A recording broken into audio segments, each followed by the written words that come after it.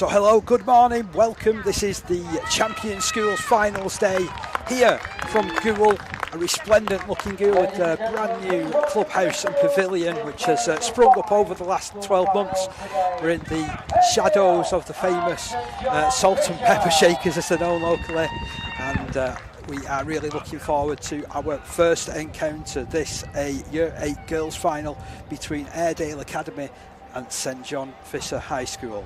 Airedale Academy in the black and yellow, and their squad is Ebony Barker wearing 1, in 2 is Shakira Mabika, in 3 Georgie Hollingsworth, wearing 16 Debbie Perry, 5 Evie Schofield, 6 Casey Louise Smith, 7 Lila Carroll, 8 Summer Harper Hall, 9 Evie Westerman, 10 Millie Whitehead, 11 Lexi O'Donnell, 12 Bella Tams, 13 Phoebe Otwell and 15 Ray Edwards. For St John Fisher High School, it's Amelia Kerslake in 1, we're in 3 Liz Glynn, 4 Ava Bamford, 5 Rose Hammond, 6 Rue Eccles, 7 Eliza Eccleston, 8 Sky of Ava Abel, 9 Sienna Heap, 13 Miley Derbyshire Ward, 14 Layla Wardman, 15 Amelia Oscar, 16 Iga Osowska, 17 Isabella Armstrong, 18 Lena Rushton, and we're up and running 20 minutes each way in this one. Our referee is Caden Stewart, touch judges Maya Gashu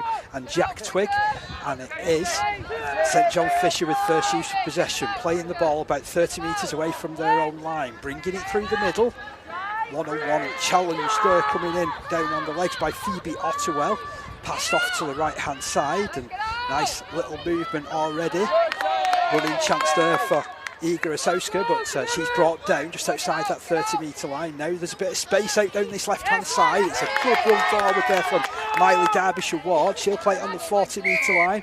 Last tackle here, but there's a little mistake been made here, so it is going to be turnover possession on that 40 metre line for Airedale Academy, and they'll go on the attack for the first time this morning. It's Evie Westerman in a dummy half. She'll pass in field, looking there for Casey Louise Smith, and then running up there is Demi Perry. Perry just over that 40 metre line. She'll play this ball to Westerman, and Westerman will push the ball left once again.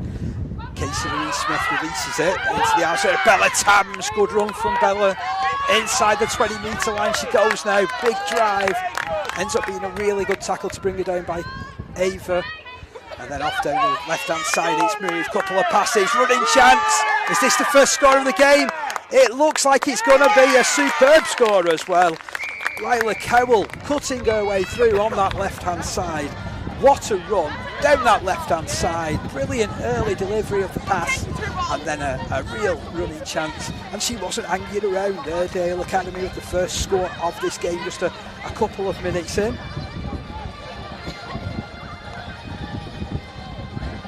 And to be fair, as soon as Airedale took control of the ball, they were looking like they were going to be making the meters down the middle.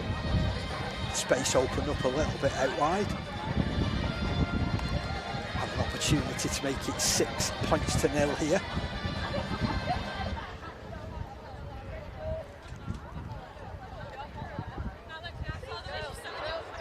Taking her time.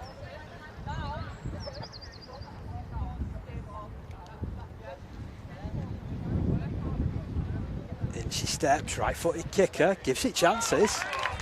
Oh, it's a super kick, 6-0. It is a try, a successful conversion for Airedale Academy. Your try scorer number 7, Rhea Cole, for conversion taker.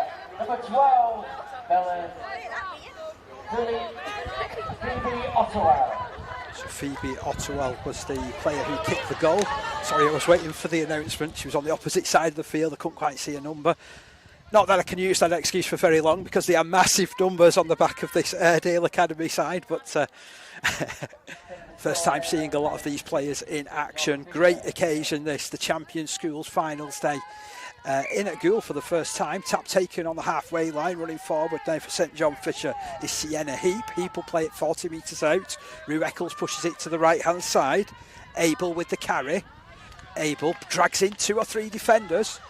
makes 5 or 6 hard-fought metres down that right-hand side, plays the ball and it comes in field yet again. Running opportunity for St John Fisher, right through the middle. They go, looking resplendent in this black and pink kit. Run came in from Ava Bamford. Off on this left-hand side it comes to Miley Derbyshire Ward. Nice release down this left again. Looking for Liz Glynn. Glynn well caught near the touchline. Ball played to Rue Eccles, who hands on, looking for the running of Derbyshire Ward. It's nice hands though. Bamford getting rid of it. On to Abel. Abel drifting across to the right-hand side of the field. Approaching that 20-metre mark, in fact just inside. Last tackle signalled here. Is it building here for the Wigan side? It's put up in the air. It's a good kick as well. It's allowed to bounce and well taken in the end by Airedale Academy, who will start this attack just inside their own 10-metre mark. Running from deep. It's a good run. A really relieving run coming in from Casey Louise Smith, who split the line. She'll try and get over halfway. It's a super chase back from Ava Bamford. Drags her down just over the halfway line. Nice quick play of the ball. And the running comes in from Bella Tams. Made excellent yardage last time she took the ball in. Makes a good 20-metre surge there, up towards the 30-metre line. Ball moved to the left. Oh, it's just put down. She just overran that a fraction.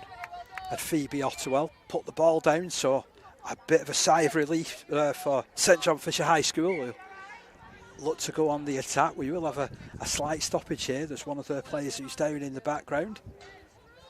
Perhaps a little twist of the ankle. 4G surface here at Goole. The venue of the newest professional rugby league club in the Pyramid. And the changing face of this ground. So this is my 3rd occasion coming down here. And like I said, plenty of building work has gone on. It's looking really tidy. Will be even better when they finish the car park off behind the sticks to our left-hand side.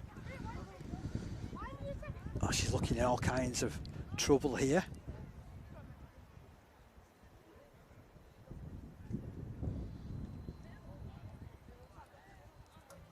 Everybody just taking the water on. It's quite a warm morning.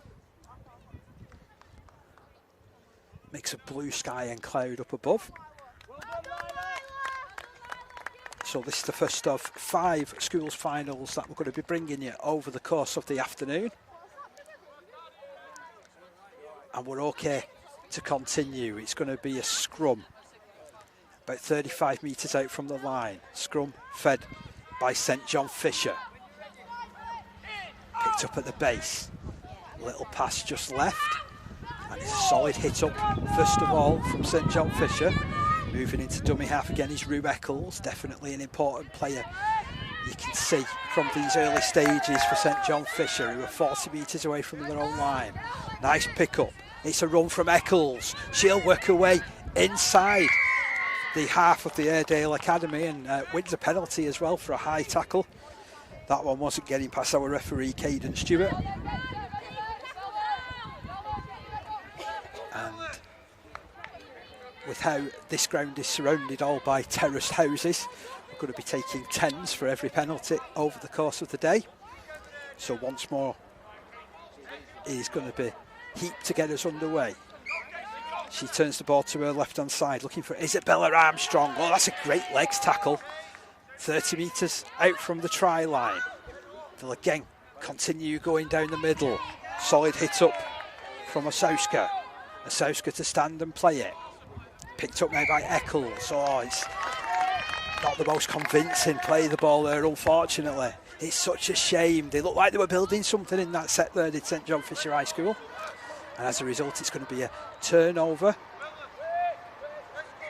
Game up and running for, what, 6 minutes? And Airedale Academy looking to take possession now. Ball played off down that left-hand side. Big handoff coming in.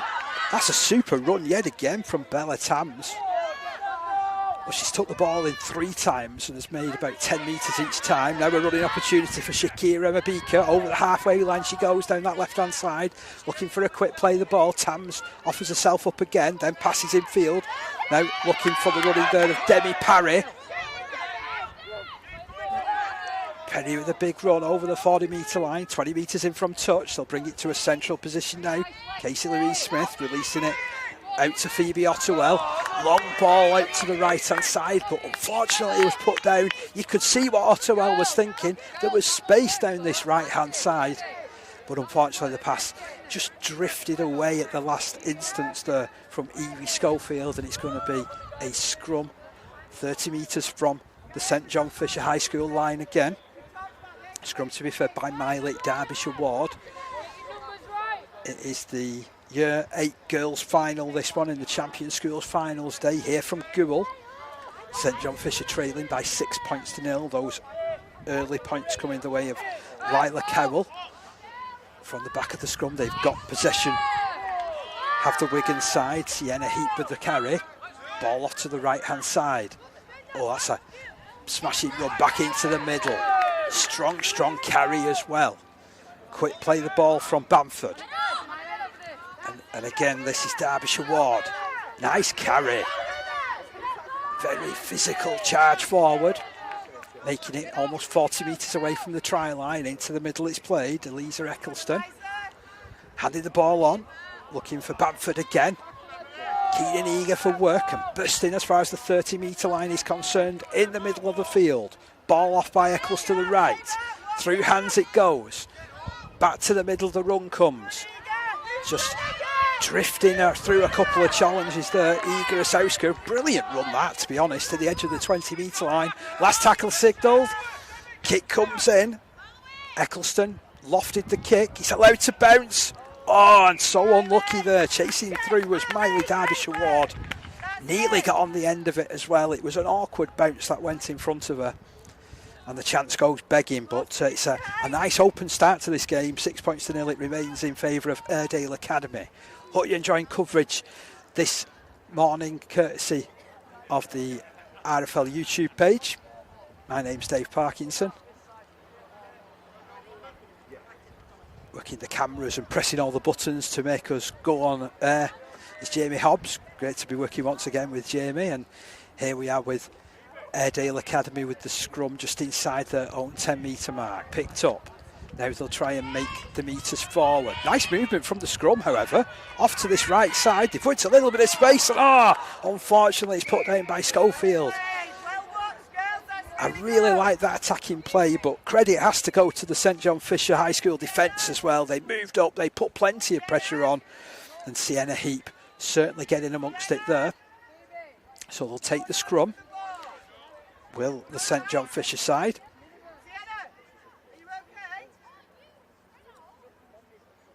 So scrum paxed out on the 20-metre line. Potentially a set of 6 tackles coming up here for St John Fisher High School. Picked up by Derbyshire Ward, handing gone. Oof, and that was a strong challenge on Bamford, but a lightning quick play of the ball. Heaps away. Nice run from Heap, inside the 10-metre mark she goes. Still going forward, put down about 5 metres from the try line. Eccles sweeps the ball to the right, just goes over the shoulder. Referee waves play on. Layla Wardman picked up and collected, but then I think unfortunately there's been a little bit of an error there as well. So turnover possession. Some good defence there actually, again, from Airedale Academy. But I really like that run that came in from Sienna Heap, really challenging through the middle. Rhea Edwards going on for Airedale Academy. She's drifted onto that left wing. Played into the middle. Casey Louise-Smith. She's already shown fleet of foot in this game. Wrestling with 2 players. She'll play almost 30 metres from her own line. In fact, she won't get the opportunity because there was a little bit of messing around, just hanging on there. Too much for our referee's liking. So it's going to be a penalty to Airedale Academy, who are leading by 6 points to 0 in this first Champion Schools final. Year 8 girls taking centre stage here in Goole. So it's tapped and run forward by Demi Perry. A smashing run again. Almost 20 metres gain there from Perry down that left-hand side. Options in the middle, but they're carried on down that left channel. Little bit of footwork coming in. It's a good run coming forward from Summer Harper Hall. Inside the 20-metre line she goes. A thunderous run. And she'll eventually look to get the opportunity to play it inside the 10. Great position this. Into the middle it comes. Oh, lovely step, and through she goes. Wonderful work from Phoebe Otwell, but you can put a lot of that try down to the work of Summer Harper Hall. She just didn't know when she was beaten. A fantastic carry down that left-hand side. Quick play the ball. Little bit of footwork coming in from Phoebe Otwell, and Airedale Academy lead by 10 points to 0.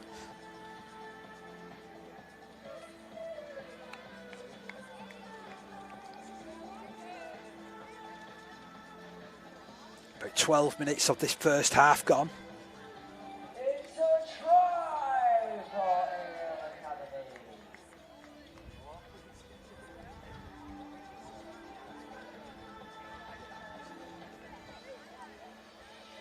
So Otwell looking to convert her own try. It's no wonder she wanted to get a little bit closer to the post.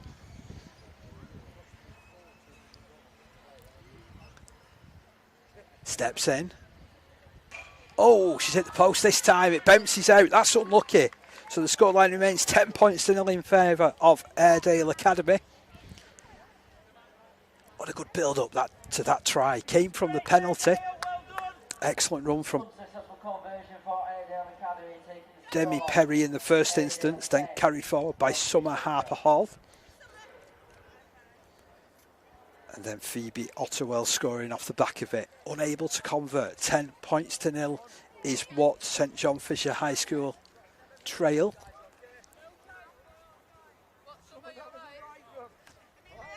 They'll come back to the halfway line where they'll take possession with a tap. Will St John Fisher.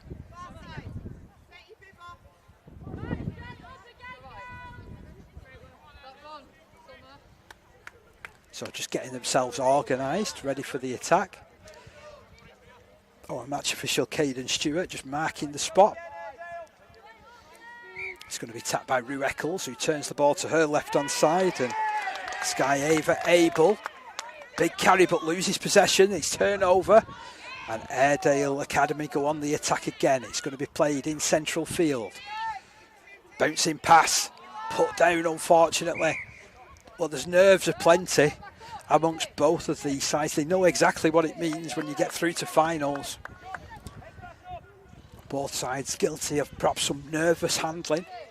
It's going to be a scrum in favour of St John Fisher just inside the Airedale Academy half. Could really do with setting up some good field position in this set, could St John Fisher. Scrum to be fed by Miley. Derbyshire Ward takes it down the right hand side, pass from Eccleston, then finds the running of Armstrong, all wrapped up in the middle of the field. Eccles moves it left. Derbyshire Ward keeps it moving. Oh, nice step from Amelia Kerslake. Back on the infield she goes, just over the 40-metre line. Eccles passes for Heap. Heap thinks she spotted something. It's a cracking run to the 30-metre line in centre field. Really scattered the defence then. Then Derbyshire Ward stepping. Again goes back at the defence, stepping again. Does really well to reach the 20-metre line. Nice quick play of the ball. Here's Rue Eccles, running chance for her. They've been at their best when they've gone direct like that, have St John Fisher. Last tackle in this set, ball on the right-hand side. Oh, and they just took a little bit too much space there, but it's a running chance for Hammond. Hammond just caught though.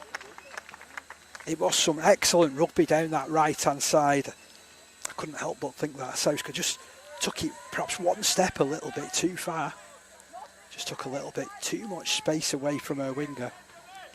But still, they've turned over the ball in a great position here. Can they defend off the back of it? Airedale Academy had the first carry, 15 metres out from their own line. Scrappy play the ball, but darting away they come to the 30-metre line.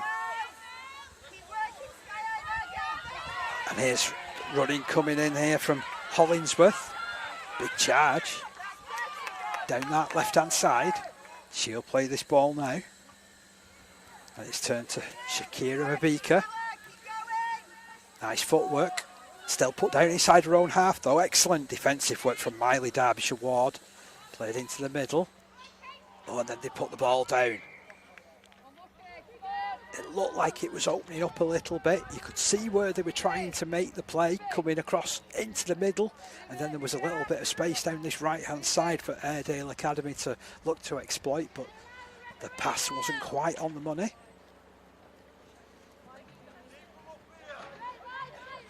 Bamford returning to the field for St John Fisher after a quick break. Oh, that's a loose pass. It's got to be well picked up though by Eccles. Excellent tackle coming in, by the way, from Phoebe Ottewell. Play the ball to Ava Bamford. It's a good run.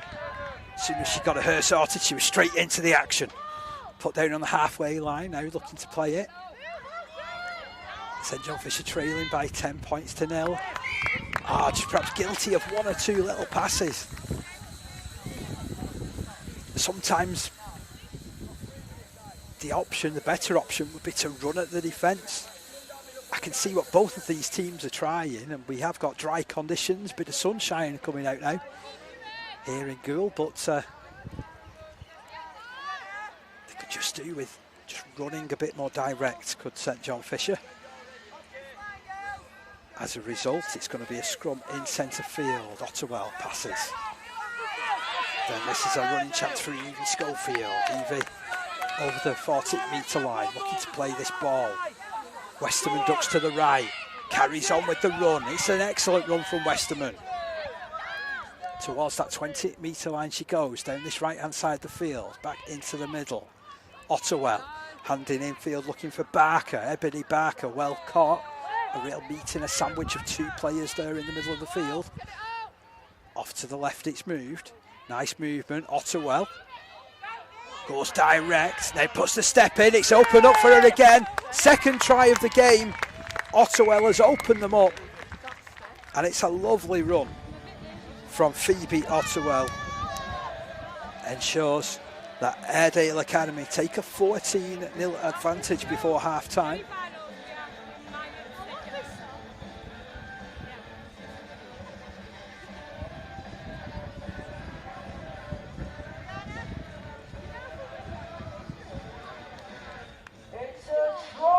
And again, they went really direct, did Airedale Academy, and moved the ball just slightly off to the left-hand side.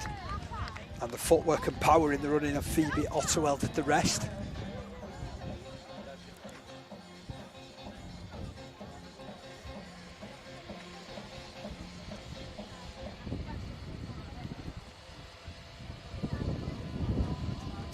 So I think this will be the final action of the first half.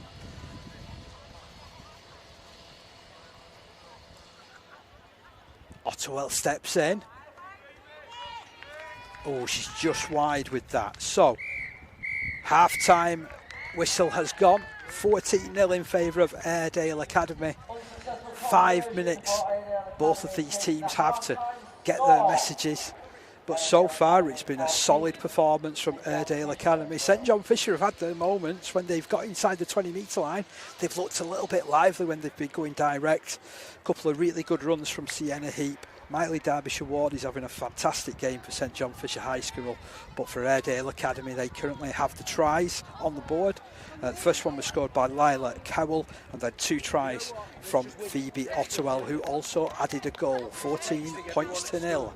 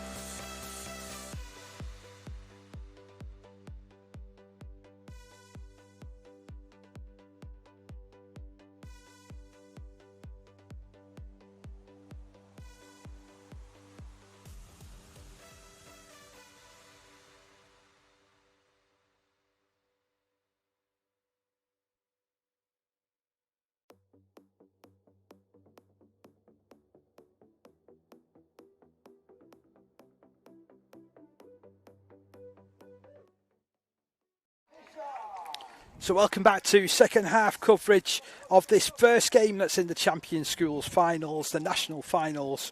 It's the Year 8 girls final. It's Airedale Academy leading St John Fisher High School by 14 points to 0.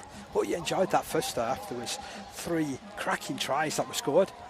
And it is going to be the St John Fisher High School side, which will kick off to Airedale Academy at the start of this second half. 20 minutes in front of us, 20 minutes to decide this fixture. And it's Airedale Academy who have control at the minute by 14 points to 0, but that can quickly turn around, as we've seen many times in these Champion Schools finals. So, the kickoff comes in. It's going to be collected by Ottawa, who scored 10 of Airedale Academy's points in that first half. She'll play it, 35 metres from her own line. Nice ball down this left-hand side, and a forceful carry. Big run again from Demi Perry. She made loads of metres, to be honest, as Perry. The inside run comes in from Evie Schofield. Stretches out over the halfway line. Evie Westerman looking to pick up some support, does so, played off by Casey Louise Smith.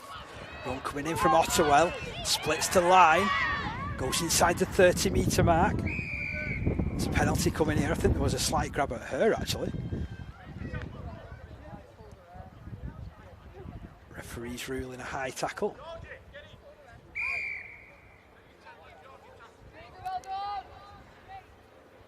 They'll take the 10 metres on offer and go on the attack down that right-hand side of the field. So Airedale Academy leading by 14 points to 0 at the start of this second period. Tap to be taken, ball turned in field, looking for the running now of Georgie Hollingsworth. It's a great run towards the middle of the field, 10 metres out. She'll look to play this ball, plenty of players off to the left. Looks like the ball's going to come to the right. Just popped up, a pop-up pass there for Bella Tams. Tams drags the defence in. Good tackle it was too in the end from Amelia Kerslake. Off to the right, Phoebe Ottewell plays it out. Oh, what a shot going in there. A smashing tackle going in from Ava Bamford. She launched herself from about 5 metres away. That was a brilliant defensive play. For all the world, it looked like Airedale Academy were going to extend their advantage. But what a hit that was from Ava Bamford. She's come up with some great plays so far for St John Fisher High School. That's just adding to the list. So St John Fisher taking possession, 10 metres from the line. Here's Heap. To reach above her head to take that, then scurries forward to the 20-metre line. Ball played back. Nice movement. Running chance from Iga Asauska. Asauska to play it. Ball moved in field now. Again, just appearing at the shoulder, there was Bamford. Good run.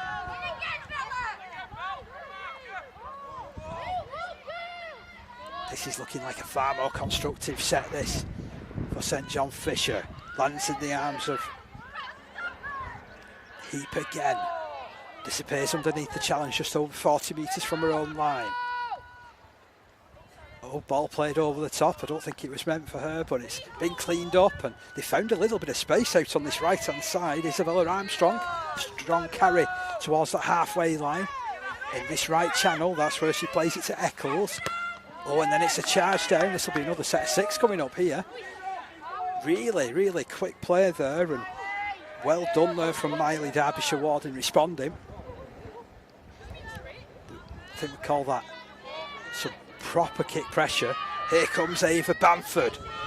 They're at the best. Our St John Fisher, where Bamford's running forward. She'll play this ball to Eccles, who plays it off looking for Miley Derbyshire Ward, who gets it out to Heap. Oh, it's a great run from Heap. She split the line. There's no one at home. Has she got the pace to carry it all the way?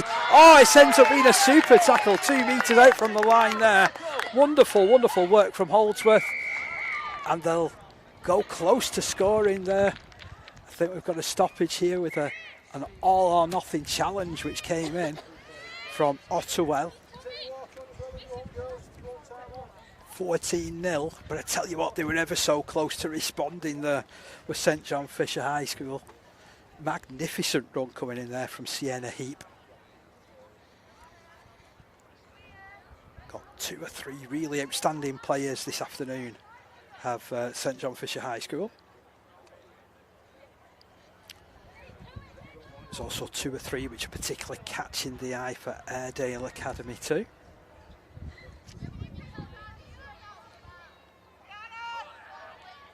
Four minutes into the second half.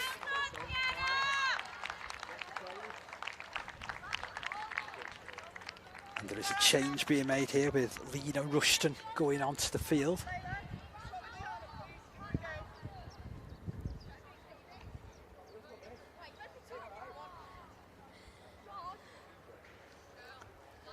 So Rushton is out on this right hand side. The played ball will come in from Eccles. Oh, and now the end for the first try. They are. It's a great run forward. Skyava able getting in. Wonderful run that was from close range. And they're back in this game. 14 points to 4 with the kick to come.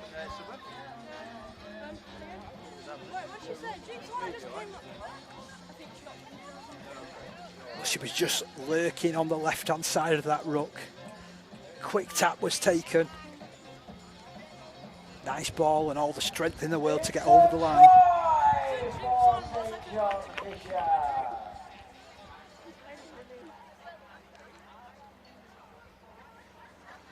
So Miley Derbyshire Ward with this conversion attempt.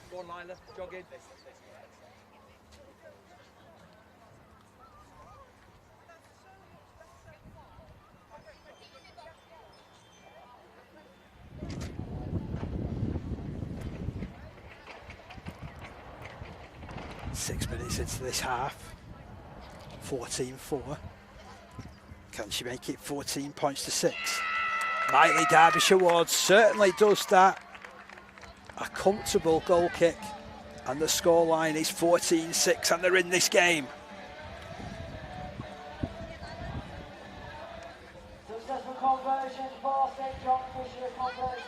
A really good response that from St John Fisher. That'll please the teachers off down to my right hand side. I've got a great position for filming from here, just above both dugouts.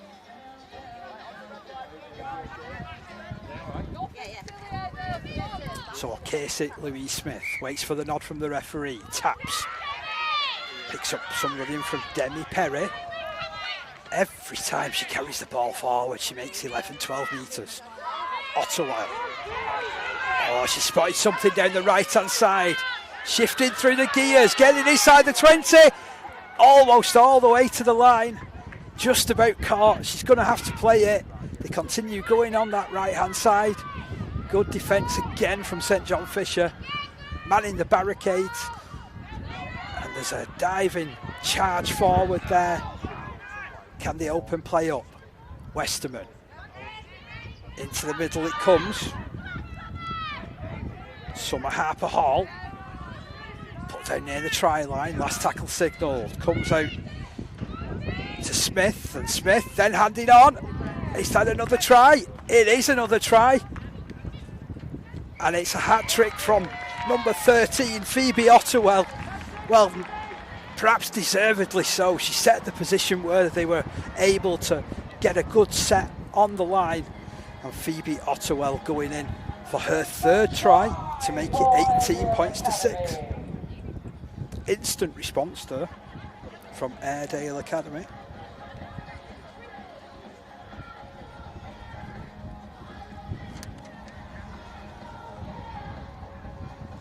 Don't know whether I'm going too early and thinking of Ottewell for player of the match here.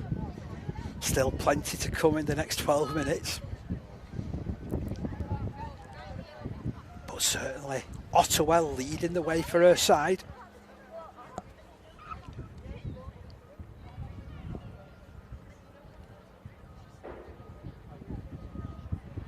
Taking her time with the conversion attempt as well. Can she find her range? There's a couple of big diggers doing work behind. Oh, I think they put her off. Bounces off the post. 18 points to 6 is how it remains. But currently, Ottewell and Airedale Academy, they're absolutely flying in this one, leading by 18 points to 6.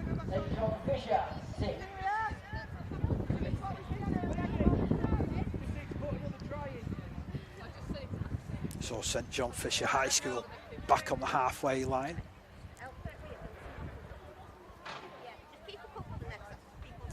Sienna Heat returning to the field as well. It was hard looking a lot of instances that on St John Fisher conceding those points because they did really well for most of that set. Running forward is Rue Eccles, 40 metres out from the try line. This is where she'll play it. They're changing the point of attack. Ava Bamford. Good run. 30 metres away from the line as the breeze picks up here in Goole. Points off left. Miley Derbyshire Ward picks up the running now of Glyn. Takes the tackle 25 metres out from the try line down that left hand side. Is there another hearty response coming here for St John Fisher, trailing by 18 points to 6? Bamford's picking a spot, tries to drift away from the player and does so, does really well before falling to the challenge of Ottewell about 20 metres away from the line. Goes to the left hand side. Eccleston plays it off, through hands it goes again. Nice tackle there on Liz Glynn.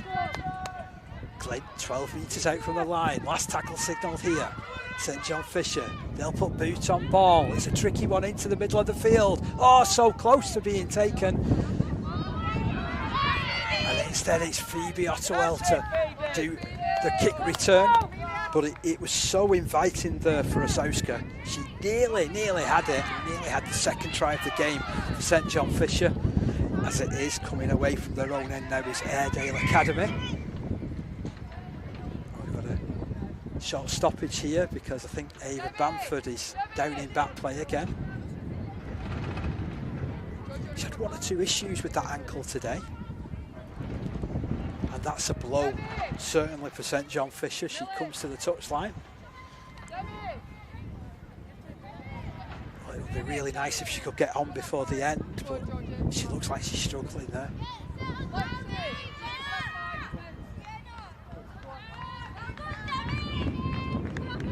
Changes also made on the Airedale Academy ranks with Georgie Hollingsworth returning and so too Shakira Mabika. And Airedale in possession. About 25 metres away from their line, in the middle of the field. Ball played off to the right.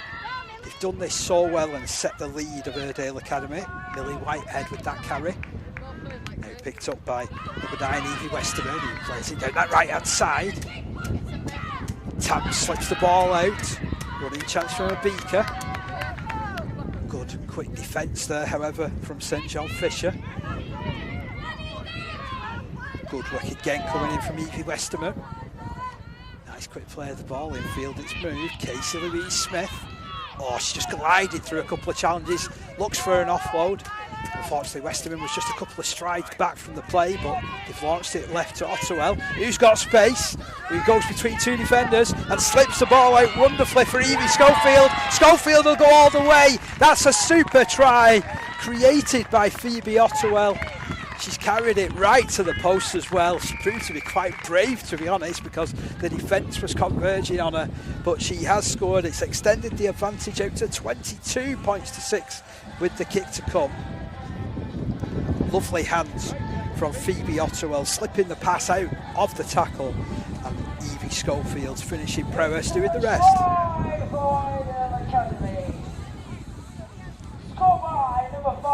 Well, if she's not attempting the goal kicks or scoring the tries, she's creating them.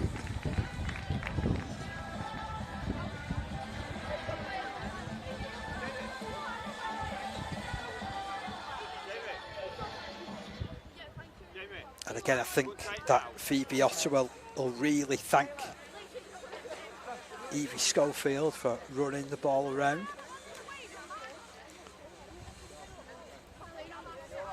About 6 minutes remaining in this game.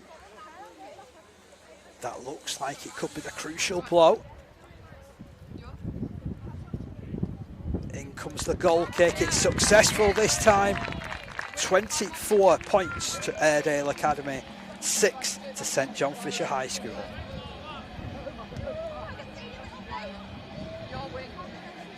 Successful conversion for Airedale Academy, converted by number 13.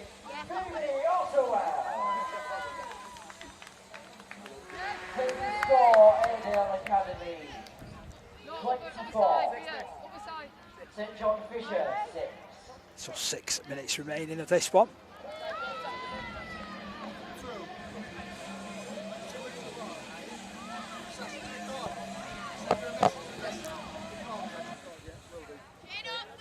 So tap taking on the halfway line. Heap juggles with it, but comes up with an excellent run. But what a challenge that was too. A really good tackle. Just gets rounded on this occasion though. As forward goes the 16 Ozowska. Oh, rolled back. Well picked up there by Miley Derbyshire Ward. Ball goes loose. Nice pick up again from Airedale Academy. Both sides are starting to tire a little bit now. But full of running is Casey Louise Smith. Getting over the halfway line. She's been really quietly efficient this afternoon. Ball played to Carroll, who handed on. Demi Perry. Big charge down to the 30-metre line. Plays the ball to Carroll. Carroll turns it to Smith, who picks up Ottewell, who releases on point of contact. And it's another surging run coming in from Summer Harper Hall. Referees suggesting that there's a bit of an injury here and has stopped the play. There is a player who's down in the background. Definitely on the front foot again at Airedale Academy. This has been a really good opener to the Champion Schools Finals Day here in Goole. Airedale Academy taking on St John Fisher High School in this first game, which is Year 8 girls. Coming up in a few minutes' time will be the Year 7 girls final. This is between Plasmore and Cass Academy.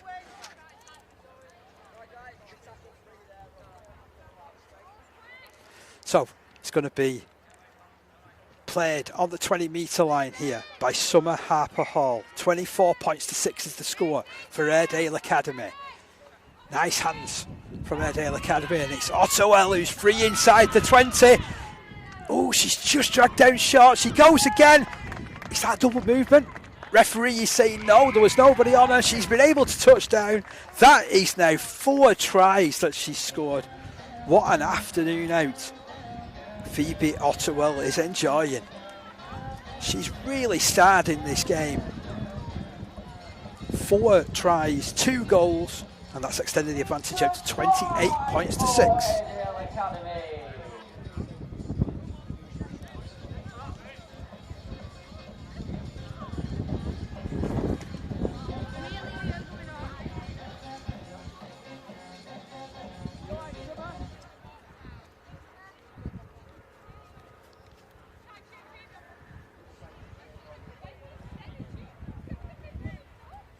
So now they can enjoy this last few minutes as champions can Airedale Academy. I think that has put any wishes that St John Fisher had of fighting their way back to the sword.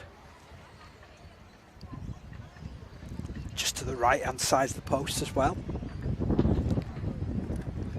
Can she make it? 30 points for her side.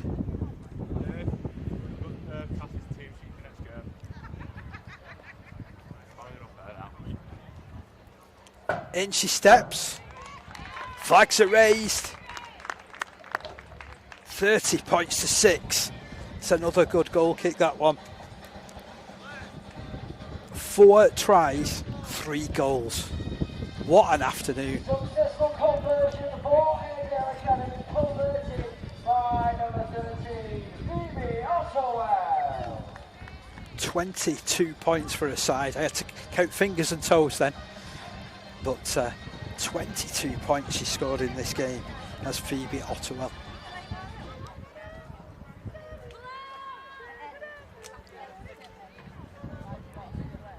I think it's safe to say that she is the player of the match as the tap is taken on the halfway line. And here comes Sky Arthur Abel. Good yards, perhaps been one of the pick of the St John Fisher side as it's worked out to Miley Derbyshire Ward, who again keeps it moving off down the left to Liz Glynn. Glynn is caught on that 40-metre line. Eccles moves into dummy half and she'll pick up Derbyshire Ward. Always looking round, looking to prompt. And picking up a bit of support there from Amelia Kerslake. Kerslake to play this on the 40-metre line. Good run coming in from Azowska. Big challenge again, ball goes loose. Well dropped on there from Rue Eccles. And it's been ruled a knock on under her referee's whistle sounds. The celebrations can start. Airedale Academy are champion schools, Rugby League champions for the Year 8 girls. They have won this afternoon by 30 points to 6 against St John Fisher High School. St John Fisher came, they did their level best. They did have some outstanding players, the likes of Ava Bamford, Sienna Heap, Miley Derbyshire Ward and Sky Arthur Abel. Souska also had her moments as well for the team from Wigan. But for Airedale Academy, they had just that little bit more class. There was always the running threat of Casey Louise Smith. Lila Cowell always looked a bit sprightly as well.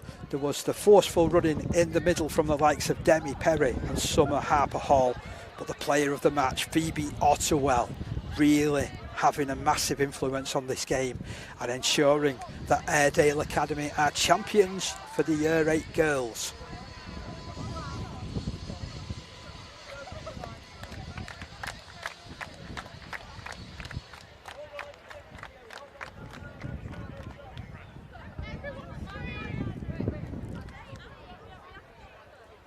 Tell you what, Airedale Academy are going to be absolutely chuffed. I heard one of the teachers before saying that he was going to treat them to a McDonald's now if they were able to win.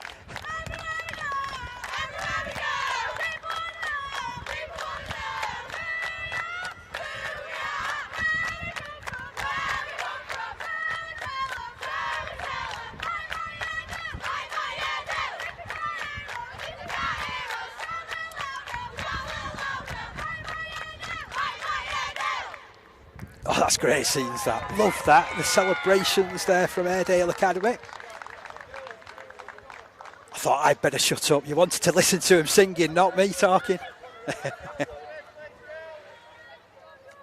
So, we're going to get ready for the post-match presentations.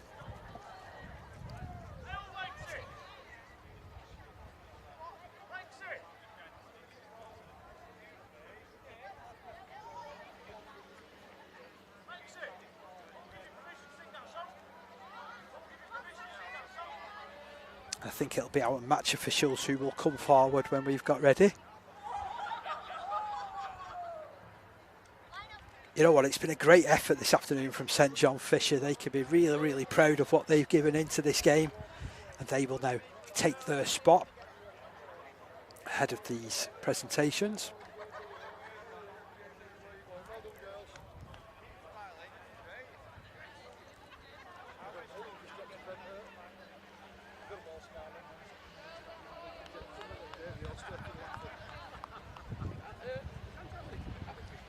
Yeah, he's come back well. He's been like a butterfly, hasn't he? He's been brilliant. He went to Cass for a bit, then came back. He went to Wigan for a bit, and then came back. So he's like one of them. They finally got it, haven't they? Back to us. Brilliant. Oh, you know what? Brilliant, wasn't it? National champions.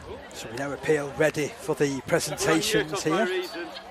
That's going on his CV, isn't it? Yeah, absolutely. And then trophy. And then trophy.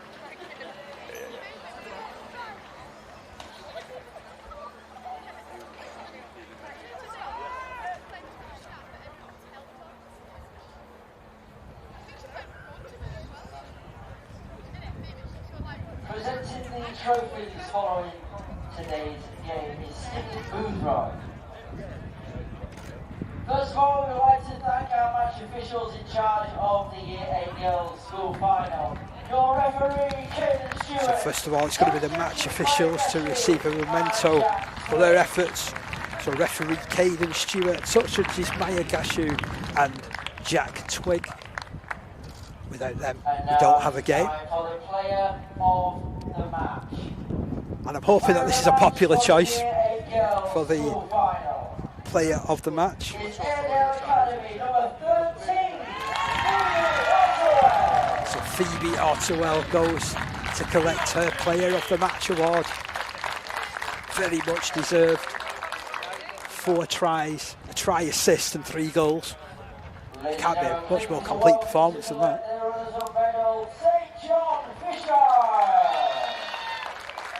And now come the runners up, St John Fisher High School, led by the number 6 Rue Eccles. Big efforts as well, as I mentioned, from Miley, Derbyshire Ward, Sienna Heap. There's other heroes out there as well for the side.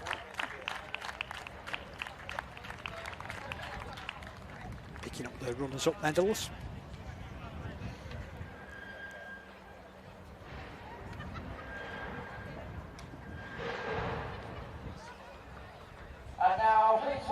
And now for the victors. This is what they've worked so hard for. So leading the way, Casey Louise Smith will take their position behind the board. It's just left of halfway as far as we're concerned.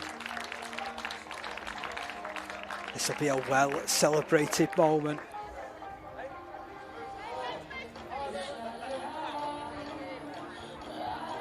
And here are your champion schools, Year 8 girls champions, Airedale Academy. Everybody's getting ready. This is the moment.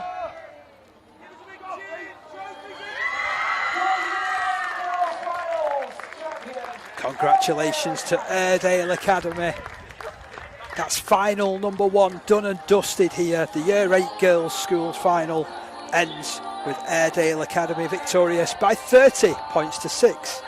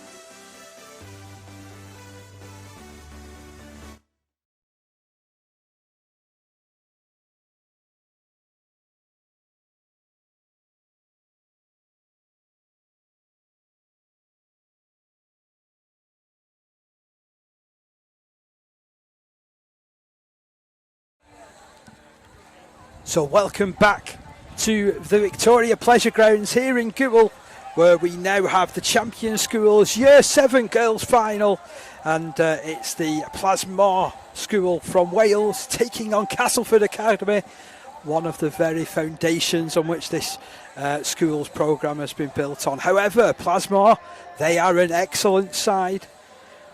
Wales Schools Nines champions and Rugby Union champions, trying to look at Rugby League and doing a fine job as well.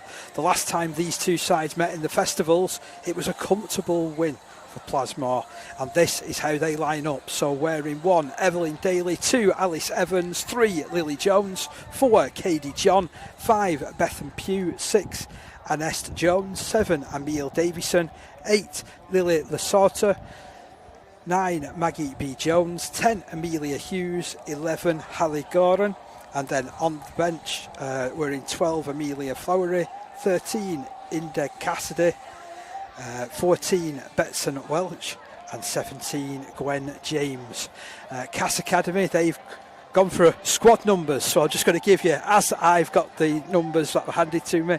So we're in number 17, Lexi Martin Smith; we're in number 15, Safi Brown; we're in 3, Kira Booth; we're in 7, Freya Till; we're in 5, Anaya Kiran Walker; we're in number 1, Heidi Westerman; we're in 6, Sienna Goss; in 8 is Amelia Briley; we're in 4, Evie Kellett; in 16, Ruby Pye; we're in 11, Kyla Greatbatch; we're in 9, Poppy Rose Morris; we're in 14, Ruby Saunders; in number 2, Amelia Kiran James; and we're in 10, Nyla Kiran James.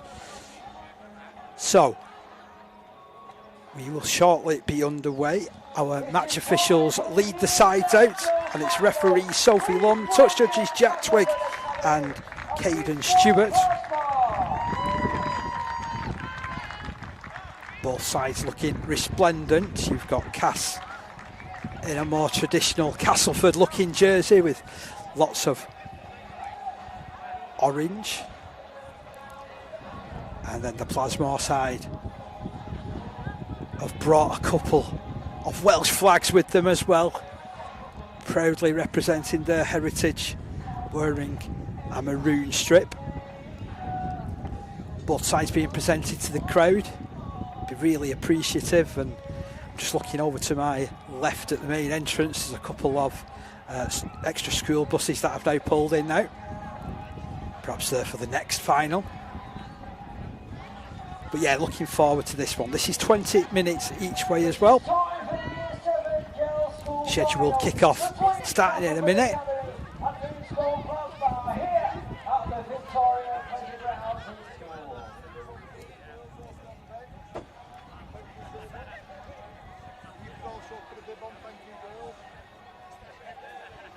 Just enough time for me to reset the stopwatch, ready to go.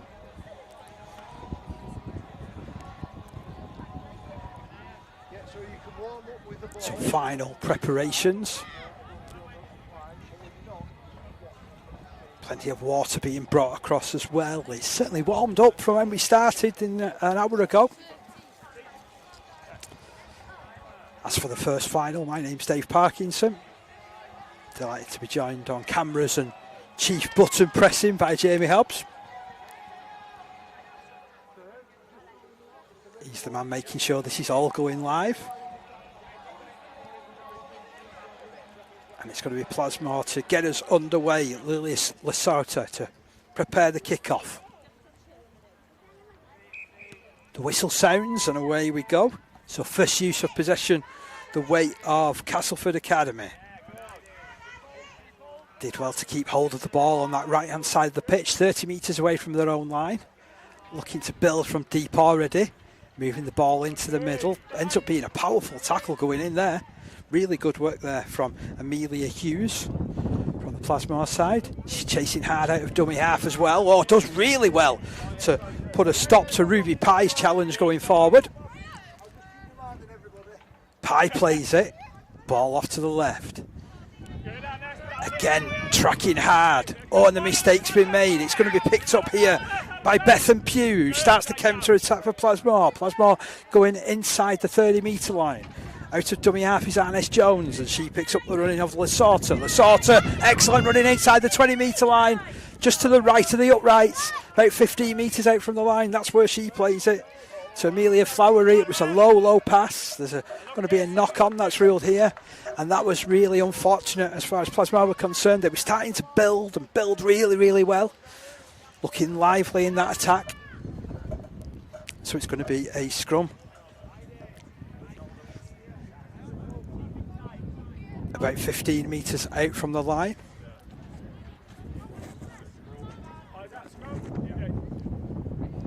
So the Welsh side will come forward.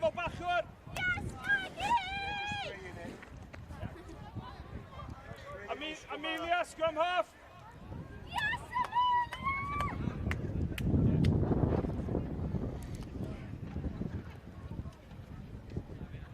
So this scrum looks to be fed, and it's taken at the base by Castleford Academy. Stepping run forward.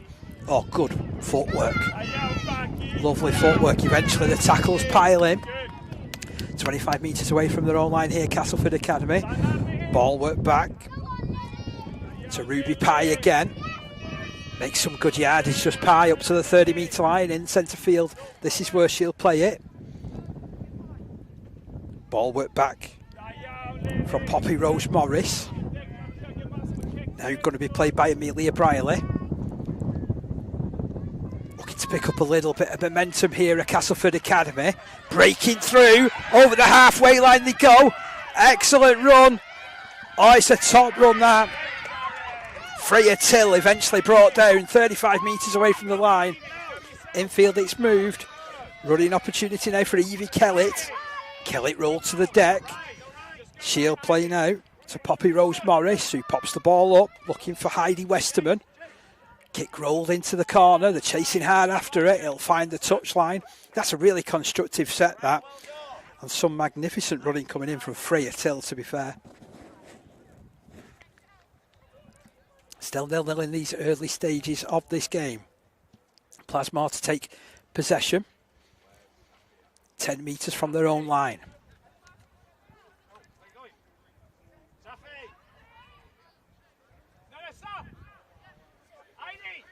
I think some of these intricacies of rugby league still have to be explained to Plasmar. As I said, really fantastic school playing rugby union. Eventually the ball is played and Emile Davison drops the ball back. Oh, it's kicked over the top. We don't see that very often. Heidi Westerman will chase back to collect on the halfway line, settles herself down. She'll look at playing this. Can't help but think that wasn't really an option on the first tackle, but that is a lot of what rugby union players do. This is a lovely run coming in there from Ruby Pye, rolled on her back eventually. Into dummy half is Poppy Rose Morris. Pops that ball up, it's moved. One pass to the right. Briley again with the hit up.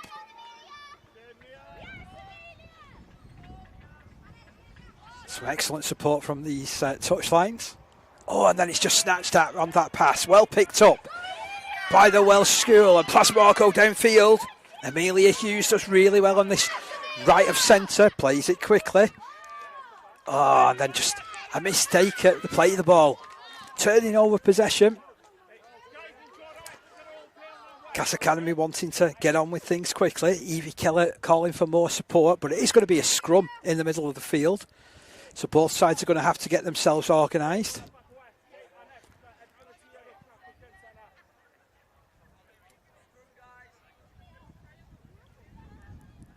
So the Welsh side come forward to form the scrum. Currently 0-0 in this one. Still inside the first half. Scrum fed by Castleford Academy. Ball comes out at the base. Running chance here for number 4, Evie Keller. Breaks inside the Plasmar half. Pops the ball out as well. Lovely offload. Drifting back into contact goes Heidi Westerman. She finds a bit of space as well to just escape the clutches of a couple of defenders. Plays it 40 metres out from the line on the right hand side. Now that's a strong drive, an offload coming in from Amelia Briley. Dancing feet coming in from Heidi Westerman again. She can certainly shift. Oh, but then throws an intercept. It's been picked up here by Plasmar.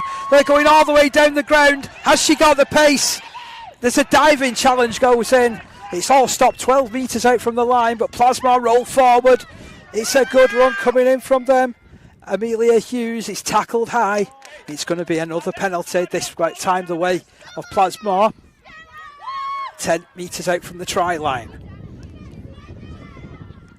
Really gifted runners in this side. Tap taken, and here's Ines Jones. Ines Jones going over the line. First try of the game. Goes the way of Plasmar. It goes the way of number 6, Ines Jones. Lovely work from her as well. Like an arrow she was, right at the defence. And 4-0 is the score. Almost 7 minutes gone of the first half. And it's scored just at the right-hand side of the post. So Lily Lasorta prepares her conversion attempt.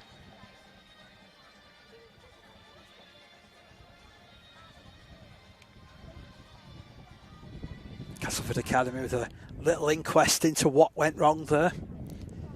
Tell you what, there was some great feet in the Plasmar half from Heidi Westerman, but when the pass came in, it went to ground and then popped up and was intercepted by Amelia Hughes. They were always on the back foot, and unfortunately the Lily Lasorta can't convert.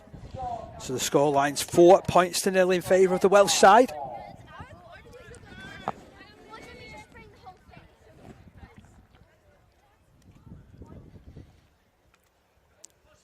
Great start to the game. Castleford Academy still having the conversation in the corner. Our match officials just stopping the clock.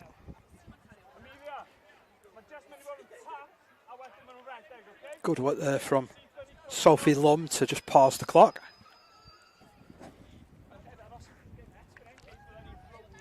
Tell you what, it's turning into a glorious afternoon here in Goole.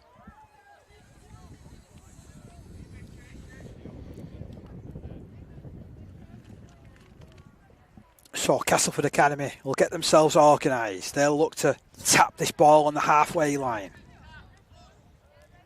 It's going to be tapped by Evie Kellett. Pye is there in support. Massive run forward there from Ruby Pye again. Made a standout start to this game. Ball pops up, looking for Amelia Briley, who's lost some ground. Some great defence there from Plasmar. Really putting the pressure on. Fantastic work from Amelia Hughes. Plays the ball back, but they're starting on their own 40-metre line here at Castleford Academy.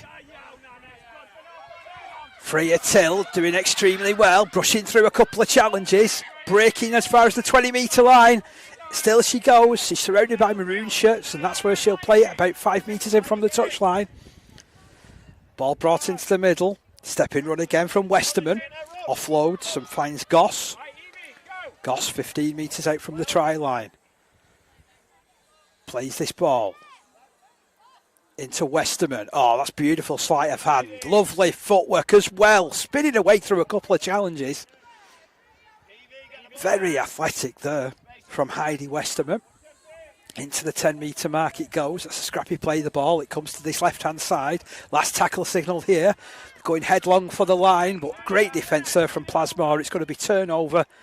And that was the second real examination of the Welsh side's defence. And they did really well there, so it's going to be turnover. Same again, know what you did last time. Thank you, Heidi.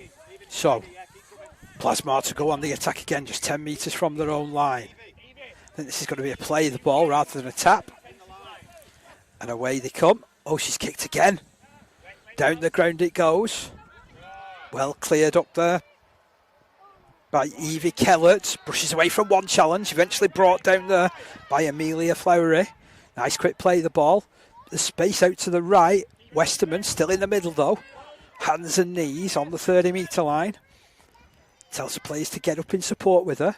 Ball move left. Freya Till takes it down the right though now. A real running opportunity for Freya Till. Oh, she's free inside the 20. She'll score as well. That's all of her own doing. Wonderful, wonderful finish there from Freya Till. Super pick up from her. And away she went down the right-hand side. Well, she's shown real fleet of foot on 3 occasions so far in this game. Plasma are going to have to find a way of stopping her or slowing her down or at least getting numbers in front of her. Because every time she gets it, she makes the meters. And this time she's come up with the try. Freya Till with the score. 4-all.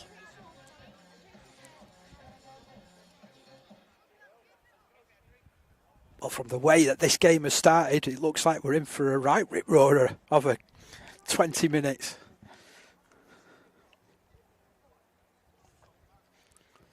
Both sides look pretty even in these early stages.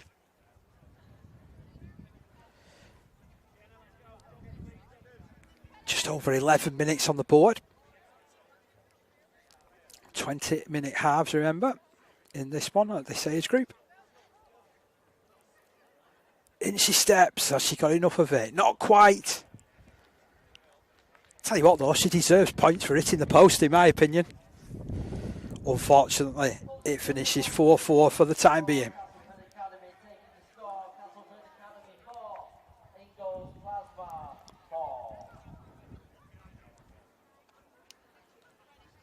So Plasma will bring it out to the halfway line.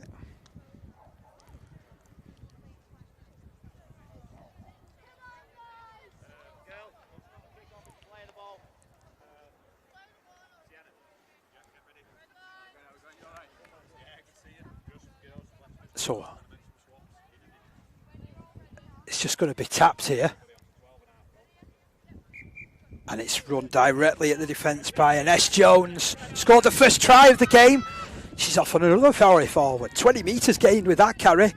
Just right of centre. Brought back to the middle. Stepping run coming in there from Lasarta. Lasarta now straightening up. Drifting off left. There is support there. Just brought down. 15 out from the try line. Referee says she's okay to continue. Oh, she's weaving and winding away upfield. An offload comes in. There's support there. Can they get over? The tackle is going to be made on Lily Jones. Just 3 metres out from the line. In at dummy half is Emile Davison, but the referee not happy with how that ball was played.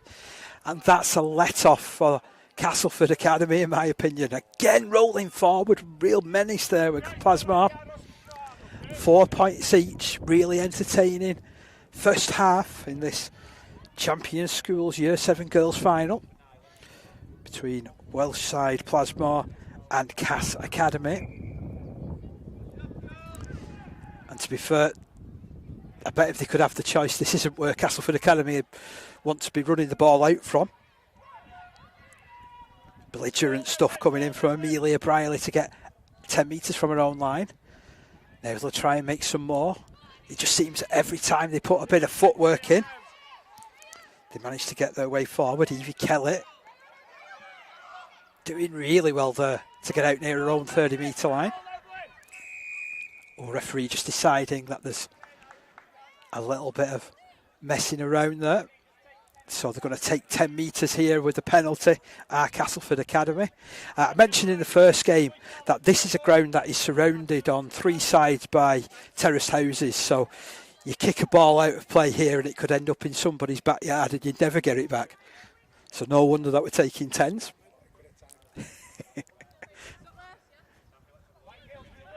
Yeah, we can't be losing balls that cost about £40 each. So tap taken. Oh, Freya, she's off again. It's Freya Till.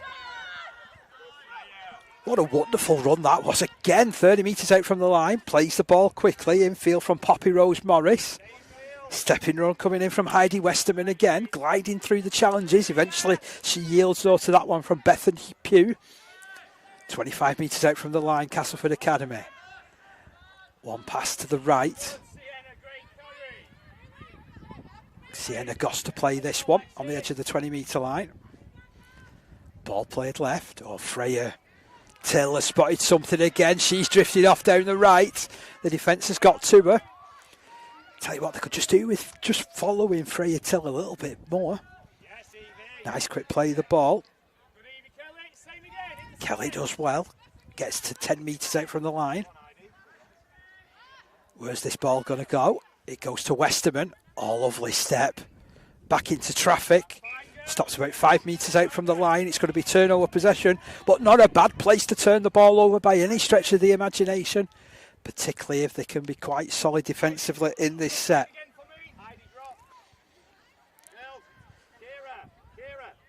I'm just wondering whether this Plasmore side will be trying the Rugby Union tactics of kicking early, or will they just run it? Well, there's definitely a running chance here. Superb run. It's that Goran down that left-hand side. She's curved her way into an opening. She's going to go all the way. No one's going to stop her. And it is a wonderful, wonderful run there from Hallie Goran, taking it right underneath the post. And she got that 10 metres out from her own line. What a finish that was. Brilliant, brilliant run that was.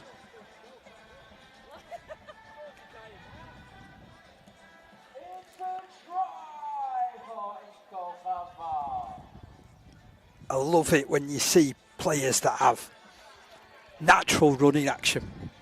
Probably because I could never run, so I do appreciate a lot more when you see a player that can just move up through the gears, and she did it effortlessly as well to get away from the defence.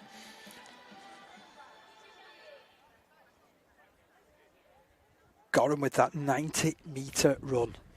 Fantastic.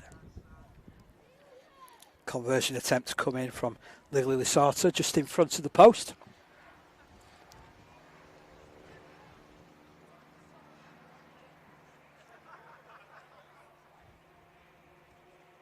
Strikes the ball well. Flags are raised. They're in front by 10 points to 4 at Plasmore.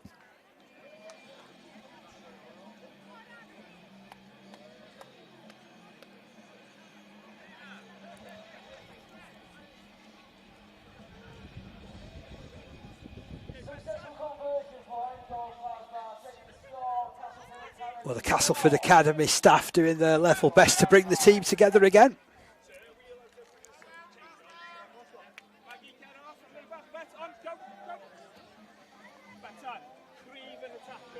Betson Welsh coming on for Plasmore.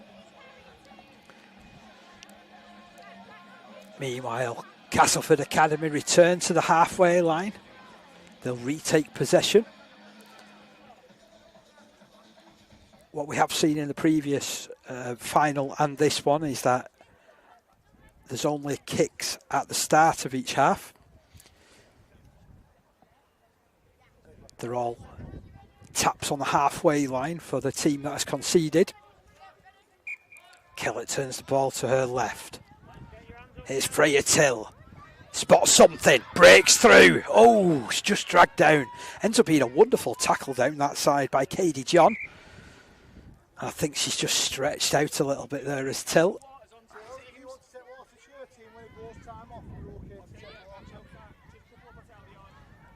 Oh, that's unlucky that for Freya Till. I hope she's okay to continue. She's certainly been lighting up this final.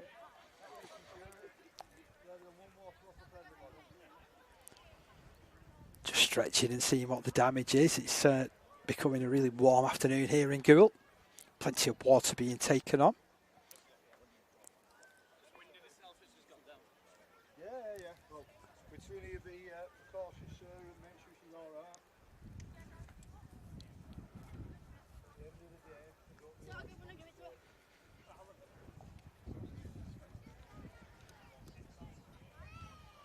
So it's just standing over Freya Till there, who's taking in some water. Is she going to be okay to continue, or will they make the change as a precautionary measure?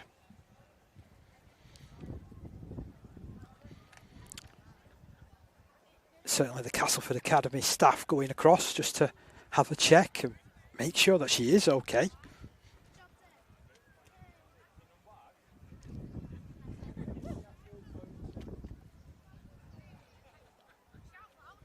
So currently 10 points to 4 in this one. 2 tries scored by Plasmore, 1 by Castleford Academy. And S. Jones scoring the first just a couple of minutes into play. The response came about 6 or 7 minutes later when Freya Till scored that spectacular response And then there was an even more spectacular response from Plasmar, the 90-metre finish going from Hallie Gorian.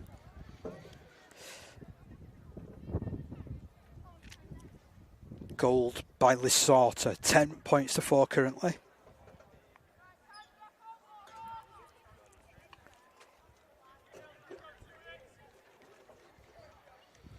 And they'll get themselves reorganised here, will Castleford Academy. Game will be back on.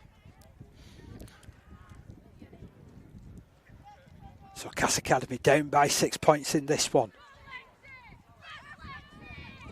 There's a big run coming in there from Lexi Martin-Smith from Castleford Academy. She'll play this ball 35 metres out from the line. Ball played back. And there's Pye. Big charge forward from Ruby Pye again. Breaking to the 30-metre mark.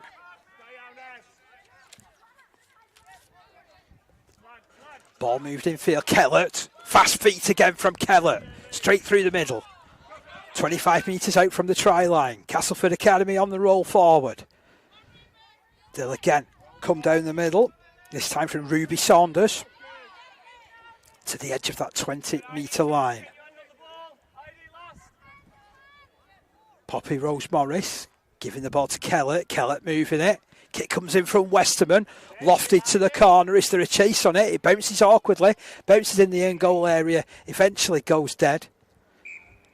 And that'll be the final action of the first half. A first half that has been a thrilling one, to be honest.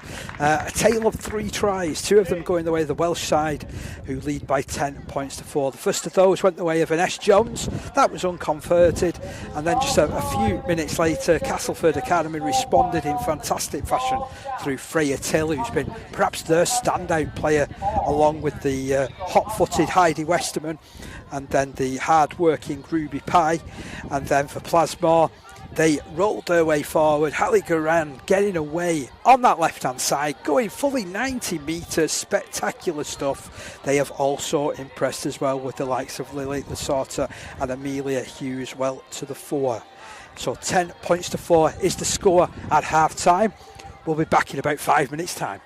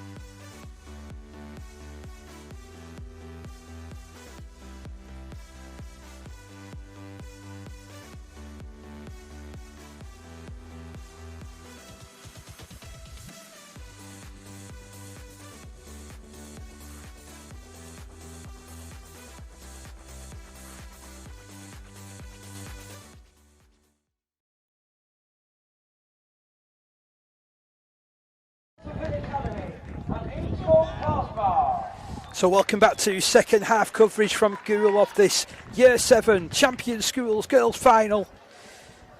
Plasmar, the Welsh side, are in front by 10 points to 4 at this stage. A tale of 3 tries. Some lovely rugby being played by both teams. A couple of tactics for Plasmar which have really caught Castleford unawares. The early tackle kicks in particular early on.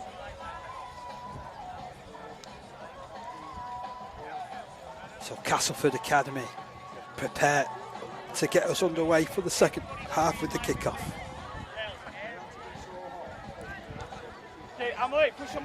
Everybody gets themselves ready. We wait the whistle from referee Sophie Lom.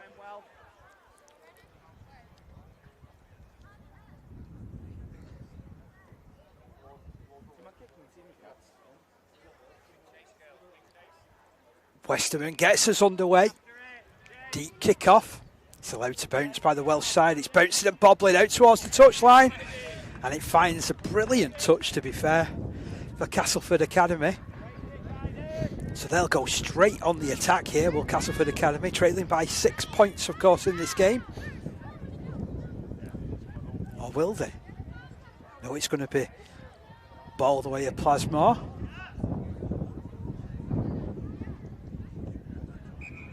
I'm not used to seeing rugby league at different levels. That sometimes that would be going the other way. But I tell you what, they're not hanging around. There's a fantastic break on here from Annes Jones. Is she going all the way? Oh, she's brought down inches from the line. Is Jones plays the ball quickly. Goran takes them on. Second try coming up for her, is it? No, she's held up. That is a super tackle on the line. In fact, over the line. Try saver written all over that one. Plasmar certainly weren't hanging around, breaking downfield. 10 metres out from the line. This is where the ball is played. They get themselves ready here. Betson Welch in at dummy half. We have got a stoppage. I think it's Kellett who's on her haunches in the background for Castleford Academy. But what a run that was from Annes Jones to get down the ground. Maybe Castleford Academy were wondering what they were doing without the ball as well.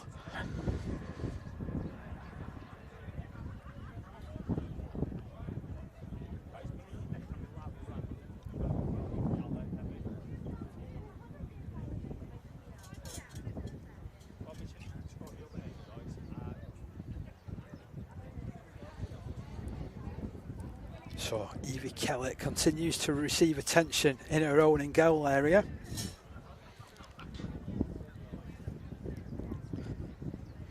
Again, it would be a real blow if Castleford Academy were to lose her. But they'll take all the precautions that they can.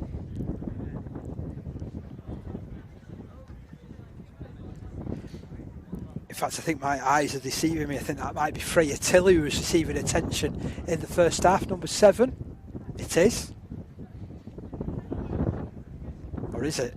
No, it is number 4. Yeah, my eyes definitely deceiving me both sides. So Evie Keller on her feet. Plasmar on the 10-metre line.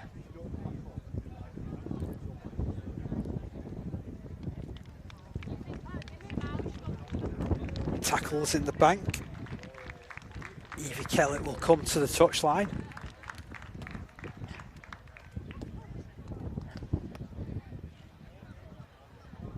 We'll just make sure that everything's right.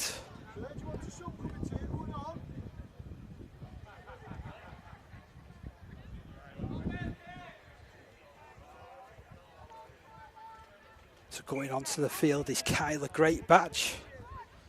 There's a space in that defensive line. Oh, that's a great step being coming in there from Lasota. 2 metres out from the line. Now they'll drive from dummy half. It's a try out of dummy half there from Amelia Hughes. Fully deserved as well from a Hughes point of view. Was superb in that first half. And she's just stretched the advantage out to 14 points to 4 to Plasmar.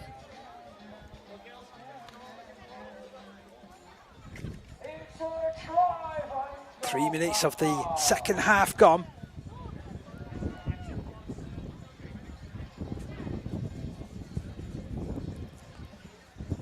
And Amelia Hughes going in.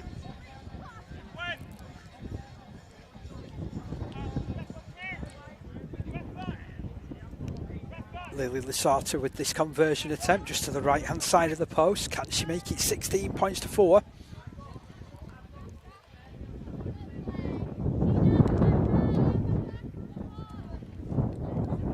Gwen James going on for her part in this game. The conversion is a good one from Lily Lasata. 16 points to 4 is the score here to Plasmar.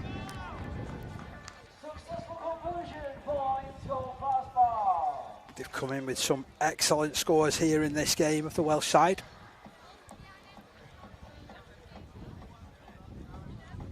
And they've got themselves really organised on the 40-metre line, ready to defend.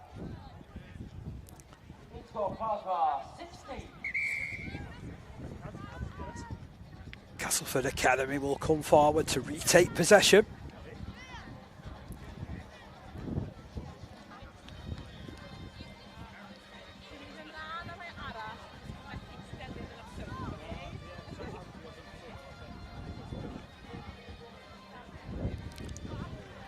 So Poppy Rose Morris is ready on the halfway line. She just waits for her teammates to join her.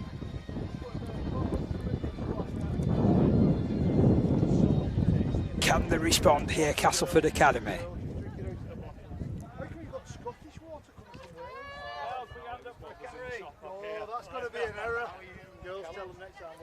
So attack to be taken by Morris. Hands the ball on to Ruby Pye. Good tackle from Amelia Hughes. She'll chase hard from dummy half as well, but that's an excellent run coming in. What a run that is. Good carry from Freya Till. Oh, and then Westerman just took that. She had to put the brakes on, and now she's using all the footwork to get inside the 20-metre line. Looks an exciting prospect. Inside the 20-metre line she goes, plays the ball back, handed on. Again, some great work in defence from Annes Jones. She never ever gave up the chase there. And also there's a novel example of mark play as well. Westerman taking full advantage though, jumping out 10 metres away from the line is where she'll play it. Oh, and again, magnificent defence from Amelia Hughes, forcing the turnover. Well, she made 3 tackles in that set of 6 then, did Amelia Hughes. She came up with the important try before. It looks like she is playing out of her skin. 16 points to 4 is how it remains.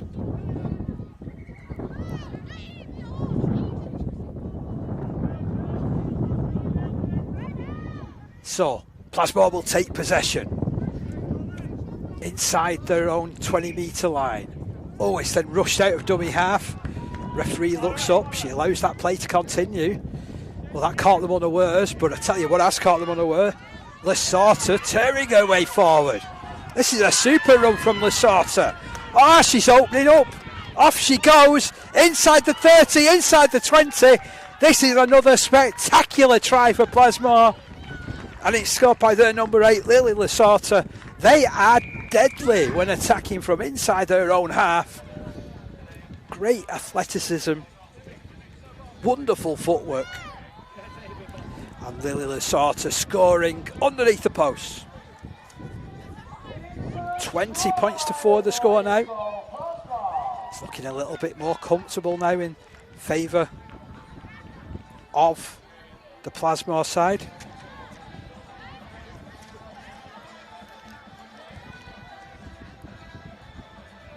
It's going to be Lily Lasata to attempt the conversion yet again. So she'll be pleased that she was able to really improve that angle and go underneath the post.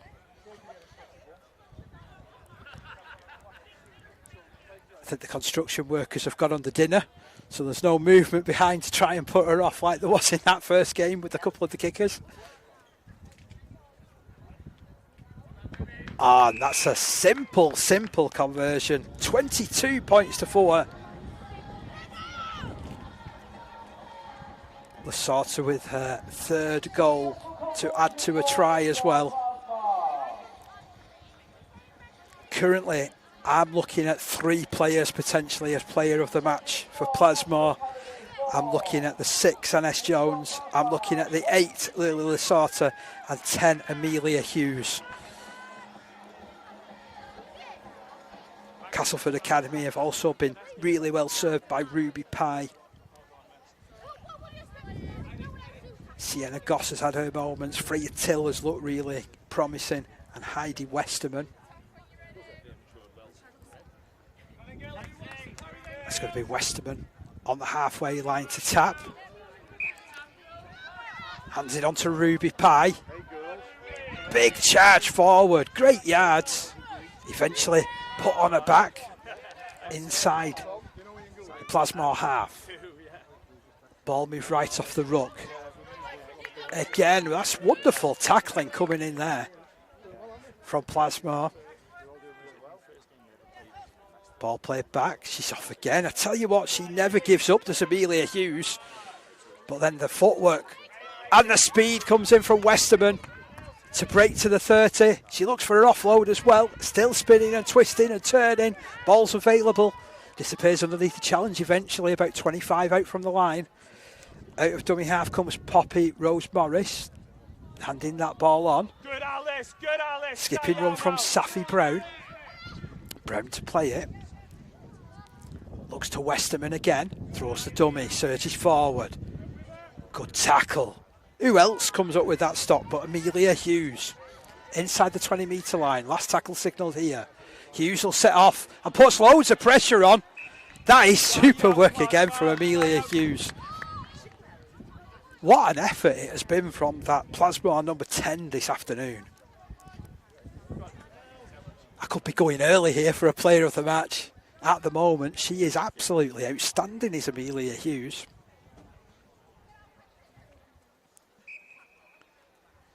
Plasmore back in possession. Oh, looking for a bit of space down this left-hand side. They've drifted over. She does well, does Goran. Oh, and the ball goes loose into the arms there of Castleford Academy. Keela Greatbatch will play it back to Morris, who hands on. Running chance here from Amelia Kiran James, who handed the ball on the edge of the 20-metre line.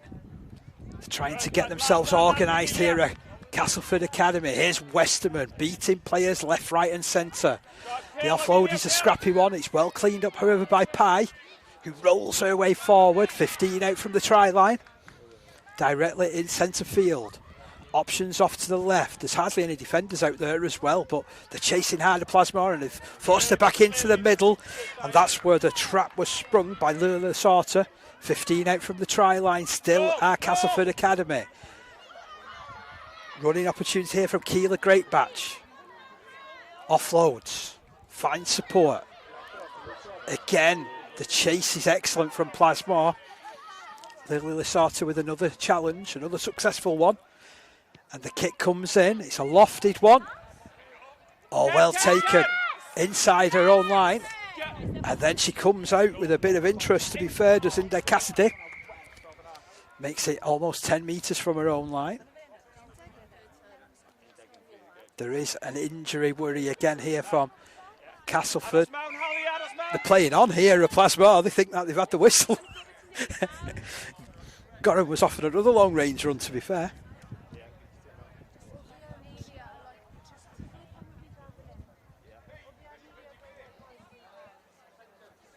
So that's a good sign for Castleford Academy. Evie Kellett has returned to the field.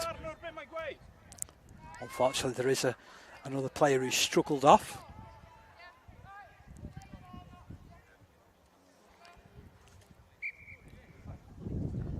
Ball handed into the middle. Lasarta blasting into the backfield. Wonderful work. Up to 30 metres from her own line. Oh, that's a great challenge there. Amelia Hughes doing very well to get on the end of that one. Now Goran on this left-hand side, being dragged towards touch. Great defence from Castleford Academy. They've not given up the ghost in this one, despite trailing by 22 points to 4. Emily. Maggie, play on. Carry girls, opportunity. Great on the gal led one in.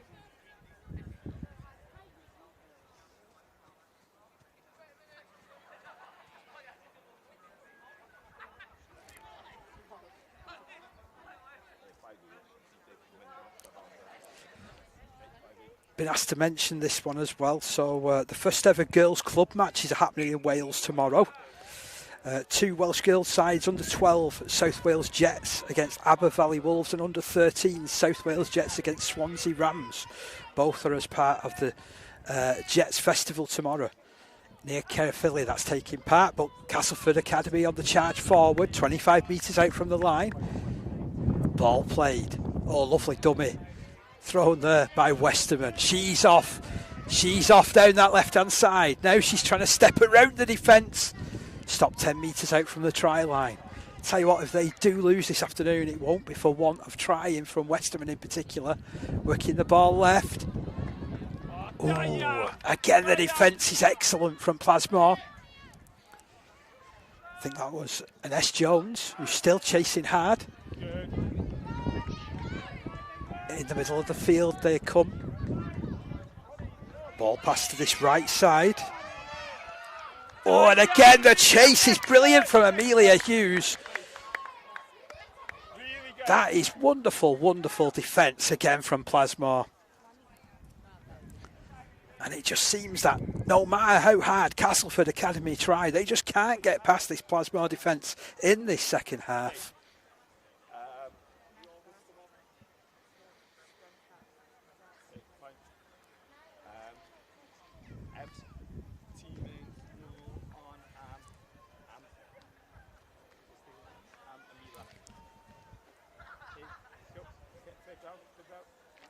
So 22 points to 4.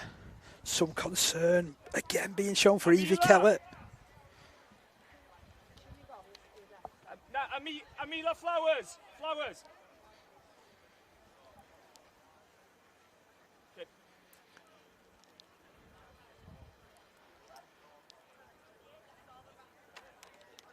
Just looking at Bedford High School are warming up in the background. Resplendent in a brand new kit.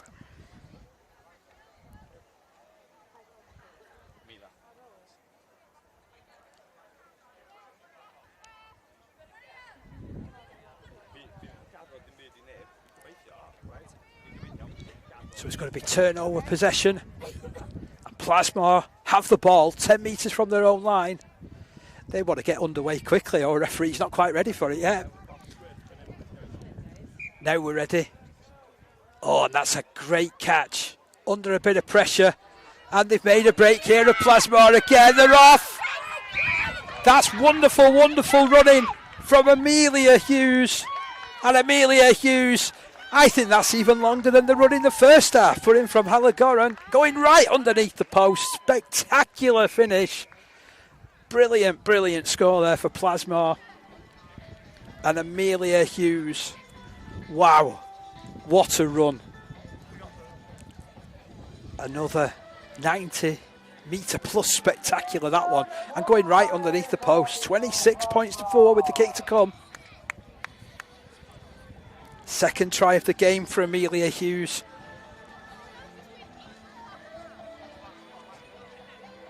What a performance it's been from her and Plasmore this afternoon. And I think I can reveal early that she is our player of the match. Fantastic work from Amelia Hughes. Not just for the 2 tries, the defensive work that she's put in as well, in really harrying Castleford Academy and putting ball carriers under pressure. Looks a real rugby playing prospect, to be fair. And the sort of not far behind, and certainly finding her kicking range as well, adding her 4th goal to make it 28 points to 4.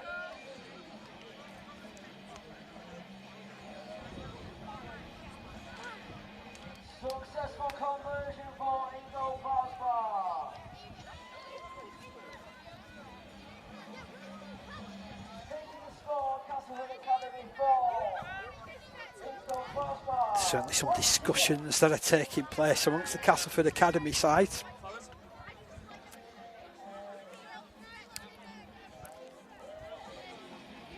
Questions being asked perhaps of what the wide defenders were doing and how they let Amelia Hughes through. Tell you what though, she's been unplayable with that run.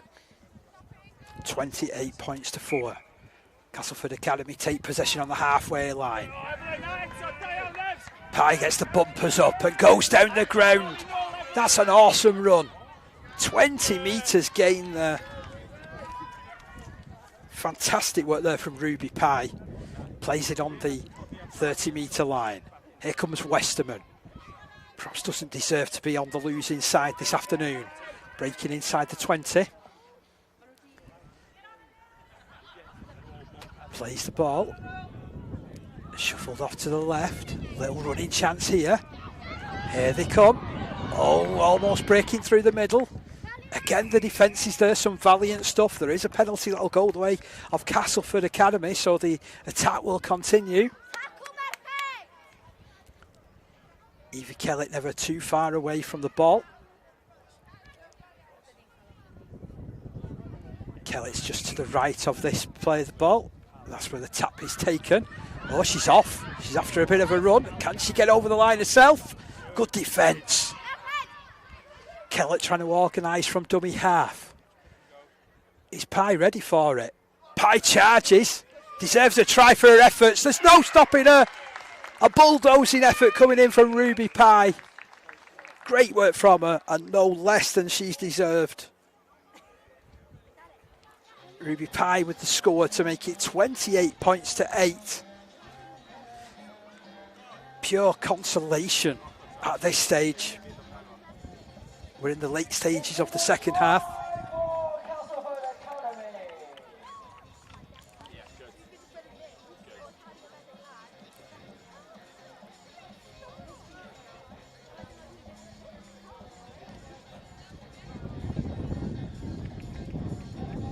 Westerman wanting to kick this goal.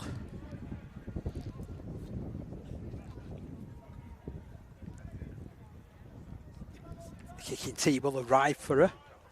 I think judging from the way everybody's standing, this will be the final kick of the game.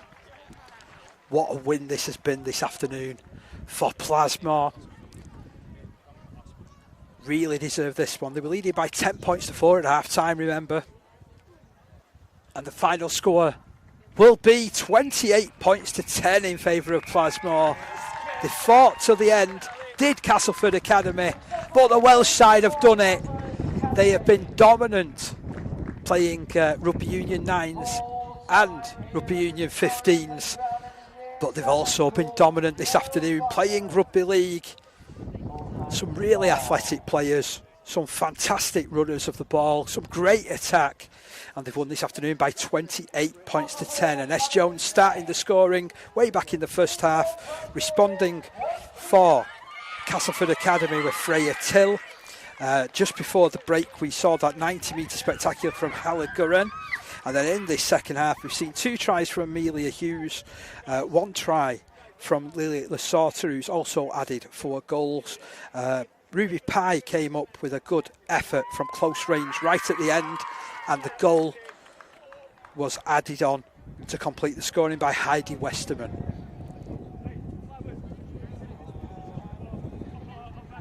Look at the excitement, loving it.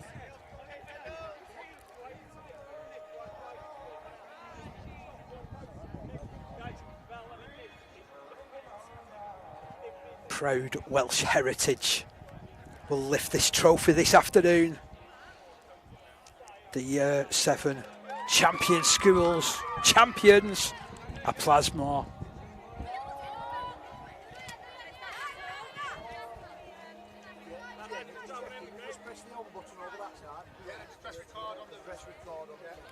So they'll just get themselves organised here.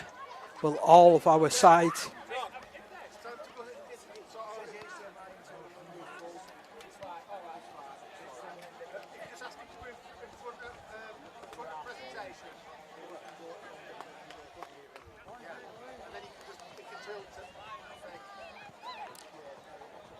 So, both sides will take their spot. We again thank our match officials this afternoon.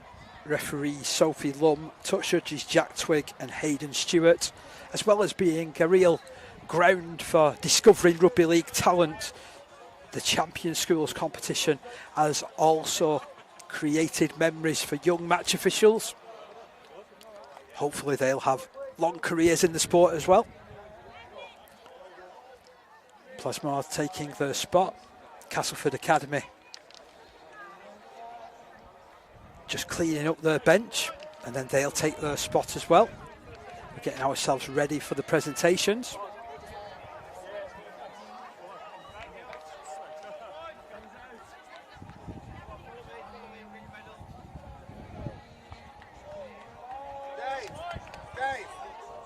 Dave, just ask him to zoom in a bit closer. Ask him to zoom in a bit closer on the presentation. So just sort the A board out. On top, you can zoom in a bit.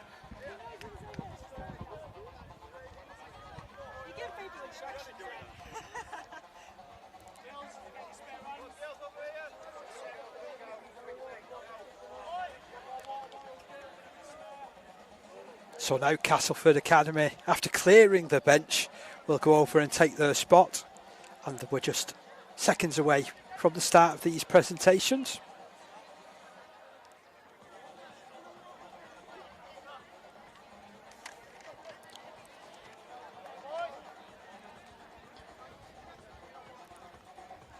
Our next game scheduled to begin in 16 minutes. This is what you play Champion Schools finals for. These presentations at the end, these memories that are made on this day. Getting to play in professional environments.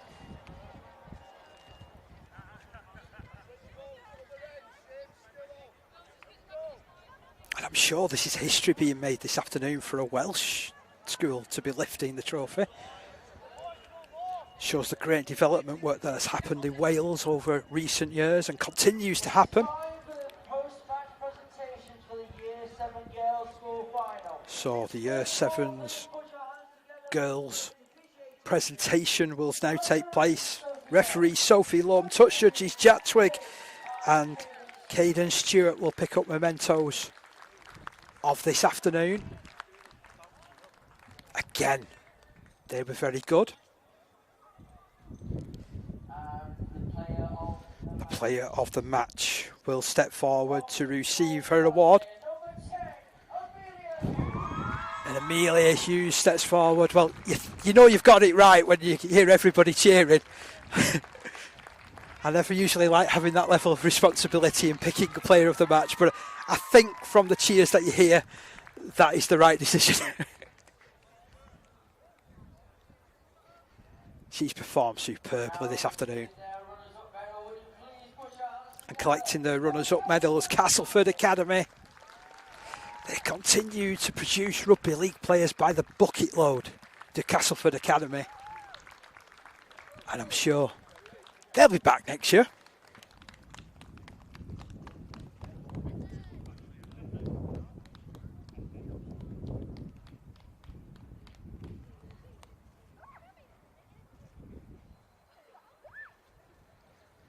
And now we prepare to welcome the winners.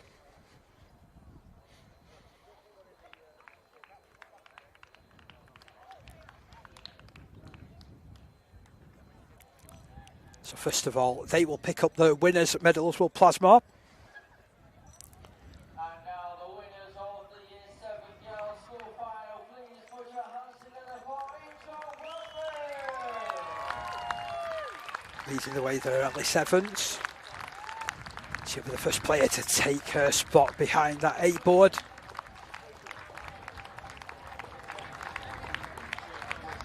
Memories made, history achieved.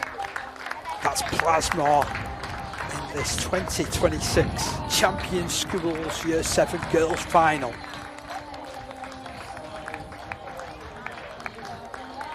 The Welsh flag will be unfurled. This will be so well celebrated and deservedly so as well.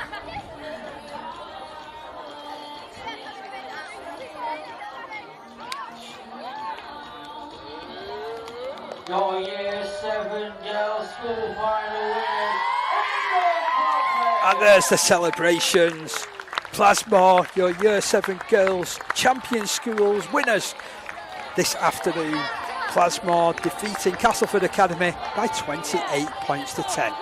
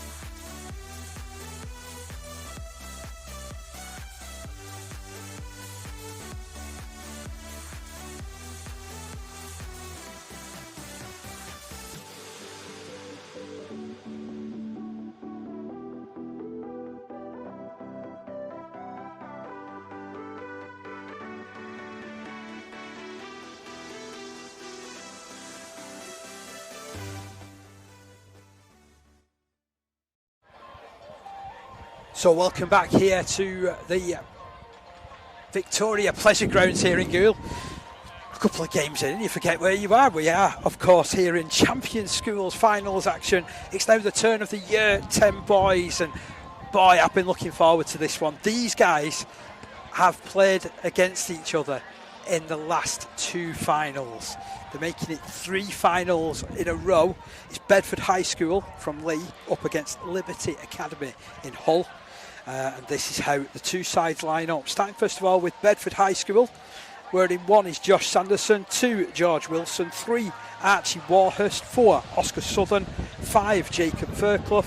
In 6 is Lucas Corbett, 7 Kobe Barmer, 8 Billy Wingfield, 9 Riley Wilcock, 10 Dylan Reynolds, 11 Tom Webster, 12 Alistair Anderson.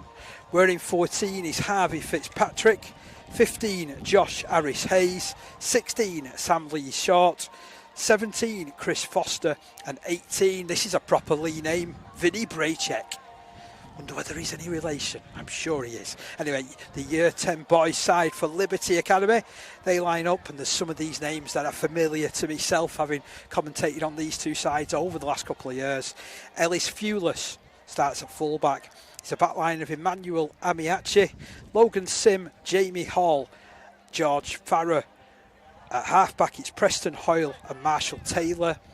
Landon McMillan, Finn Gladstone and Harry Reimer in the front row. In the back row, Oliver Johnson, Ty Walker and Alfie Smith. And the bench, that is Jaden Harrison, Harry Spiring, Leo Frankish and Ruben Jubb, who will be non-playing but has been named on the bench. So I'm going to give him a mention anyway because he's done well to reach this particular stage. The stage is set. We await the arrival of our teams. Again, I'll say, like I've been doing, it's warmed up yet again. There's another couple of degrees that are coming out of this artificial surface here at Goole. Hope you're enjoying the coverage of this Champion Schools final day. Always one of my favourite rugby league events. I usually end up, by the time we finish, with no voice whatsoever, but some people would say that they appreciate that. So my name's Dave Parkinson, bringing you full commentary of this one. Both sides coming out onto the field, led by our match officials, referee Andrew Cooper, touch judges Maya Gashu and Esme Wright.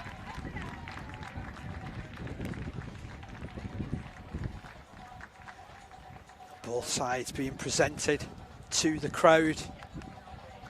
I heard a couple of really loud Lee voices, made me feel like I was back at home. But yeah, these 2 sides know plenty of about each other at this end stage. So we're just moments away from the start of this game. Referee Andrew Cooper comes to the middle. So unlike the other games that we've so far covered this afternoon, this match is 30 minutes each way. Harvey Fitzpatrick. Looks like he could be starting the game, could he? Hey,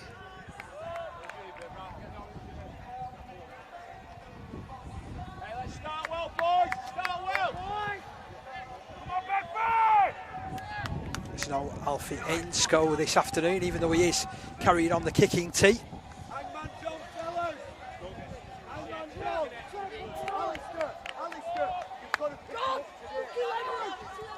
And we're ready for the off. Away we go. Strap yourselves in, this is going to be interesting. Liberty with first use of possession. 22 metres away from their own line, in centre field. Ball shuffled to the right there by Finn Gladstone, and that's a strong carry forward. Defence pretty solid, however, on Harry Reimer. Oh, and then the first mistake comes in from Landon McMillan. And already the testosterone is flowing. Bit of pushing and shoving. Archie, lead us, come on.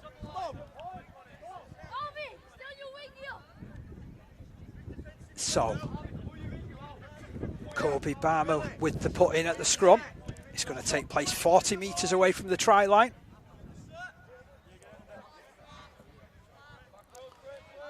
Barmouth will feed this scrum, waits for the nod from our match official. Warrest at the base, hands it on to Sanderson.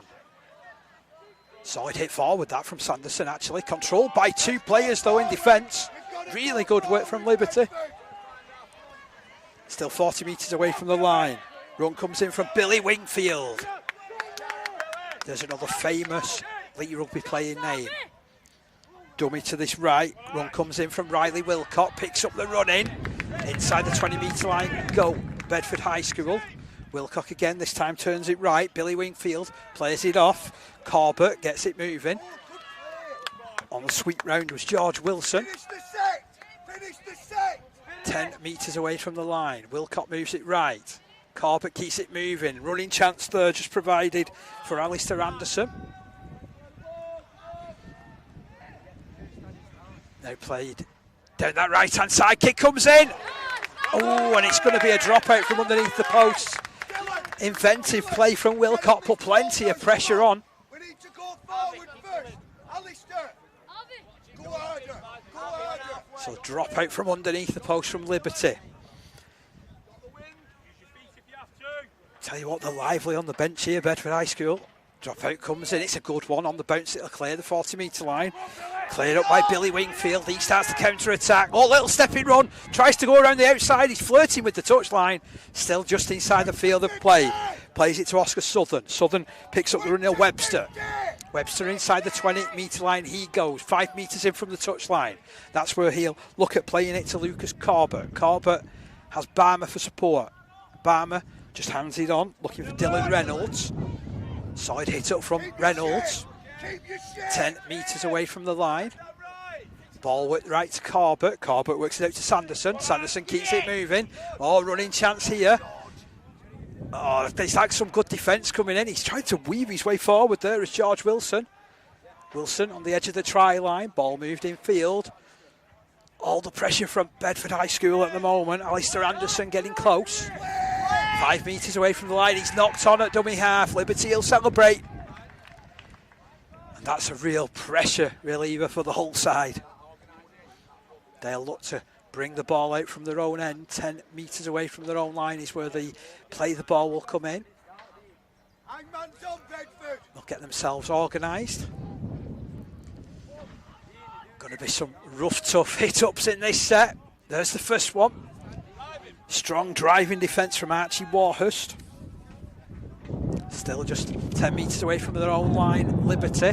They'll make a few more metres now in the form of Landon McMillan. Outstanding last year in this final. Oh, again, a step-in run. Good yards. Liberty up as far as their own 30-metre line. Straight away through Ellis Fewless. Dubby, double pumped, and the ball's out amongst the back line now. Oh, nice hands. Running chance here for Logan Sim. Sim cutting them apart. Offloads. Oh, he's been knocked on. I can't believe Taylor's put the ball down there. He was able to, if he took it in, run it to the line. That's the first real chance of the game. They opened them up with consummate ease down that right-hand side, did Liberty. Fantastic run from Logan Sim. Marshall Taylor just unable to hang on to the ball. Tell you what though, he put himself in the spot, supported perfectly. Bedford can thank their lucky stars that it's still 0-0 at this stage. 5 minutes into this first half. Bedford to feed this scrum. Ball goes down the left.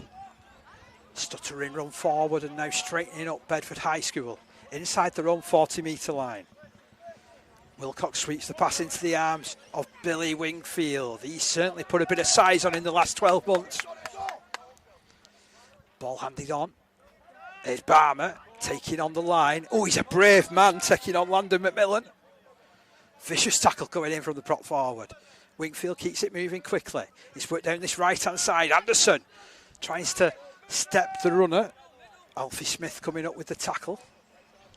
Ball moved in field. Running chance here for George Wilson, setting the platform. But that's a great challenge coming in from Reimer. Last tackle on the 40-metre line. Ball worked out to fullback Sanderson. Sanderson pumping the ball high up in the air. They'll come for it. Oh, it's juggled there by Emmanuel Amiachi. Amiachi does well just to hang on. 15 metres from his own line. And they'll start again from deep inside their own half. That's a brilliant run again from Fewless. The fullback breaking as far as the 30-metre line. Now a running chance here for Ty Walker. 40 metres from his own line. Played just to the left of the ruck. Reimer makes it over the halfway line. Belligerent run. He's holding off players there. They close in to eventually bring him down. Valiant defence there from Bedford High School. Now a running chance for Johnson. Into the middle he goes. Drags 3 defenders in. There's a player who's really struggling on this this right-hand side, I should say, for Bedford. George Wilson. Will just get himself checked out now. I think he found himself just on the wrong side of the tackle.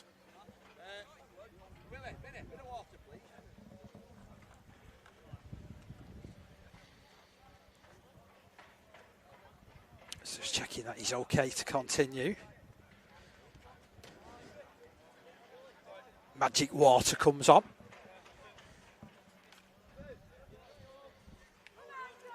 Liberty in a good position, 40 metres away from the try line. Already shown that if they can create a bit of space, they could be very, very dangerous, Liberty. Ball went right on the last tackle. Little kick forward comes in from Taylor into the backfield. He's chasing after it, roaring after it, but it's well picked up by Bedford High School. We'll start this counter-attack inside their own 20. Sanderson tries to roll it forward. Cheekily showed the ball to his opposition. Wilcock handing the ball in field. I think that's Southern on that side. Plays the ball. Short pass down that left-hand side. Belligerent run coming in from Tom Webster. Put down near the halfway line. Wilcock into the middle. Archie Warrust takes on the line. Ends up being a good tackle from Reimer. Last tackle. Kick comes in from Sanderson. It's pumped high again. That's caught the breeze. That'll sail out on the full. Nearly went into that little car park at the side of the clubhouse here. Ball kicked out on the full, which means that Liberty will take possession on the halfway line. So just slow things down, get themselves organised. Who's going to take this first carry? It's Alfie Smith. Right at the heart of the Bedford High School defence. Liberty on the attack. This is Jamie Hall. Physical lad. 35 metres out from the line. Nice delivery into the arms of Reimer. Reimer rolls forward for Liberty. Just get around the ball though to Bedford High. Quick play the ball. Smith again. Plays it off to Jamie Hall. Hall, 20 metres away from the line. Looking round his Finn Gladstone. Plays it right. Reimer. Up the guts he goes. Offloads. Hall keeps it moving down this left-hand side. It's a scrappy pass, but well cleaned up by Oliver Johnson. Johnson straightening things up. Settling things down for Liberty. On the edge of the 20-metre line on this last tackle. Many motion down this left-hand side. Kick comes in from Fewless. Oh, well taken there from Harvey Fitzpatrick. Starts the counter-attack. Does well to gain 6 or 7 metres forward for Bedford High School. Still 0-0 in this one. Both sides testing each other out. But this is the best, certainly defensive position that Liberty have found themselves in. Bedford really struggling for metres so far. Just about getting 15 out from their own line. In centre field. Wilcott looks to his right. Kick will come in from Sanderson. Gets a bit of distance on it. It'll bounce. Oh, and it bounces in the opposite direction. Kick forward by Reynolds. It's worked into the arms there of Southern. Southern looks for support on the left-hand side. Running chance here for Jacob Fairclough. He's still going. He's still going. Can he go all the way? He can. It's a strong finish. Jacob Fairclough. He had no right to score that. That kick came in. The bounce caught Ellis Fewless out. He will not let the ball bounce again this afternoon, I don't think. He's going to attack everything from here on in. But then I'm thinking that little side foot from Dylan Reynolds, that was underrated. Oscar Southern carried it forward, got the ball out, and Jacob Fairclough opening the scoring here for Bedford High School. They lead by 4 points to 0. 10 minutes gone in this one.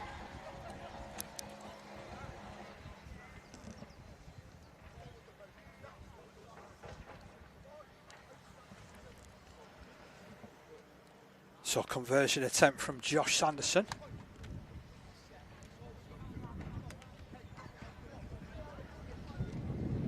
We'll talk about opportunism. The old saying used to be opportunity knocks. That was opportunism knocks. Sanderson 10 metres away from the posts.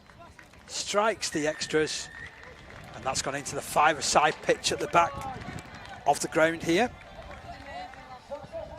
6 points to 0 in favour of Bedford High School. What a start to this game.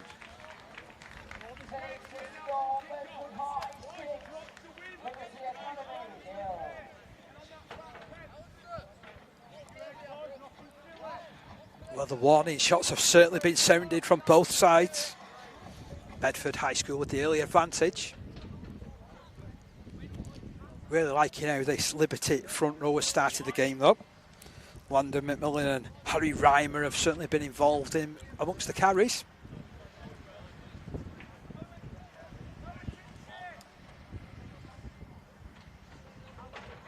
The construction work has restarted behind the post, so this is something else that our players have to deal with, the concentration levels. Whoa! That was well taken by Archie Warhurst. He'll start the counter-attack. Skipping run forward. Takes on Hall. Hall gets the better of him. The 15 metres away from their own line. Wilcott plays it in field. Nice hands. Trying to break their way forward and pick up the pace. Bedford High School lead by 6 points to 0. Wilcott works it into the arms of Wingfield. He works his way back in behind the ruck and will play the ball really quickly. In fact, he never played that, to be fair. They've got away with that one as Southern carries down that left-hand side. He thought of an offload. I thought for a second that they were going to steal the ball off him then, his own side. Here's Tom Webster. Oh, that's a cracking run forward from the second row. Last tackle signal here, they're just over the halfway line. Kick comes in from Southern. There's plenty of height in it. Amiachi has spilled it. It goes backwards, clean up by Fewless. Fewless skips around 2 defenders. Oh, he skips around a third. He's down the outside, he's Fewless. Big handoff, he's over the halfway line. Takes on Southern. Southern slows him down, he's still going though. Eventually put to ground by Alistair Anderson. 30 metres away from the line. A couple of strides in from the touchline. Here comes Jamie Hall. They're on the front foot. The call from the bench is to put a 2-pass play on. And it's hit up through the middle by Harry Reimer. Still going here, Reimer inside the 10. Hop, skipping and jumping his way forward despite having a leg grabbed. Across it comes to Smith. Smith plays right at the line. The tackle comes in to take out Landon McMillan directly in front of the post. They could go for 2 points here, to be fair. But again, plenty of verbals. Two teams that are old foes now. First met back in 2023 when they played in the Year 7 final at Wembley ahead of Lee Leopards against Hull Kingston Rovers. They've grown up on opposite sides of the country. Tap taken. Here come Liberty. The space out wide. Have they got it? Yes, they have. It's a diving finish from Logan Sim. Great work from Liberty. Good response from them as well. And Sim going over at the corner. Didn't take too long for the response. It comes after 15 minutes.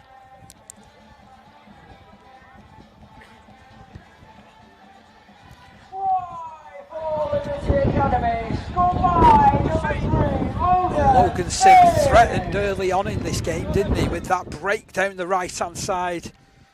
And they just afforded a little bit too much space. Defending a little bit too much in the middle there with Bedford High School. The outside backs had been sucked in a little bit. And when the ball was played out, well, they were open. It was still a good finish, however, from Logan Sim. 6 points to 4 with this kick to come.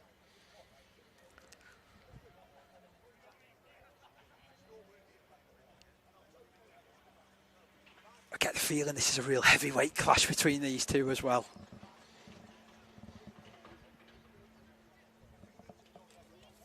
And it's going to be Alfie Smith to attempt the conversion from way out on that right-hand touchline.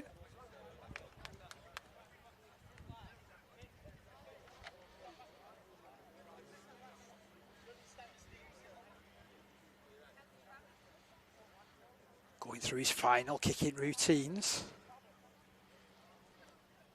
With the way he's lined this ball up, looks like a right-footed kicker as well.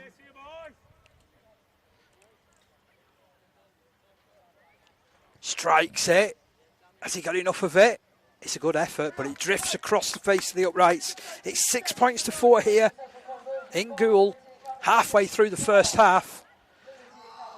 And what a game we've got developing in front of us between Bedford High School and Liberty Academy. Champion Schools final day.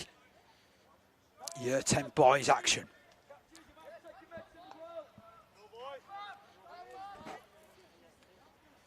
So Southern gets us back underway. Lengthy restart.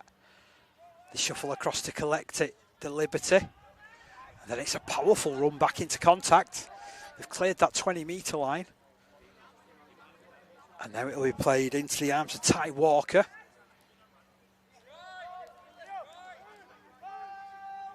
Bringing back the mullet is Ty Walker, 30 metres from his own line. Now they're bringing it through the middle. Powerful run. Well, the last couple of runs that the Liberty forwards have put in have been really, really strong. Can they get off the back of it as well again through this with Smith? He's put down near the halfway line. Finn Gladstone does a full 360. Oh, the marker's just opened up in front of him. Did he lose the ball? Referee says not.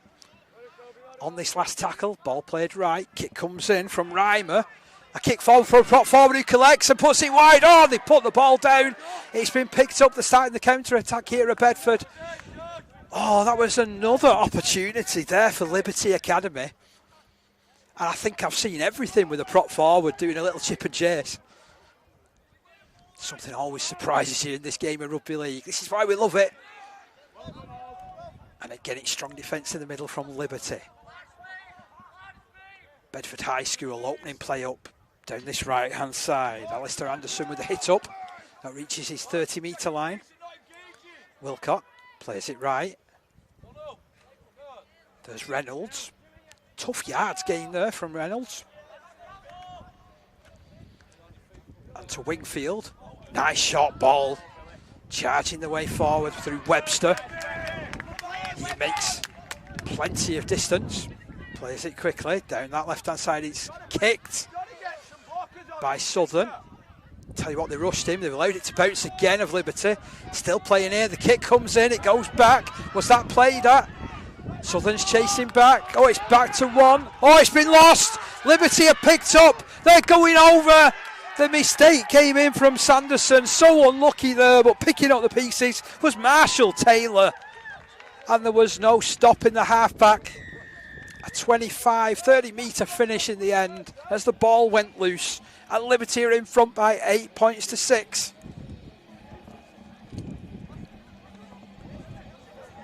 "20 minutes gone.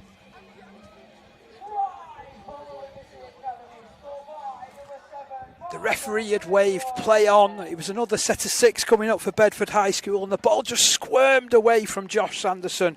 Picked up superbly by Marshall Taylor, and he hardly broke stride.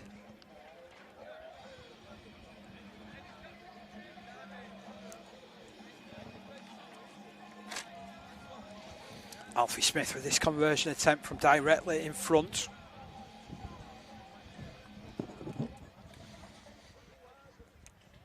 Well, these two sides certainly blasting at each other.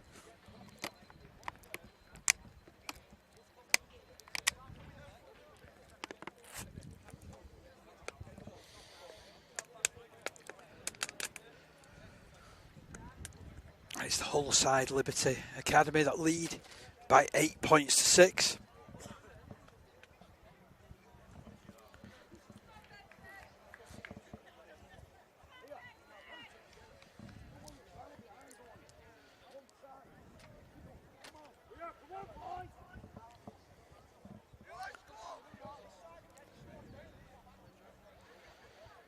So Smith, headgear removed for the moment. 10 metres away from the post, directly in front. You'd fancy him to make it 10-6 any minute.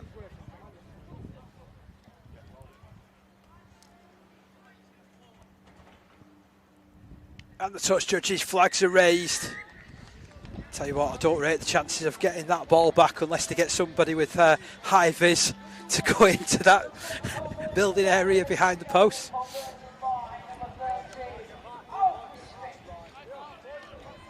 And it does look like a guy in high vis and a hard hat is going over to collect that ball. And we're back on the halfway line. 10 points to 6 in favour of Liberty. Kickoff goes long. Oof, that was a heavy hit coming in there from Webster. Certainly started this game really well as Webster. As too as this fella, Vanden McMillan, rolling over the 30-metre line. Gladstone moves the ball left. There's Fewless. Offloads, late offload. Ball back on the infield. Reimer drives over the halfway line. Struggling to handle him at the moment. Ball played to the 6th Preston Hoyle. Fewless then works it back to Jamie Hall. Hall plays it on the 30-metre line. Nice pick up by Gladstone. Comes down this left-hand side. Oh, they've drawn the man. Great tackle coming in, however, from Harvey Fitzpatrick. Did really well there. Gladstone moves it infield. Scrappily, it's picked up by Hall. He then works it back left. It's still scrappy. Little kick comes in from Oliver Johnson. There's no one at home. Oh, and eventually it's just kicked dead there by Oscar Southern. Did really well to get there in the end, did Southern. Clever kick that from Johnson. It's going to be a dropout from under the post. Still the pressure piles up on this Bedford High School side, who trail by 10 points to 6. Liberty's trying to turn the screw further. The dropout is a short one. They'll contest this. It's not gone 10 metres actually. It's going to be a penalty in favour of Liberty. Directly in front of the post, referee Andrew Cooper marks the spot.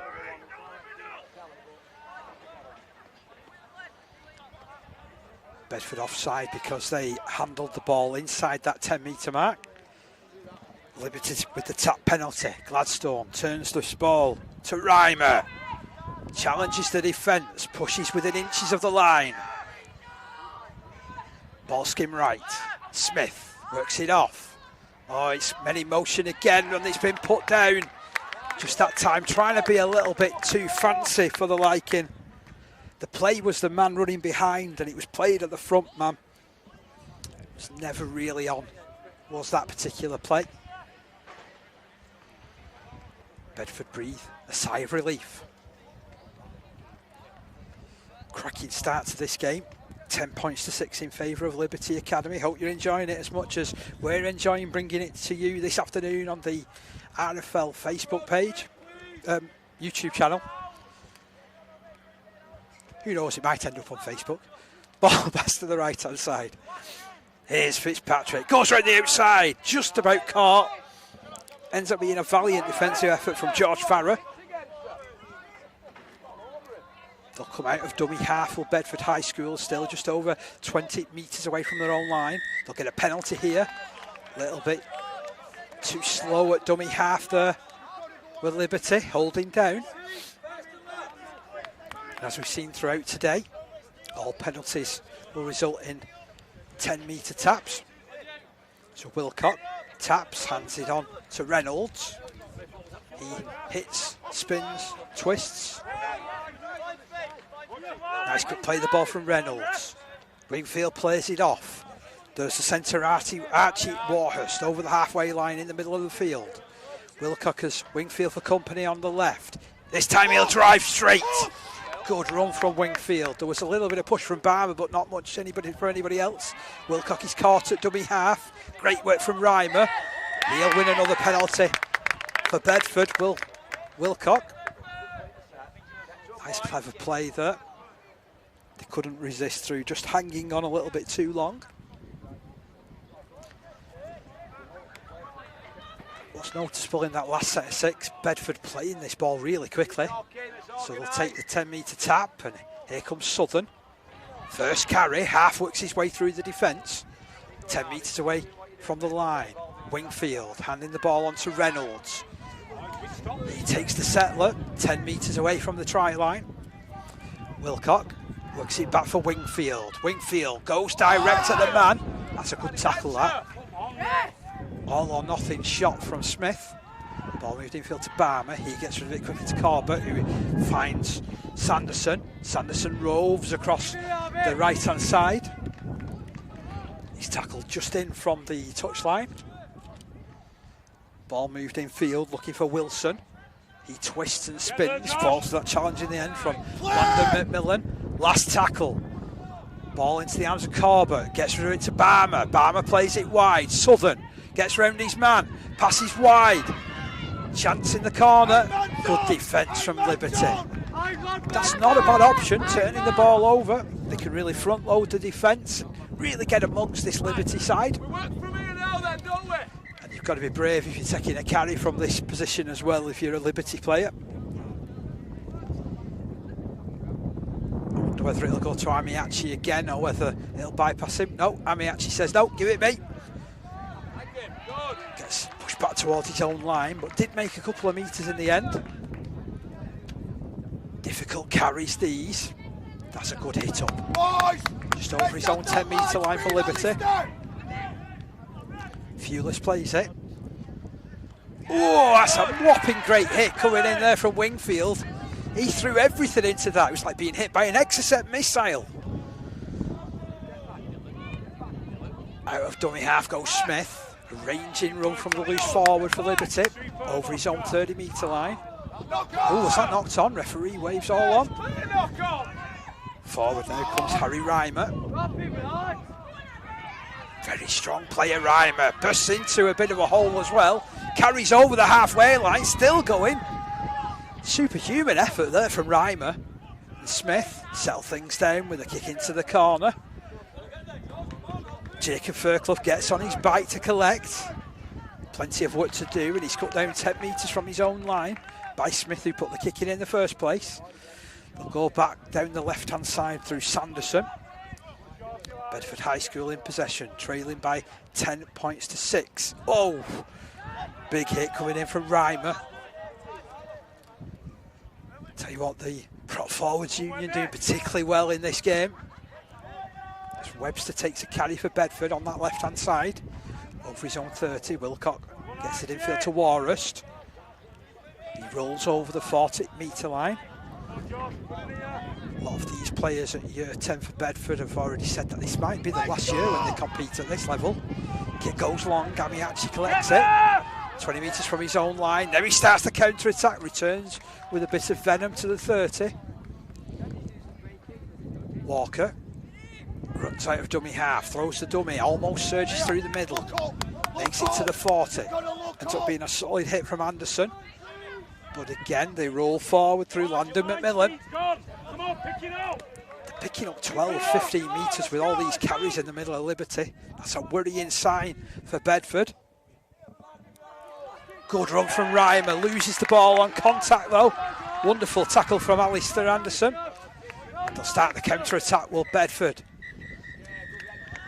But the counter-attack will only last that one tackle because our referee has called half-time. And what a first half we've seen. Again, a tale of just the 3 tries.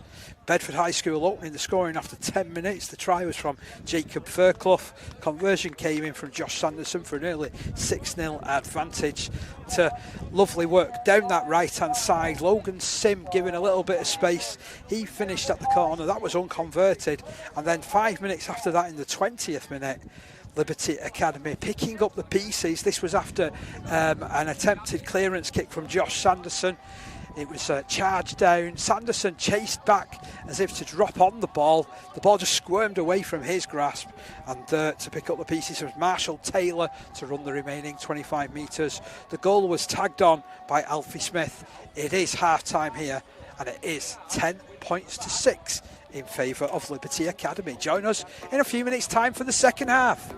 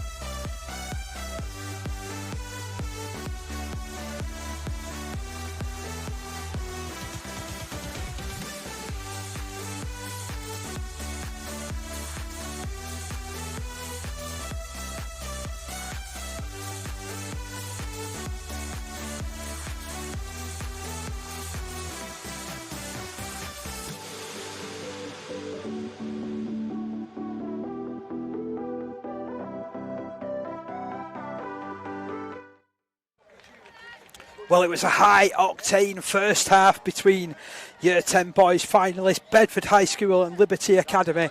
Liberty holding the advantage at half-time by 10 points to 6. It's a really, really close game, this one. A high-quality rugby league encounter of the high school kind. Tell you what, with these conditions as well, I don't blame Liberty for going venturing into the stand for their half-time talk. They're just getting themselves ready for this second half. I think we're in for another thriller, actually. Nothing between these two sides. Bedford have certainly been calling for better completions and better support and to look up around the ruck, because I think, as has rightly been spotted by their teachers, there is a little bit of space around that middle from Liberty Academy. From Liberty, though, their front row has been absolutely outstanding. In Marshall Taylor and Preston Hoyle, they've got two smart halfbacks, and they've got a fullback that runs like a second rower in Fewless. So we're up and running at the start of this second half, and that's a good run from Archie Waters to get us underway to the 30-metre line. Next it's Billy Wingfield. Big impression he made on the first half. And he'll play this ball to Wilcock, who plays it right. Nice hands from Corbett. Out to Anderson. Anderson, 45 metres from his own line, will play it to Wilcock. And Wilcock turns it to Corbett. Corbett gets rid of it quickly. Big run coming in from Sam Lee Short. Over the halfway line go Bedford. Running chance here for Wilcock. He reaches the 40 in midfield. Walrus has options to the right. Plays it off that way. And nice hands. Oh, but then that's spilled. That's a good pick-up from Hall, who's shown that he can be dangerous. 45 metres from his own line. They'll end this in good ball territory, you feel, with Liberty. The call from the Liberty bench is to push around the ruck. Here is Ty Walker. Oh, it's put wide. Logan Sim. Misses. Oh, bypasses the first tackle. Walker plays it in field. Here's Reimer. Good run from Reimer. It's nearly unstoppable in the middle. Push back to the 30-metre line. Smith, long ball left. Here comes Landon McMillan. Inside the 20-metre line he goes. He's able to get up and go again. Gains another 3 or 4 metres. Plays the ball quickly. Smith works it left. Oh, dummy thrown. They could be in here. It's a brilliant start to the second half from Liberty. Preston Hoyle somehow finds his way over. It looked for a second like he was going to be held up. And then there was just a little gap within the tackle. And the go gadget arms extended. And the touchdown was made. 14-6.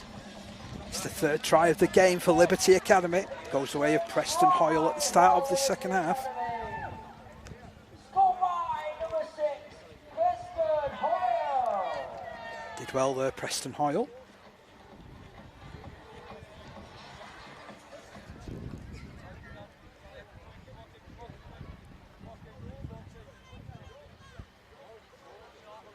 So there's an inquest as far as Bedford High School are concerned.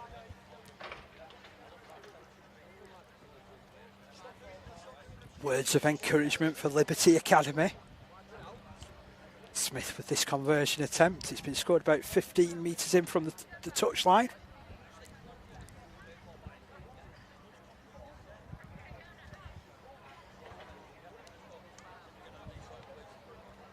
Gets himself ready. Crowd respectfully silent.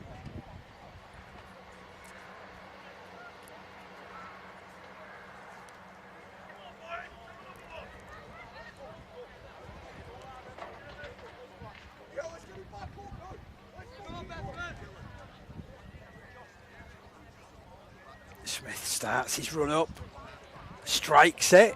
What's that one like? Oh, it's waved away. So they're still in this game of Bedford High School. Liberty Academy have extended their advantage out to 14 points to 6, however. And to be fair, they look good for the lead. So Josh Sanderson to get us back underway. Sent long. Well gathered in by Marshall Taylor.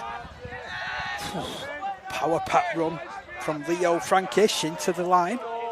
He'll play the ball. And there's Fewless. The fullback, I've said, that runs like a second rower.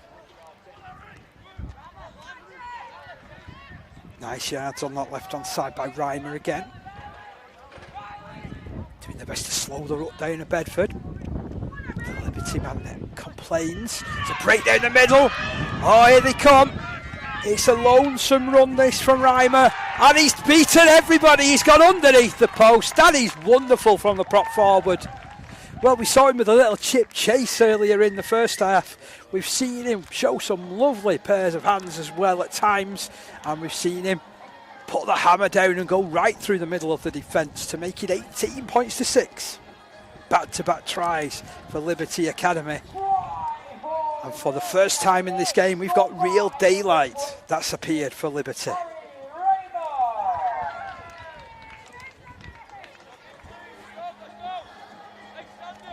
Superb try, that.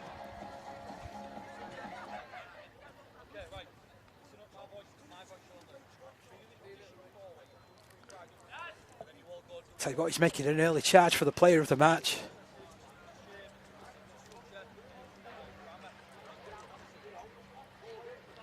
Smith this time right directly in front of the post. You'd fancy him to make it 20 with this conversion attempt.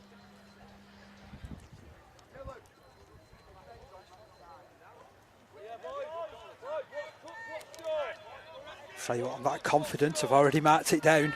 Don't let me down now, Smithy.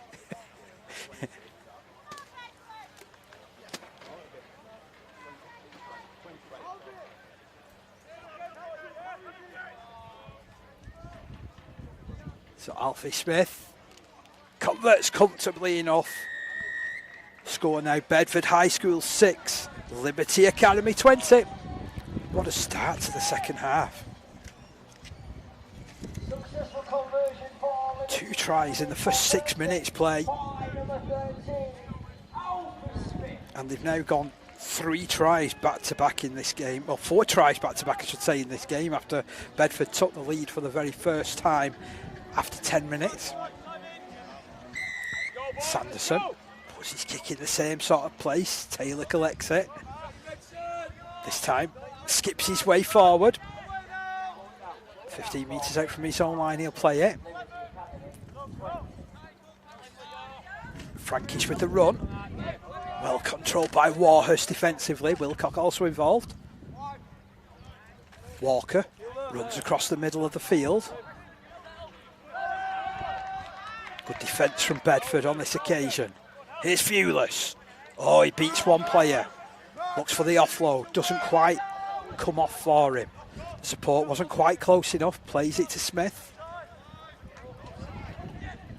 Oh, it's played out into space again. Hall.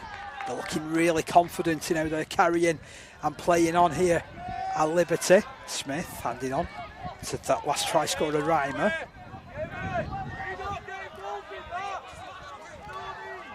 Reimer inside the 40-metre line. Ball played to Taylor. Taylor gets his kick away. Sanderson will have to come for it. Bounces awkwardly.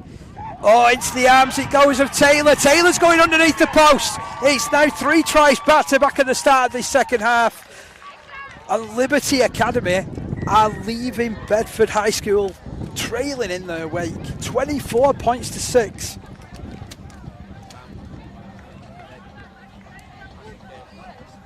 Playing on, taking the advantage. Marshall Taylor with his second try.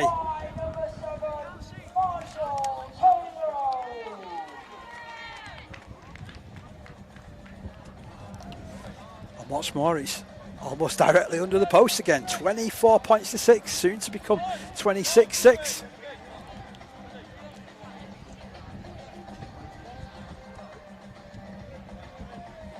Just seem to have wilted somewhat to Bedford High School.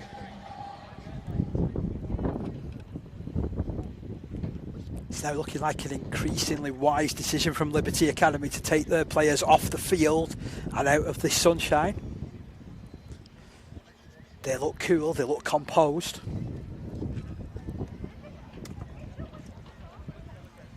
And Smith looks for his third goal.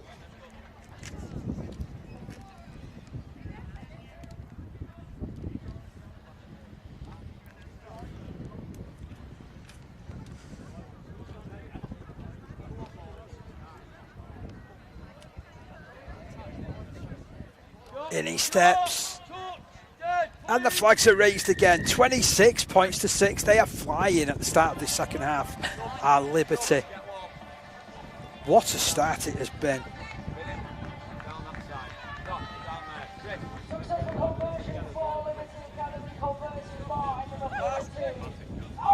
It's been good value for it as well.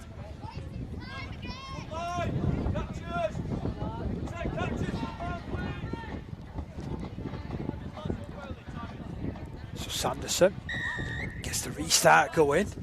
Bit short of that kick-off. It's allowed to bounce. They'll contest it. Oh, and it's thrown into the backfield. Anywhere will do. And that just shows when things are going for you. They're definitely going for you, as Reimer picked it up and was able to charge out past his own 20-metre line. They had no reason or rhyme to make it that far upfield. Now it's Landon McMillan. trying to tear his way forward as they tackle around the ball. He slipped the ball out, it's down that left-hand side. There's men in motion. Here comes Hall. Hall stretching away from the defence, gets past the full-back, flicks it infield. The ball's been put down. That's so unfortunate. Preston Hoyle unable to take the inside pass. And these two sides, not for the first time, facing up against each other. Well, it doesn't need to descend into anything like this, to be honest.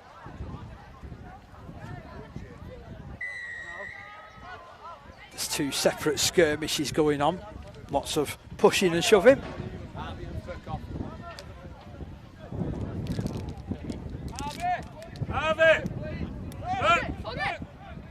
Couple of substitutions preparing to come on for Bedford High School as well.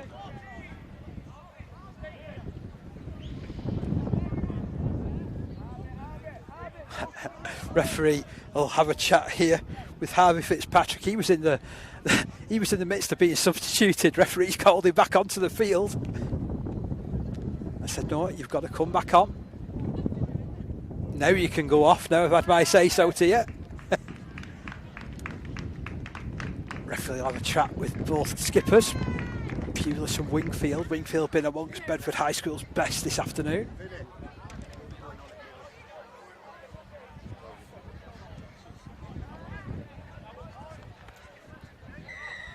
Penalty will go the way of Liberty Academy. Tell you what, another try here for Liberty and they can start celebrating, I feel. They look comfortable within the game.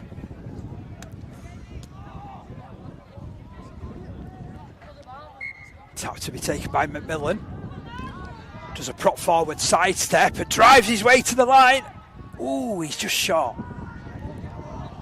Ball played, they rush the dummy half.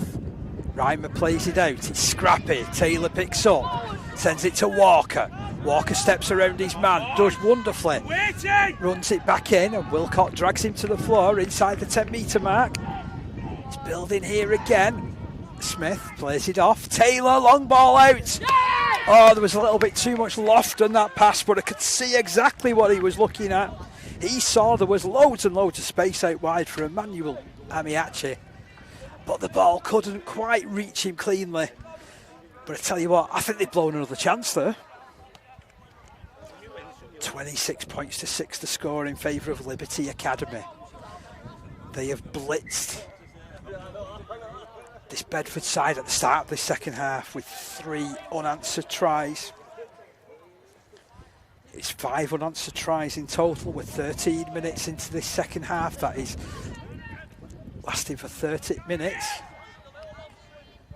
Wingfield looks up and carries Bedford forward towards that 30-metre line. Wilcock plays it into that middle.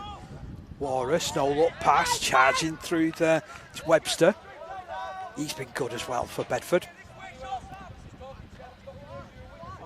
Walrus puts it out wide. Southern makes the ball available, still going Southern.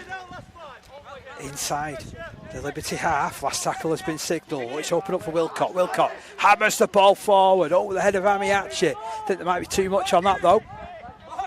I like his thought with that though, but a little bit too much on it, so it's going to be back to the 20-metre line. Tap restart, and more importantly, a 7-tackle set too.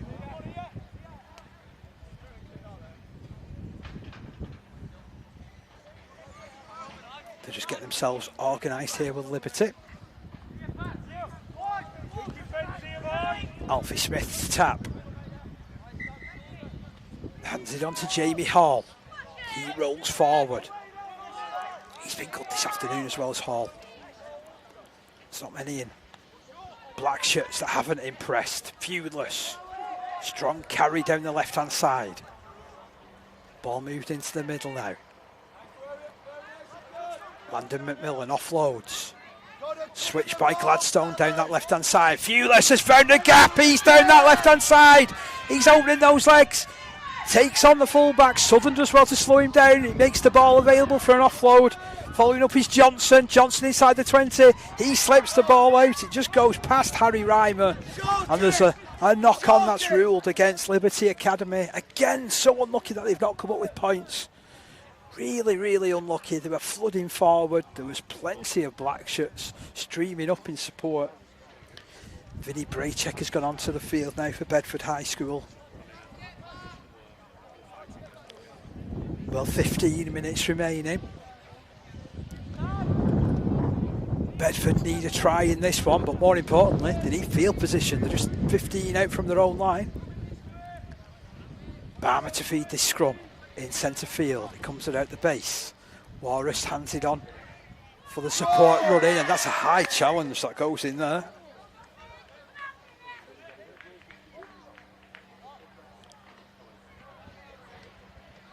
Did well to win that penalty, did Vinnie Braycheck.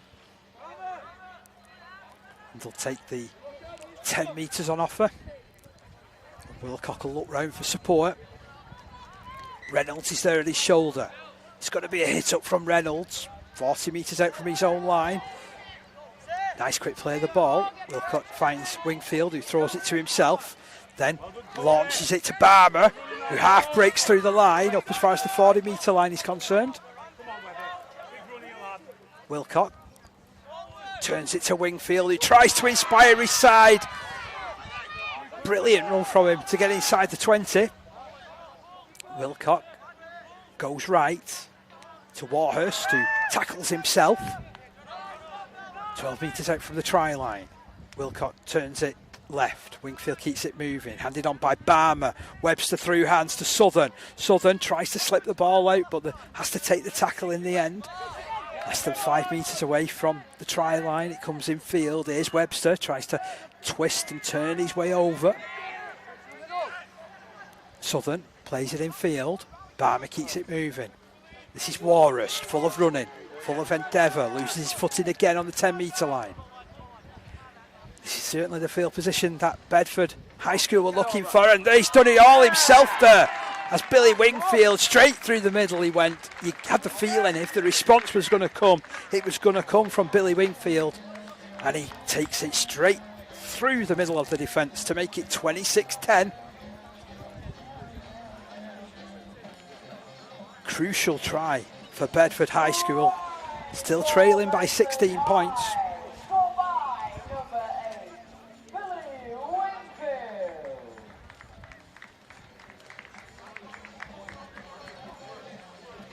13 minutes remaining in this game. Sanderson wanting to get on with things quickly with the kick, lining it up.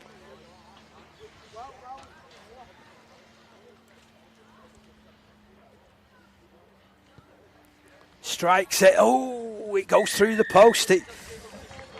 On first look, that didn't look like it had gone in, to be fair, but the touch judge is in a much better position than we are.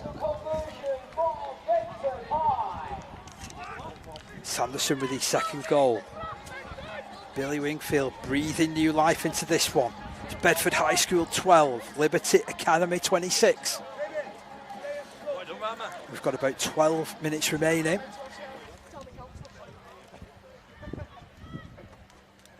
Starting to think about players of the match. Don't want to go too early, don't want to show me hand too early. But I have the feeling that it could go a Liberty Academy player's way. So Fewless back on the halfway line, gets us back underway. That's a deep restart. Wallace underneath it. Here comes, Wingfield, who spilled it. They're playing it out down this right-hand side. Good pick up from Amiachi. Puts the step on. He goes inside the 20. He's lost the ball now. Referee has spotted a ball stealing motion. So Liberty will carry on going forward. Oh, he just lost that call, did Billy Wingfield. Looks set for a huge carry. Landon McMillan will take the tap. He's got Walker for company. Gives it to Walker. He charges back full bore at the defence. And he's knocked on the deck. Good defence there from Bedford. Certainly there's a couple of verbals that are heading the way there of Liberty. Not Walker. So Bedford they've survived. That's probably the best way to describe it. They have survived that bit of pressure that was put on them. They brought it upon themselves. Here's Southern. Takes the carry off the back of the scrum. Ball works into the middle. Wingfield plays it off to Reynolds. Reynolds just tries to buy his side a few more metres. Doing pretty well there. Still, Bedford play on. There's Archie Warhurst. He's done really well in this game as Archie. Wilcock plays it to Wingfield. Wingfield plays it off to Barmer. Barmer spots a gap. Half break from him. Good tackle, Ty Walker. All one waves our match official. Another set of 6 tackles. Wingfield plays it off to an onrushing Reynolds, who charges inside the 30. Do Bedford believe? It's sent right to Wingfield. Wingfield plays it off. This is Anderson. Anderson, free in the 20. He's off, he's Anderson. He's going under the post. Brilliant response from Bedford High School. He had no right to get that far, and he has hauled his side right back into the contest. Brilliant footwork from Alistair Anderson. What a finish. It's now Bedford High School 16, Liberty Academy 26. Don't go anywhere. What a last 9 minutes we've got coming up.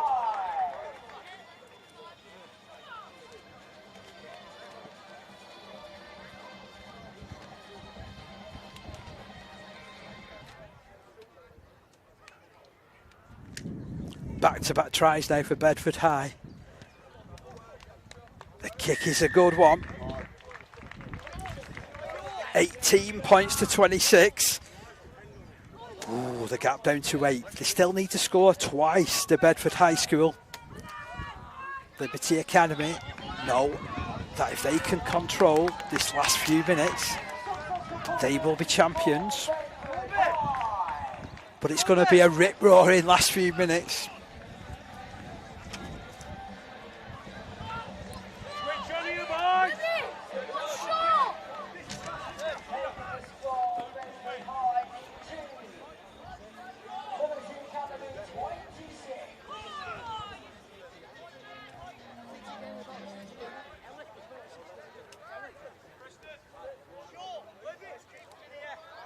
Liberty teaching staff just asking the referee about a couple of the penalties I think that have been hemorrhaged away by Liberty in the last couple of minutes.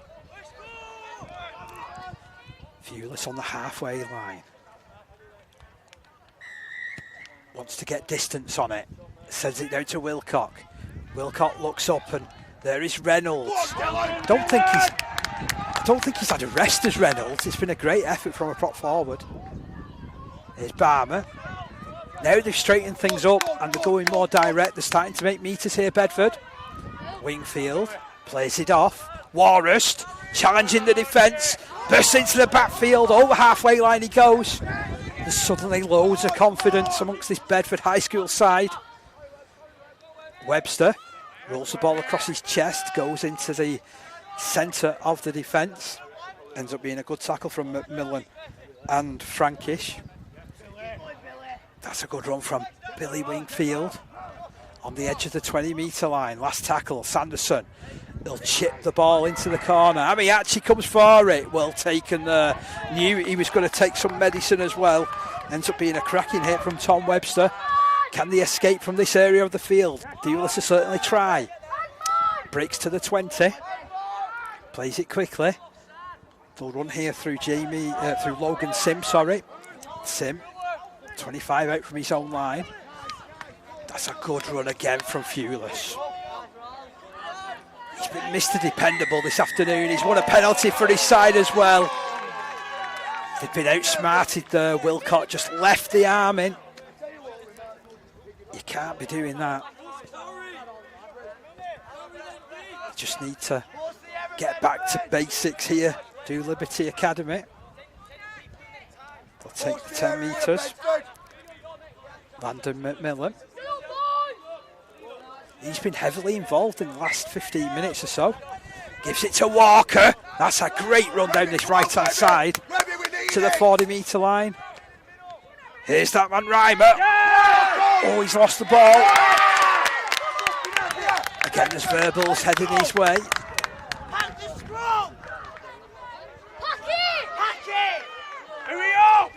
Well, he has been outstanding in this game as Harry Reimer, but he's come up with a little error there for his side. That counts against him in the man of the match stakes. Is there a man of the match still to arise? Trying to provide it is George Wilson. Well controlled. Well, that's a response that you want. Brilliant from Fewless and from Reimer. I'm starting to tip towards Ellis Fewless, to be honest, as a player of the match contender. The fullback has been involved in everything good for Liberty.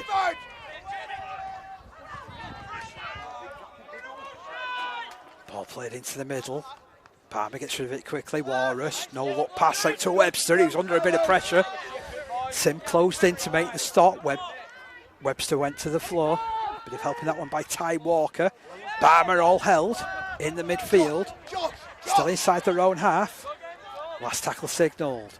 Warhurst chips downfield. Oh, it bounces up for him. He's streaming down the ground. He's Warhurst.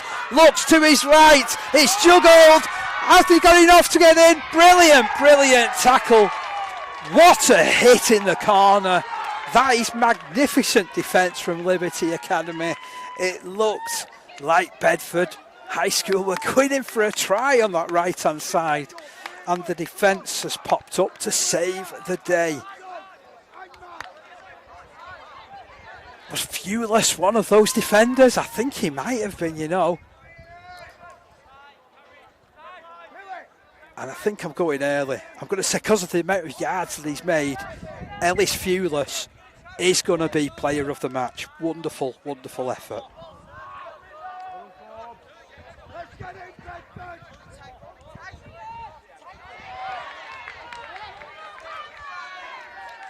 So, Liberty just negotiating this set of 6. That's a good run. The line has been split by Smith. Finds some support. Hang on. Harry Reimer going away for his second try. It's a spectacular effort from the prop forward. Maybe I can't go early. It's going to be a split decision, this, between Ellis Fewless and Harry Reimer for who gets player of the match. Reimer has come up with his second try. I think that has sealed the game. And like the wind, it's changed. I think Harry Reimer, if I could split it half-half, I'd share this Man of the Match award between Ellis Fewless and Harry Reimer. But I think that try has just edged it the way of the prop forward. It comes just 2 minutes from time, and that the clincher.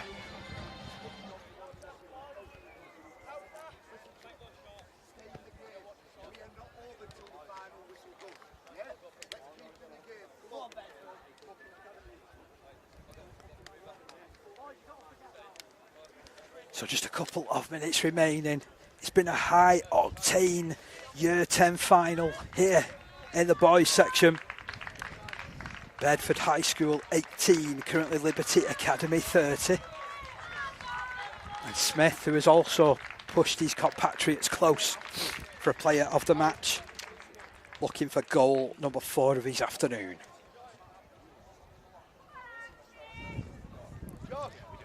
Directly in front of the post. What a great game we've seen. What a superb advert for High Schools Rugby League. In he steps to Smith. Hoist another 2 to the score. Bedford High School 18, Liberty Academy 32.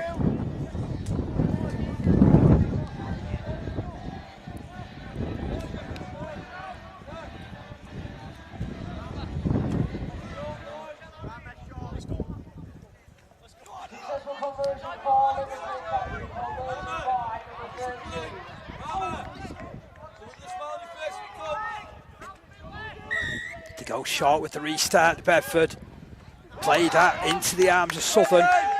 Late possession, heading the lee side's way. Webster out of dummy half, hands on to Warhurst. Warhurst goes straight up the middle. 22 metres away from the line. Quick play the ball to Wilcott. Wilcott turns it to Wingfield. He's had a great game this afternoon as Wingfield.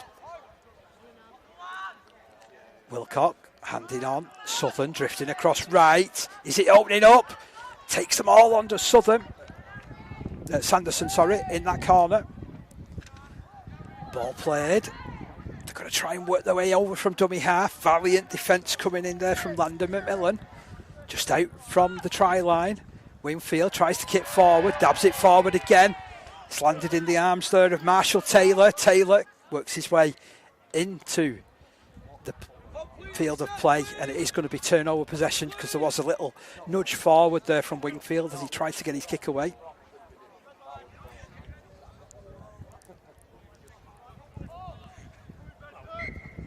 So, Liberty back in possession. Is this the final set of the game? They're breaking through. They're off, and it's Fewless. He's got some support on his outside, might not need them.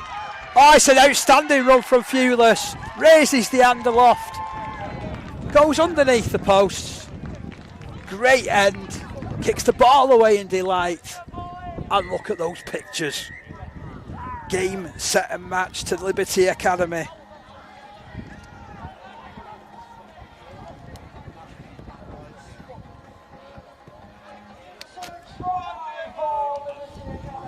His efforts have deserved that. I think given from how everybody has reacted, that will be the final action in this game.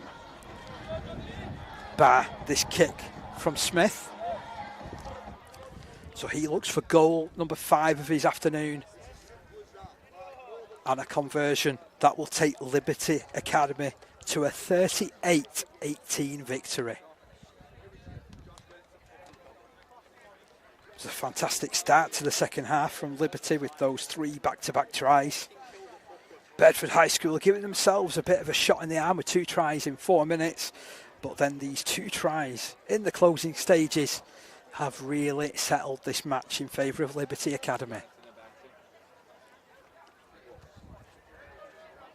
So Smith.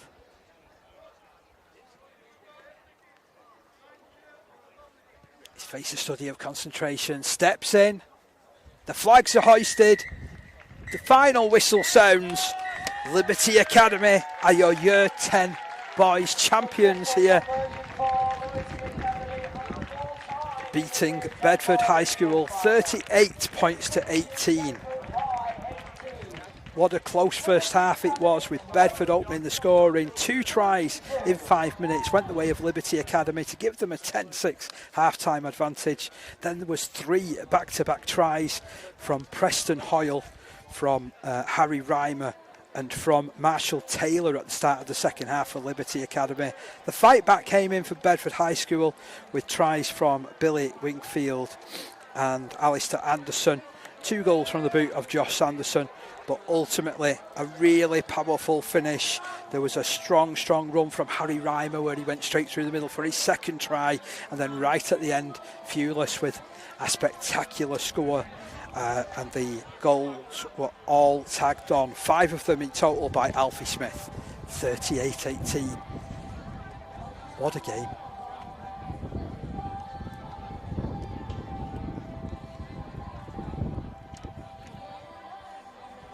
So yeah, 38 points to 18. Both sides can hold their chins up high. What an advert that has been for champion schools. The Year 10 boys final lived up to all the billing. Liberty with a powerful performance. 38 points to 18 victors.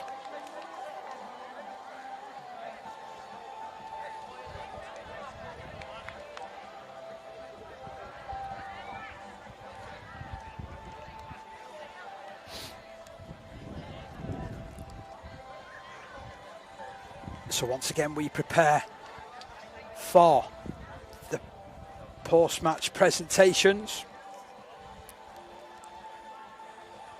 Whew, even I need time to get my breath back after that one. That was pulsating. What a game. What a magnificent game that was.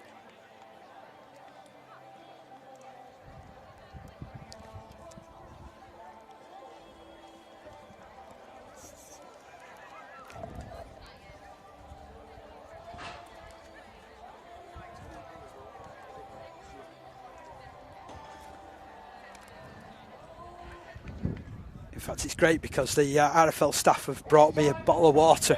Definitely need that one as we head to these presentations. First of all, would you please put your hands together for today's officiating team, led by referee Andrew Cooper, judge judges Sophie Long and Maya Gashu. So Andrew Cooper, Maya Gashu and Esme Wright come forward to collect the mementos. The man or player of the match is Liberty Academy's number 26, Harry Raymer. So Harry Reimer comes forward to collect his player of the match. I think I got that right. There's a good number of claps from that crowd. 2 tries. Really big performance from the prop forward. I was impressed every time these two sides have met each other, to be fair. Now would you please put your hands together to receive their runners-up medal. The runners-up medals to be received by Bedford High School. Really did fight back hard in that second half, but ultimately those 3 tries at the start of the second period were a struggle to overcome, it would be fair to say.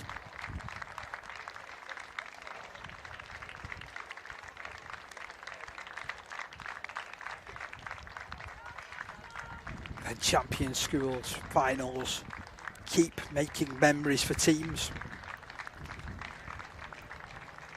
And even though those lads will be disappointed that they've not come out as victors this time, the way that they've stuck together over the last few years has been a massive story in schools rugby league, particularly in the Wigan and Leigh area.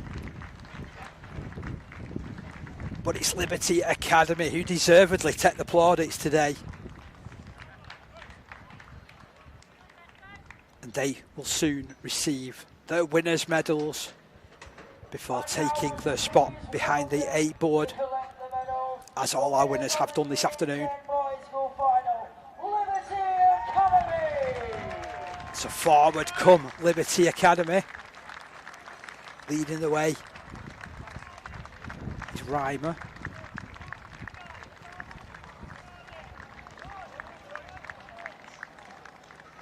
Tell you what, there's some tired players out there now. They certainly gave everything in this game, including Jamie Hall, including fullback Ellis Fewless, and including Landon McMillan. What a moment this will be for Liberty Academy. Skull caps are dispensed with. Celebrations soon to start. And before they do so, injured players to get involved as well. Ladies and gentlemen, your Year 10 prize winners, Liberty Academy! And there's the lift. There are your Year 10 boys champions here at Champion Schools. Liberty Academy, who've beaten Bedford High School 38 points to 18. We'll let the pictures now do the talking.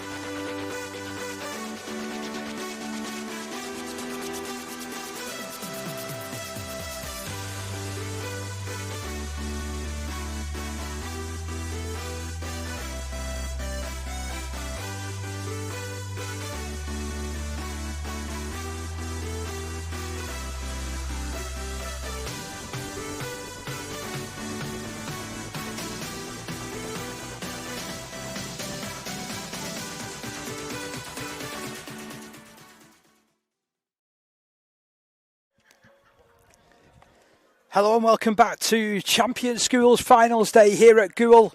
We are game number 4 of our 5-match schedule, and coming up for you we have Glantaf taking on Mallet Lambert. It's a clash between a team from Wales and a team from Hull. Looking forward to this one, and I've got the squads that are going to be taking the field in this one. Might take me a little bit of time when we get started just to work out who's playing where, but I'll certainly do my level best. My name's Dave Parkinson, delighted to be joining you for this one. As ever throughout today, my thanks go to Jamie Hobbs for all the work that he's doing behind the scenes. We are waiting the start of this game, the Year 9 boys final, and the two squads are as follows. For Glantaf, wearing 21, Di Wicks. Wearing 17, Will White. Wearing 23, Will Harrison. In number 4 is Tristan Nicholas. Wearing number 13, Harry Davis. Wearing number 7, Jack Witchell. Wearing 6, Rhys Howard. Wearing 12, Khalil Hassan. Wearing 9, Harry Rees. In the 11 jumper is Rhys Mayers. Wearing 8 is Archie Shackle. In 18 is Ellis Evans. Wearing number 1, Jacob Knox. In the number 19 shirt is James Bickerstaff. Wearing 14, Jacob Sutton. Wearing number 3, K.A. Clayton. Wearing 2, Gruff Eureece Jones. And wearing 22, Kyan Walker. And then for Mallet Lambert, we have wearing number 8, Freddie Carlisle. Wearing number 1, Blake Brennan. Wearing 17, Archie Doherty. Wearing 11, Jackson Afrani. Wearing 5, Finlay Macklin. Wearing 6, Bo Wildboar. In 7 is Elliot Fields. Wearing 18, Zach Lilford. Wearing number 9, Lewis McKinley. In 10 is Henry Garrett. 14, Gabriel Taylor. 12, Harry Lawson. And 15, Peter Olsen. Wearing number 4, Jack Dixon. Wearing number 3, Josh King. And wearing 2, Damien Idahen. And 16 is Anthony Abubakar. Our referee for this one is James Broomhead.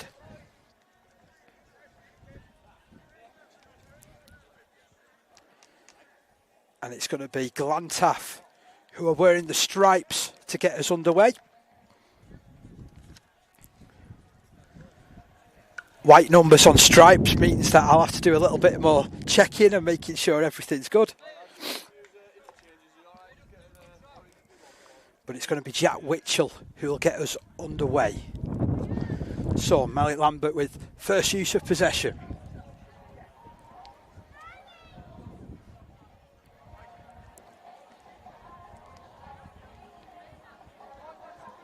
Referee sets his watch.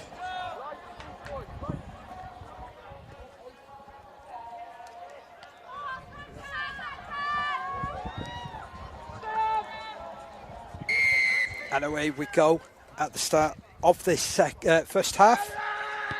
Witchell gets boot on ball. It goes long. Fielded by Mallet Lambert. Infield it's moved. And this is Zach Lilford, first carry of the game. Wrestled on his back, just over the 20-metre line. Scooped up, and Mallet Lambert will come forward again. Over the 30-metre line, the stretcher on this occasion. Again, moved into the middle of the field. Strong carry coming in there from Freddie Carlisle. Ball moved down this left-hand side. That's the 14, Gabriel Taylor. Taylor plays it to Lewis McKinley. They'll work down this left-hand side. Running chance early doers. Oh, he slipped the net there. Peter Olsen doing well. Getting to the 30-metre line. Infield it's moved. Kick comes in from Elliot Fields. Oh, he's put plenty of height on that one. It'll bounce in the end goal area. And perhaps a bit fortunate for Glantaf, it goes out. So it's going to be a tap back on the 20-metre line. I always think you're taking a real chance with this sort of surface to allow the ball to bounce. You don't get the regular sort of bounce that you do on a grass pitch. So tap to be taken. Ball worked to the left. Referee wasn't quite happy with where it was taken from. Rhys Howard to tap. Plays it left. Good hit up coming in there from Glantaf. Inside their own 40-metre line. Nice pick up and scurry forward. I think that's Harry Reese underneath that one. In fact, no, it was Reese Howard. They're going down that blind side again.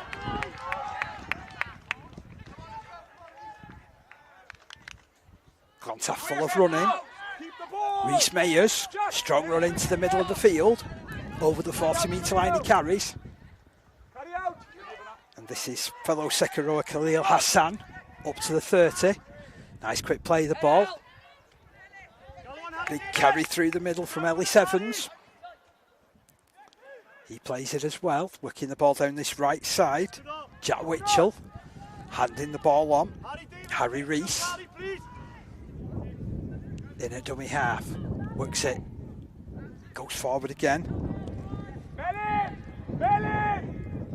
In fact, that's Reese Howard. This is Harry Reese at dummy half now.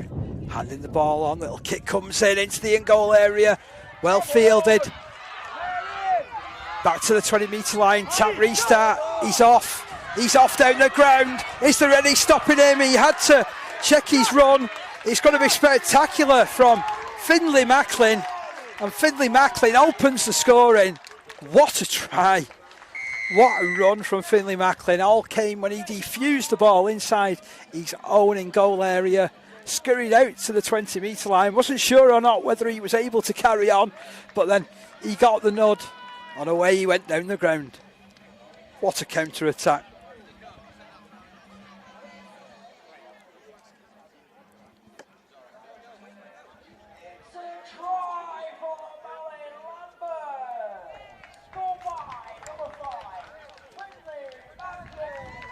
So Macklin with the first score of this game.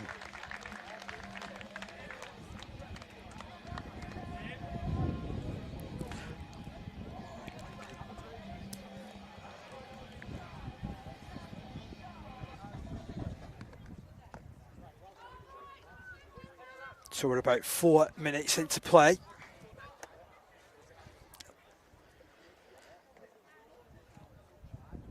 Looking to convert is Harry Lawson. Strikes the extras, does Lawson.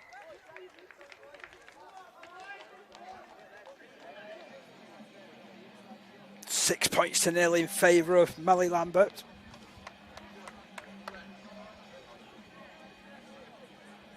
Successful conversion for Melly Lambert, converted by number 12, Harry Lawson. Hitting the score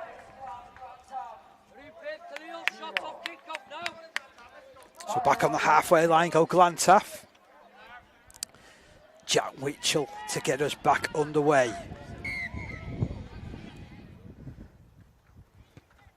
Sends his kick-off restart long. They're underneath that one again.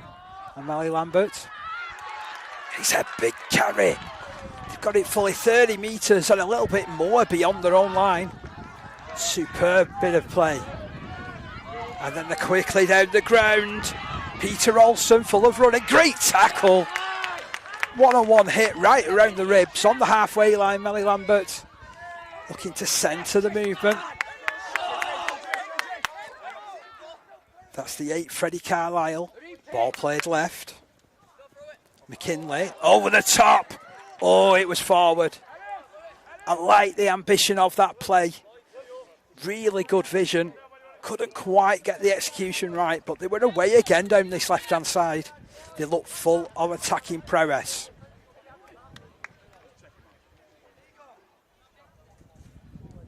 Glantaf, of course, one of the rare opportunities that they get to play rugby league.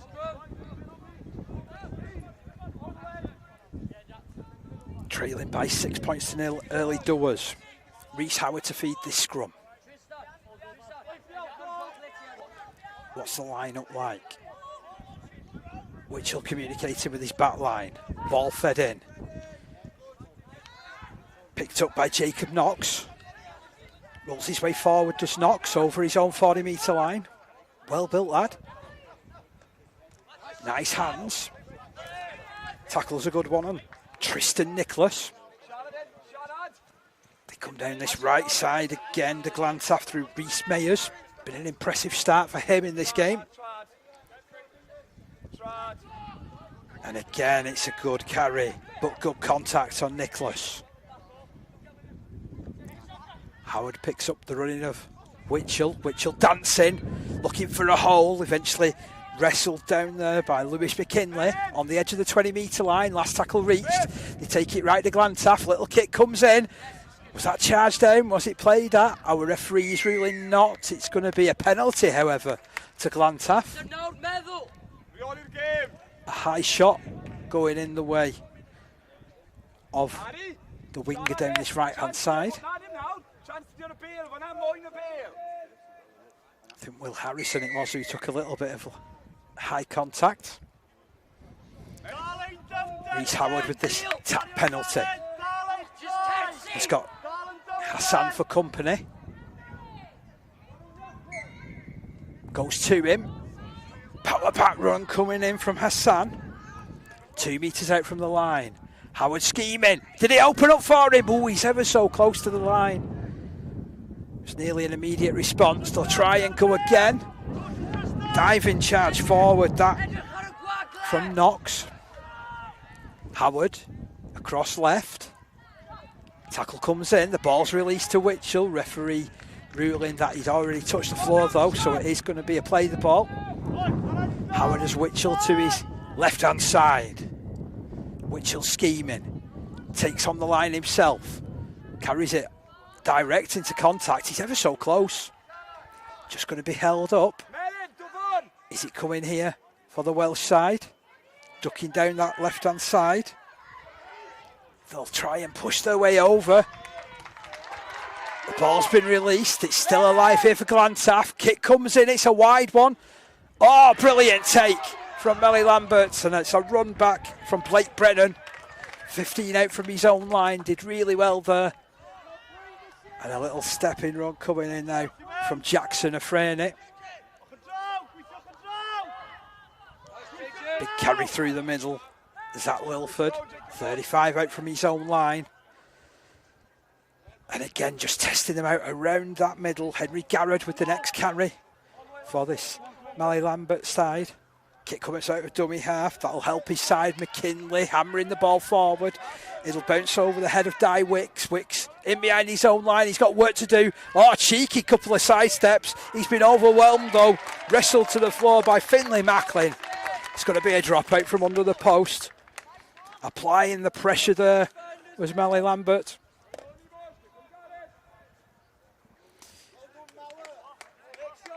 And it's going to be a dropout from underneath the post.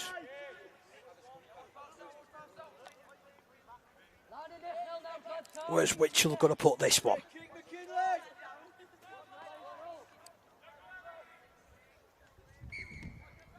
Is he going to send it long, or will it be a short contested one? Well, it's a medium ranger up to the 30-metre line. And the ball is launched into the arms of Zach Lilford, who charges for the 20 on that right-hand side of the field. Lewis McKinley, operated dummy half. There's a penalty coming here off Mr. Broomhead. Offside is the call against the Welsh school. Glantaff back on their own line. Olsen taps. It's a lone run for himself. Oh, and then he's done a double movement there. Got white line fever. He saw the line in front of him, decided that he stretched for it, but the tackle was already a good one on him. And as a result, it's going to be a penalty here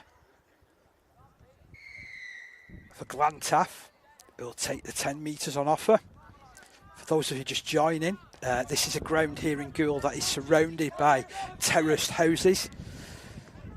So you risk kicking the ball into somebody's backyard and never getting it back. So this is why you're seeing 10-metre taps. Really good facility being built here now in Goole. It's a good hit up from Rhys Mayers again, who seems to be drifting both sides. And a big strong carry from Glantaff up to their own 40-metre line. Howard is scheming, plays it off right. Witchell's there. He plays it off. Oh, it was almost intercepted, but there's a man in motion. Coming down the ground is Harry Davis. Davis tackled, 35 out from the line. Howard moves it into the arms there of number 4, Tristan Nicholas. Nicholas offloads, late offload. Mayers with the carry. Mayers doing ever so well, getting within 10 metres of the line, over on the left-hand side of the field. 10 metres in from touch. Last tackle has been reached here for Glantaf. They're going down that left-hand side. Witchell over the top. Oh, has he knocked on? He's knocked on over the line. That was so unlucky. Bit of an ingenious pass coming in from Jack Witchell. We saw it last year when Glantaf reached the final. He is a player of high skill, and the winger just so unfortunate at the corner.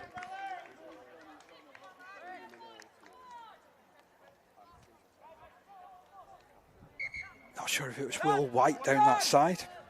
May have been. But Malik Lambert back in possession. 15 out from their own line. Long ball into the middle of the field. Step-in run coming in, but the Glantaf defence has been sprung. Again, the attacking prowess is impressive from this Malik Lambert side. Peter Olsen is tackled. He's been showing up really well early on in this game. Strong surge forward from Malik Lambert. Inside their own 40-metre line, quick play the ball. Hammered forward yet again by Lewis McKinley. He'll find the touchline. Just goes in behind Will White. Yeah, and I think I said that it was Will White who just dropped the ball in the corner a little bit earlier. We could have been talking about a response from Glantaf, but it's currently 6-0 in favour of Malik Lambert. That early try from Macklin, converted by Lawson, the difference. Hope you're enjoying coverage this afternoon, courtesy of the RFL YouTube channel. Always a great delight, and one of my favourite events to cover is this Champion Schools Finals Day. Ball work to this right-hand side. Hassan with a strong carry over the halfway line. He's a big physical specimen. Year 9, of course, this. All on waves our match official. Another set of 6 coming up. And that's another strong run coming in from Nicholas. Getting over the 40-metre line. Davis. Big carry. Thrown to the deck. Jumping on there was Gabriel Taylor to complete the tackle. Mayers follows up through that middle channel. 25 metres away from the line. Glantaf applying the pressure, bringing the ball right to Witchell, taking on the line, half breaking. Scurry into the 10. Referee says you've pinched a few more metres there, get back. And he'll have to play this about 15 metres out. Howard goes in field. Dummy was thrown. Tristan Nicholas disappears on the 10-metre line. Howard picks up, kicks it forward. That's a clever kick. That was really good and an excellent pickup as well, to be honest, by Brennan. Malik Lambert, belligerent run downfield. Super carry, that one, by Zach Lilford, who's made a really promising start. Bit of space just opening up behind the ruck area there. And Malik Lambert, good to take advantage. Olsen tackled, 35 out from his own line. Quick play of the ball. It'll be passed left. Nice work. They'll make the halfway line a little bit beyond through Taylor. McKinley into the arms there of Wildboer. Wildboer, solid kick downfield. Forces Dywicks to change his trajectory. Picks up well. Starts the counter-attack. Beats 3 or 4 players. Eventually falls to the challenge just outside his own 20. Howard will move this ball. 1 pass left. That's a strong challenge coming in, particularly from Harry Lawson. Again, it's a lone run out of dummy half, but they'll make the yardage here, will Glantaf. Harry Davis with the play of the ball. On to Mayers. Really liking the look of this Mayers. It's 10-15 metres with every carry from him. Nicholas held in midfield. Just over 40 metres from the line. Last tackle has been reached here for Glantaf, who still trailed by 6-0. It is the last tackle, this. And Khalid Hassan has opted to run the ball in. I think he's just lost the count of the tackles there. Ends up being quite a meek turnover. 35 metres away from the Malik Lambert line. So Malik Lambert started this set, carry the ball in through Macklin. Nice step, good run up to the halfway line. McKinley into this middle. Olsen is there. Full of running this afternoon, Olsen. Impressive in these early stages. Now halfbacks combining before Freddie Carlisle is all held down that right-hand side. Infield it's moved now. Stuttering run. Harry Lawson runs it to the 30-metre line, then loses some yards there. Excellent defence there from Glantaff. Last tackle. Ball into the middle. Kick comes in from McKinley. He's always thinking. That's a difficult one. And well taken in the end from Will Harrison. And Harrison skipped away from the first man. Carried the ball just over 20 metres from his own line in centre field. That's where he'll play it. And here comes the support. And Nicholas charging beyond his own 30-metre line. Howard will work it right again. Strong carry from Hassan. Whitchell releases it for the running of Archie Shackle. Just over their own 40-metre line here, Glantaff. Whitchell are thinking, getting the ball wide. Strong hit up. Equally strong challenge though around the midriff from Zach Lilford. Last tackle signalled here. Whitchell gets his kick away. It's a wide one. Oh, and it's spilled there by Blake Brennan. That's just a mistake that Glantaff were hunting. It's a real deceptive flight on that kick, to be honest, from Whitchell. Difficult kick for Blake Brennan to take. So Malik Lambert still lead by 6 points to 0. Our referee calling for a drinks break. Well, we're having a hydration break actually. Lots of water being taken onto the field. Or is that even half time? Because we're about 20 minutes in.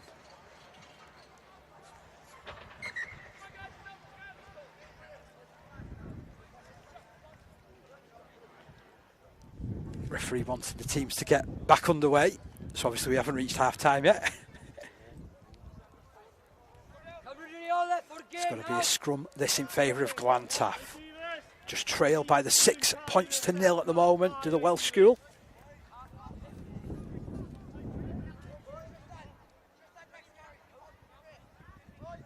Mixing it with these Hull boys who undoubtedly have been playing rugby league since they were 7 years of age.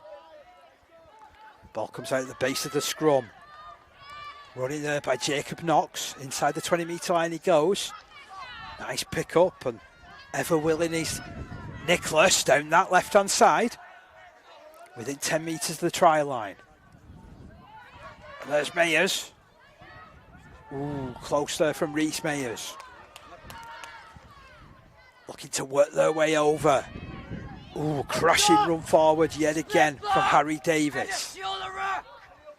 Is the space down this right side? They keep it pretty tight. Chance there for the 14, Jacob Sutton. Last tackle signalled here. Where's Whitchell? Will he get it? They're trying to get in between defenders. Good defence in the end from Malik Lambert. Turnover just shy of the try line. So it's a difficult position to get themselves out of, but they defended ever so well there. Did the whole side. And now trying to break from deep. Brennan with a good carry to the edge of his 20. Again, Jackson Afrani. Excellent carry. Straight through the middle he goes. Malik Lambert leading by 6 points to 0. McKinley breaks from dummy half, gets beyond halfway. Knows he'll have to yield to the challenge which headed his way from Whitchell. 6 again, waves our match official. And it's run forward out of dummy half by Garrod. Taking on all comers. Dragged down by Knox. Running short is Olsen, looks for the offload. There is McKinley, plays it left. Oh, good ball from Malik Lambert, who settled it down through a hit up from Gabriel Taylor in the end. Really liking the effort that they're putting in. Brennan offloads. Good work from Afrani. Again, a late offload comes in. Running opportunity for Freddie Carlisle. Inside the 10 he goes.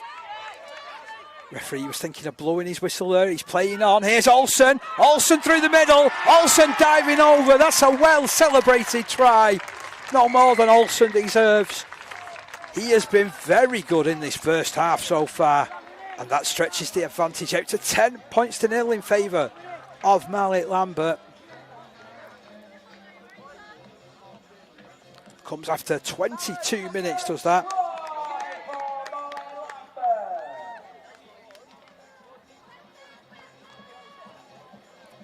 That's a body blow to Glantaff, that.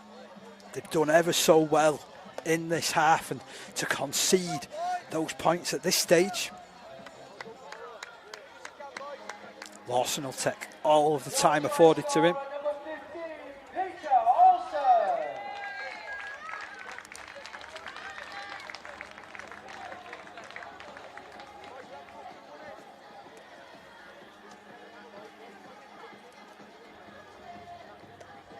So Lawson directly in front of the post. That's where he scored that try, did Olsen. Lawson looking to convert.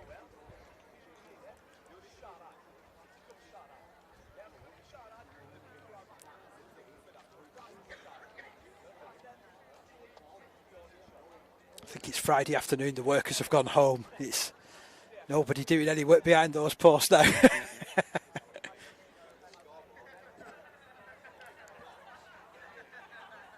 Lawson taking all of the time that's afforded to him.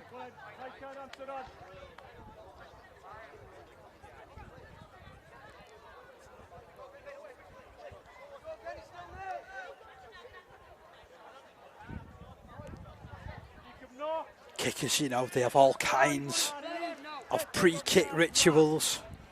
Lawson taking all the time afforded to him. The referee stops his clock.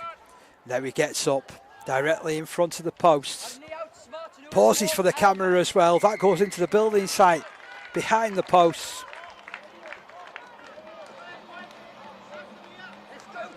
As I said, no chance anybody in high vis throwing that one back. And it's back to the halfway line where Glantaff will look to build again. Currently trailing by 12 points to 0 in this one.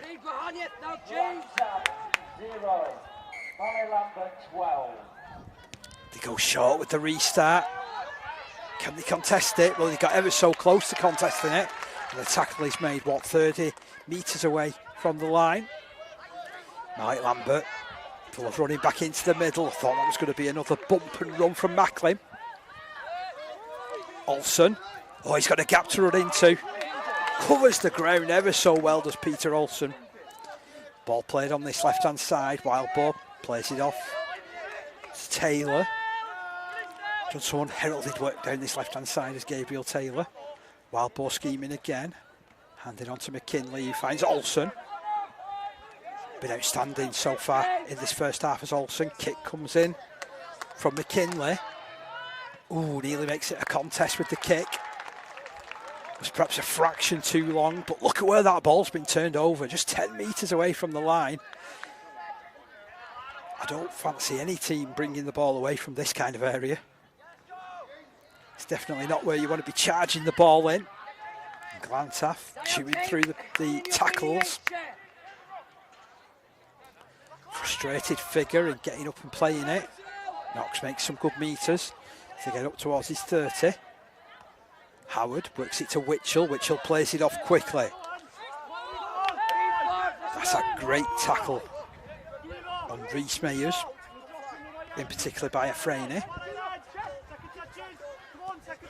Nicholas down this right side, slips the ball out. Dywicks is caught. Ends up being a really good tackle that from Afrani. Forces the turnover, but the referee's whistle sounds, and that brings an end to an entertaining half. Not much between these two sides, but certainly when the chances have fallen, they have gone the way of Malik Lambert, who lead by 12 points to nil.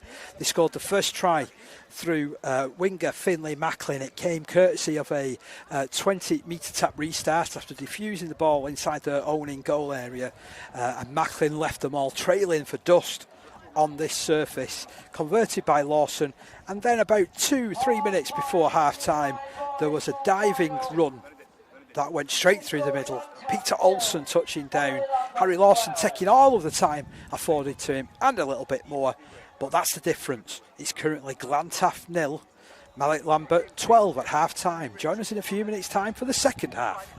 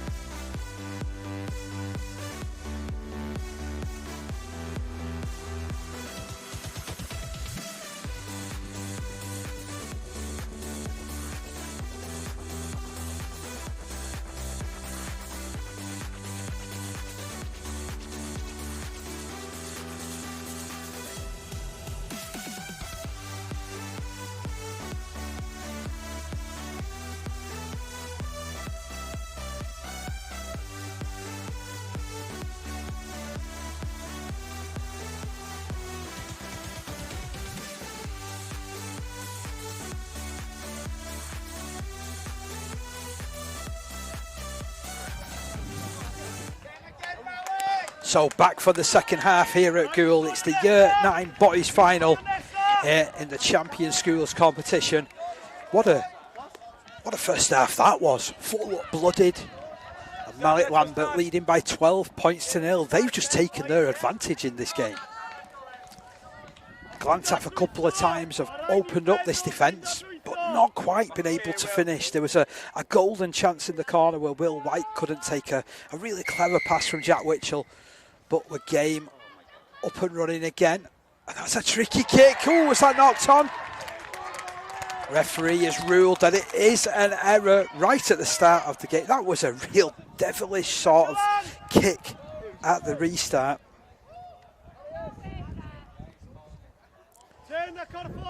And Malik Lambert Just 10 metres away from the try line, right at the start of the second half. Can they turn it into an advantage?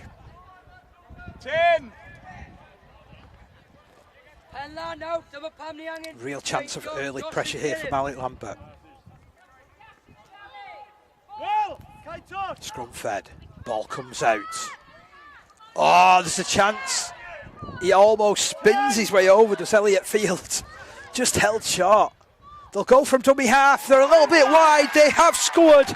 Lewis McKinley has been really informed from that position throughout the game. And they were a little bit wide with those markers for Glantaff. And McKinley, as all good number 9s do, spotted the space, dived for it.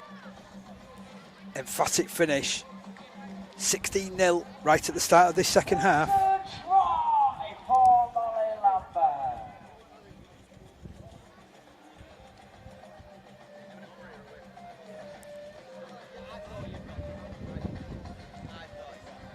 What's more, it scored just to the right of the posts.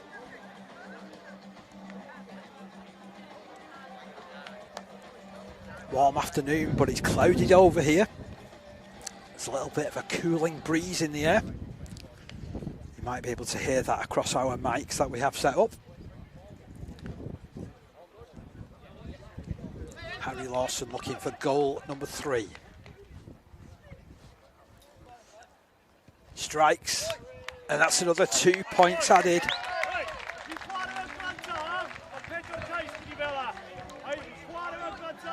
So all of a sudden, they're a bit further away in this game, Glantaff.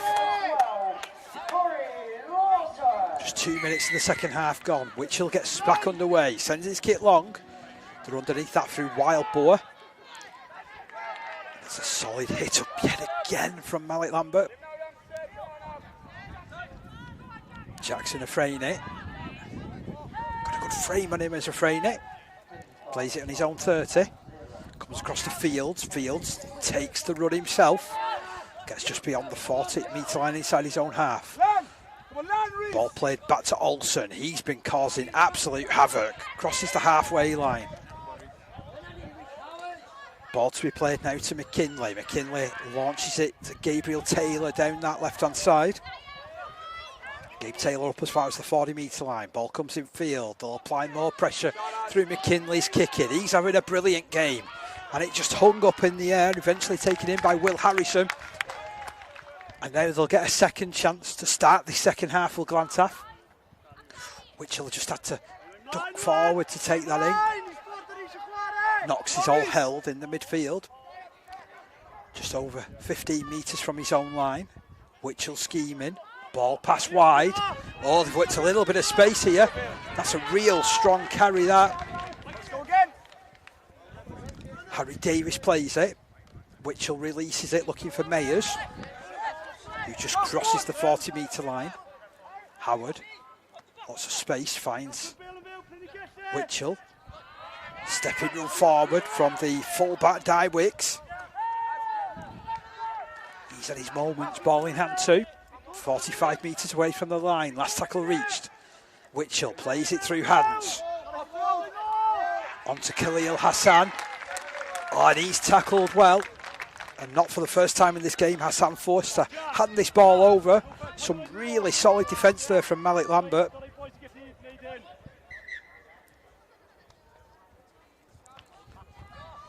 Here's Peter Olsen. Outstanding so far in this game. Flying his way forward is Freddie Carlisle. 45 metres away from the line. Comes right to Fields. Fields looks up and finds Olsen again. It's the two of him on the field. He's offloaded. Fields is there. He's got options around him. Ships it back in field looking for Lawson. Lawson will take that two-man challenge. 25 metres out from the try line, Malik Lambert. Flooding their way forward. McKinley thinking, kicking wide. Oh, that's a great kick. Well taken. Superbly diffused there from Harrison. He's seen quite a bit of traffic head his way from a kicking point of view.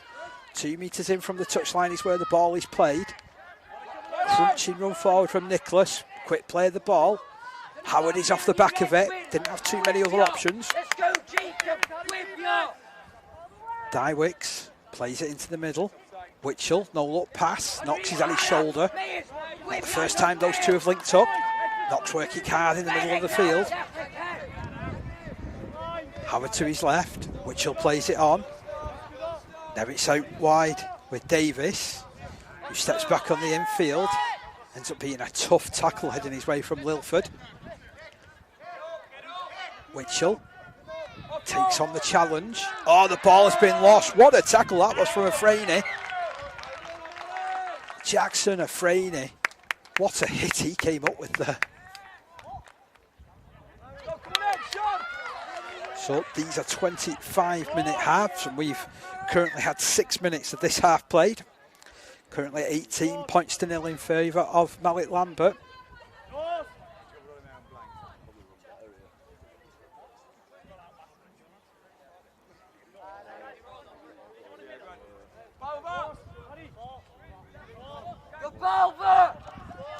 So this will be a scrum, 40 metres out from the try line. Glantaff to go on the attack. Howard takes it. Referee wasn't happy that he wasn't linked with the scrum.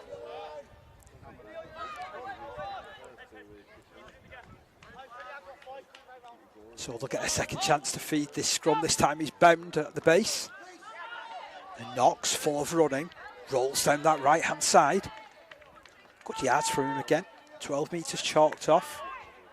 30 metres out from the try line. Oh, Howard's just fumbled. And it's been picked up. They're off down the ground, but the referee's whistle has already sounded. McKinley couldn't believe it.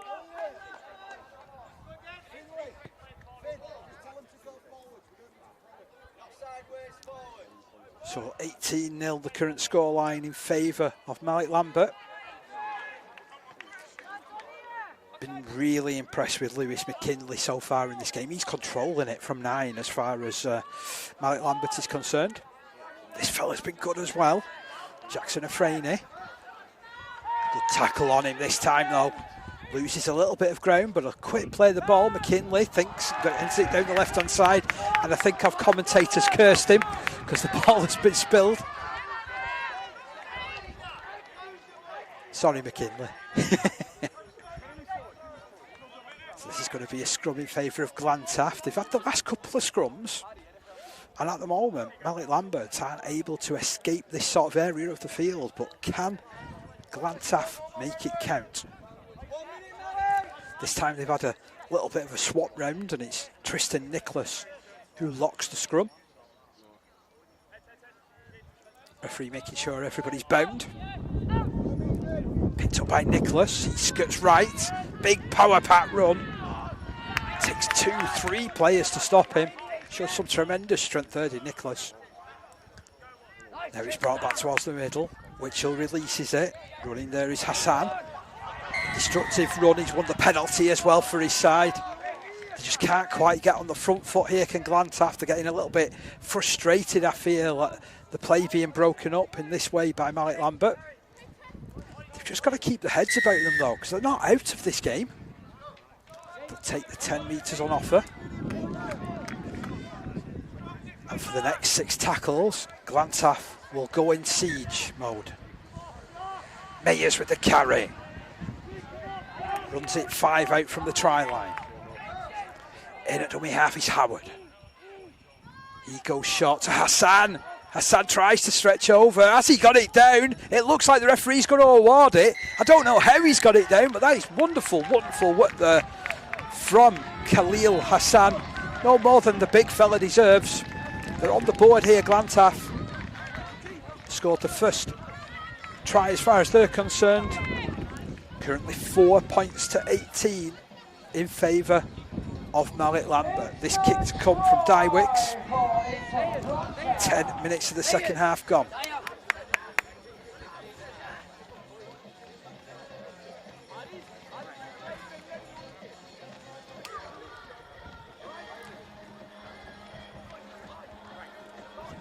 Well, Wicks isn't hanging around. Converts right-footed. That's now a second ball that's gone into the building site.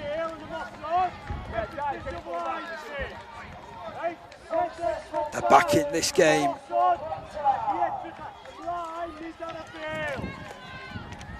the score is Oakland. 18-6.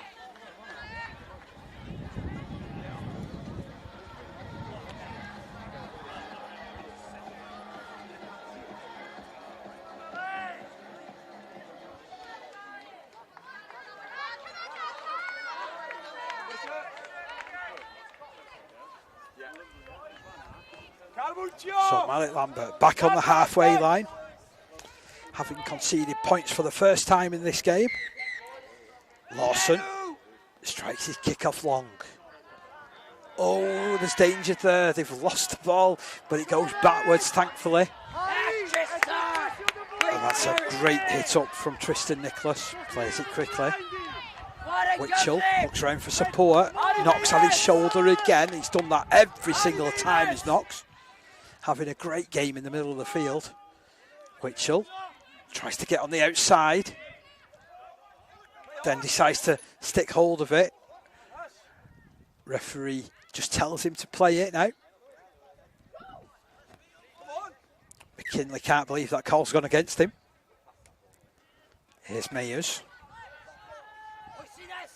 There's been some good players for both sides in this game. So I think where mid-player of the match is going to head. It's down that right-hand side at the moment with Nicholas. Oh, he's done well there, Nicholas, to get away from the clutches of two. He's running in midfield. Eventually rolled to the deck. Such a strong ball carrier. Witchell scheming, plays it out the back. Good work from Dywicks. Slipping the ball wide to Harry Davis. It was the last tackle. They're going to concede possession again. Just over the halfway line. Could have done with getting a kick away there, to be honest, Glantaff. I think there's some frustration on this Mike Lambert bench. There's just been a slow call to just complete the set. They just need to stick hold of it, get as far downfield as they can, but already a couple of interplaying passes. And Zach Lilford works his way inside the Glantaff half, plays it to McKinley. McKinley picks up the running there of Freddie Carlisle. Carlisle up the middle. Just over 35 metres from the try line. Wild Boar scheming down the left. Puts it further left.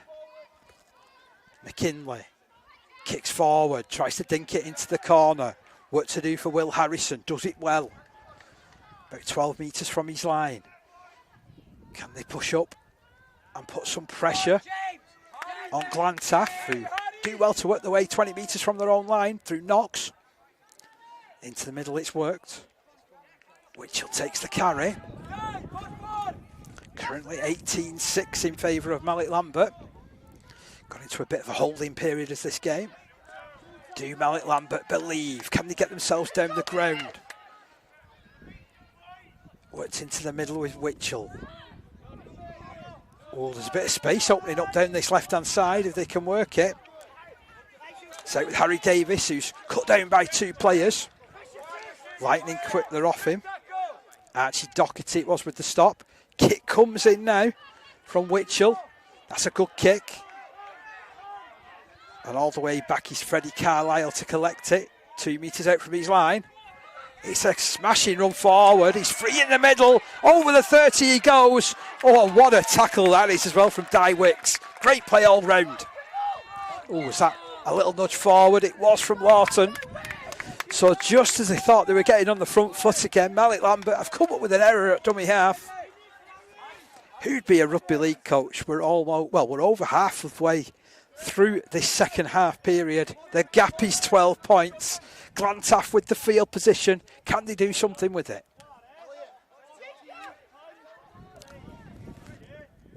Really enjoying this Year 9 boys final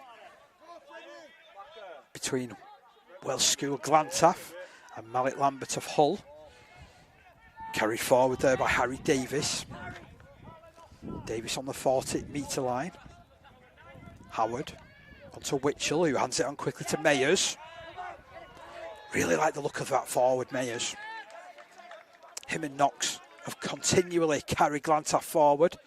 Now looking for a bit of space on this left-hand side. Witchell passes back to the middle. Mayers is there. drags in the challenge from Henry Garrett.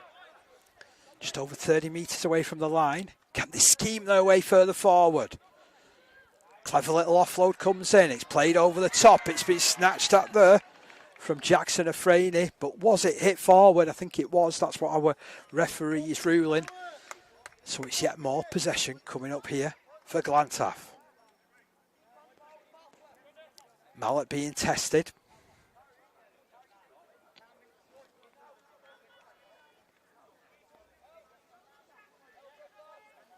So the two packs get down to business. Witchell wants to feed the scrum. Reese Howard, the man to lock it. So where's he going to put this ball? He sends it right. Oh, it's juggled there by Knox, who does well to then make some metres. Always takes 2-3 defenders to bring him down. He's on the edge of the 20-metre line, down that right-hand side, 10 metres in from touch. Big run comes in from Khalil Hassan. Nice quick play of the ball. Oh, Howard just spotted something, then he's dragged down. Almost 5 metres away from the line. Witchell runs it forward himself. Can he crash his way through? He does!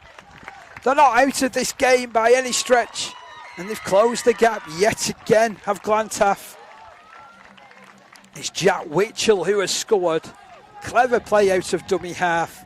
That makes it Glantaf 10, Mallet Lambert 18 with the kick to come. Are they coming home with a wet sail here, Glantaf? Almost 17 minutes of this second half played. Game 4 of our 5-game schedule this afternoon.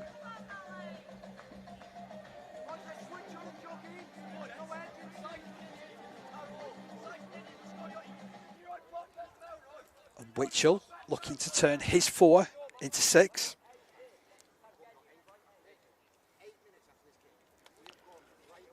Kick comes in. Oh, he's found his range. And it's now Glantaf 12, Mallet Lambert 18.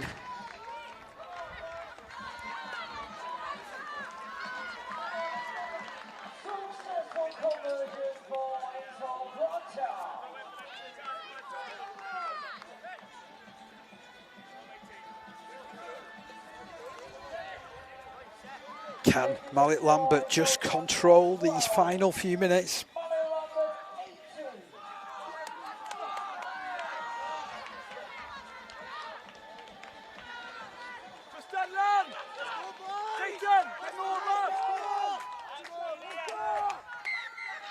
Away we go again. It's a deep restart. They found some space in behind there. Collected by Tristan Nicholas. Strong defence. There's a Mallet Lambert player who's been left in a crumpled heap.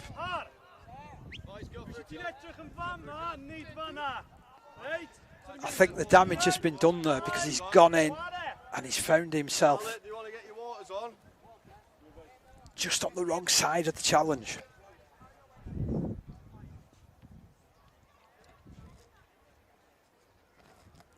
Thankfully he's back up on his feet pretty quickly.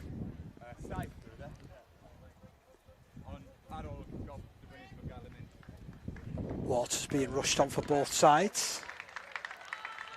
We're going to be okay to continue into these closing stages. The gap just 6 points. Glantaf just over 12 metres away from their own line. Witchell releases it. Ooh, that was a high tackle there on Knox, so they'll get down the ground again here.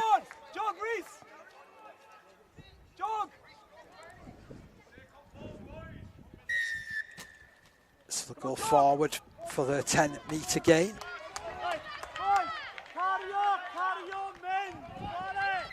So tap taken by Howard.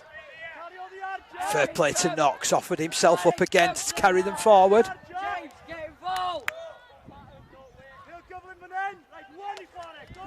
Mayers, big strong carry from him.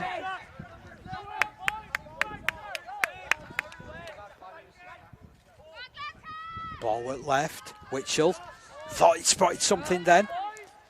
Kept the middle defenders honest, and he'll play it on the halfway line. Howard picks up out of dummy half, opens play out right. Here comes Hassan. 40 metres out from the line.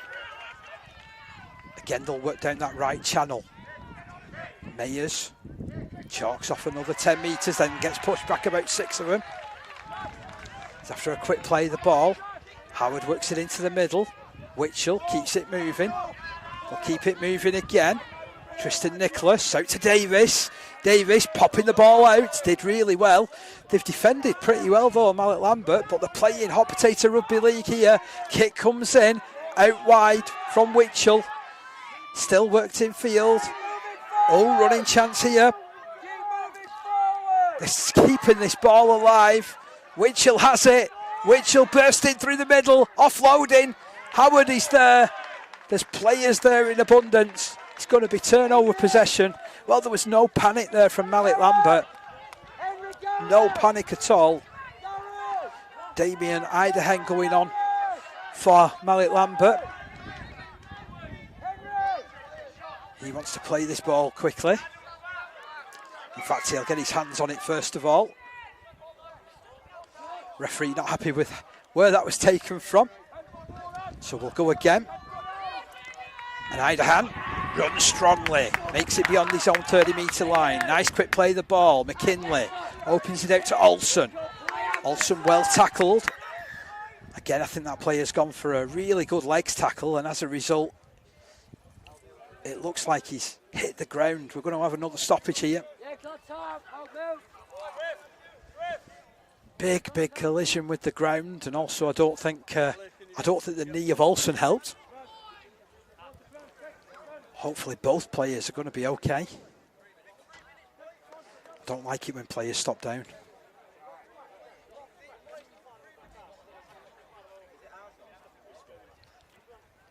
Tristan Nicholas.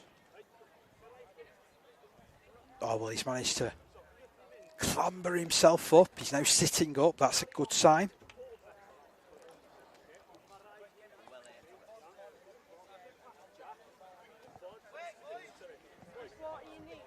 Into the final 5 minutes of this game. Nicholas certainly looks uncomfortable as he comes to the touchline.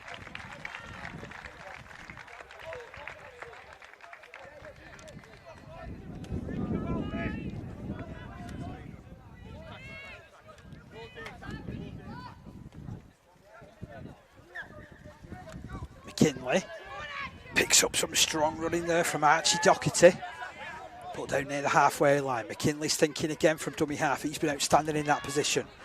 And rolling forward now is Zach Lilford. Plays it to McKinley, who jumps out. The support there from Freddie Carlisle. Breaches the 30, quick play the ball. McKinley runs. McKinley puts a kick in. Want to test out Harrison yet again. Harrison getting pushed towards his own line. That was a brilliant kick, an excellent chase. And McKinley, been outstanding for Mallet this afternoon. Glantaff trying to play the ball inside their own 20. Holding the discipline here of Mallet Lambert. Witchell plays it off. And the tackle comes in on Mayers. Another outstanding performer this afternoon for Glantaff. Witchell provides the extra man. Half break from him. Being marched towards the touchline. Well marshalled by Idahan. In field, low pass came in for Di Wicks. It's then released into the middle, and there's a high tackle penalty going the way of Glantaff.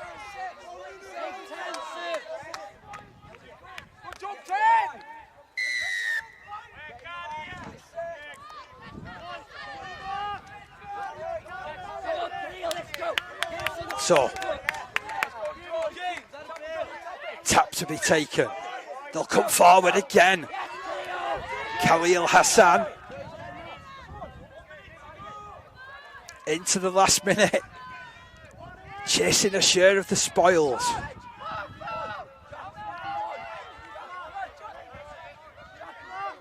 Glantaff throwing everything at this Mallet Lambert line. Witchell. Oh, he's run behind two of his own players. This will be a penalty the way of Mallet Lambert. Oh, that looked like a tired decision from the playmaker.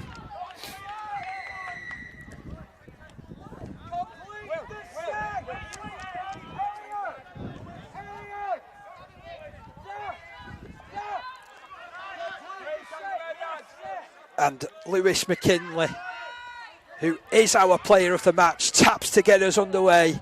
He's been magnificent this afternoon as the little number 9 from Malik Lambert. I love the way that he's controlled play out of dummy half. He's always looking, his kicking game has been very varied. He's kept his side honest, he's brought his forwards onto play in the middle. Olsen was close to getting the player of the match as well. And Gabe Taylor has been very efficient down that left-hand side whenever he's injected himself or been allowed to inject himself into the game. Olsen trying the first half. Put down, 12 metres out from the line. McKinley takes it left. Warboer puts it on the toe. Oh, they've grounded it at the corner. Wonderful work from Malik Lambert. They've scored at the corner at the death. Look at how well this is being celebrated. They know that they've clinched the championship.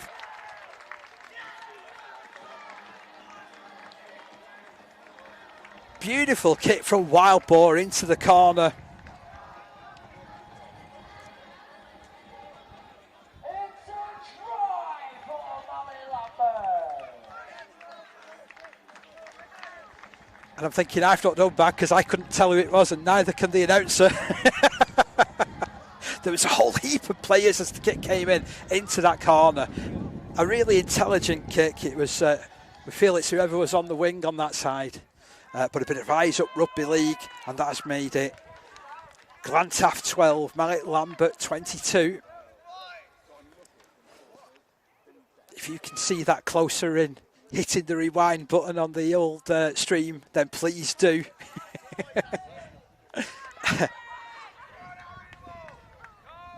I think that could be the final kick this. We need the kicking tee on the field.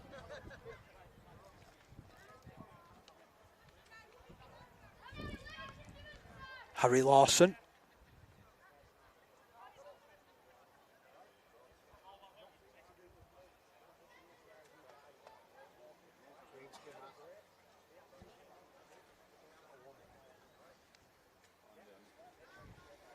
Perhaps Blake Brennan is the man who's touched down in that corner. He was definitely wearing a skull cap.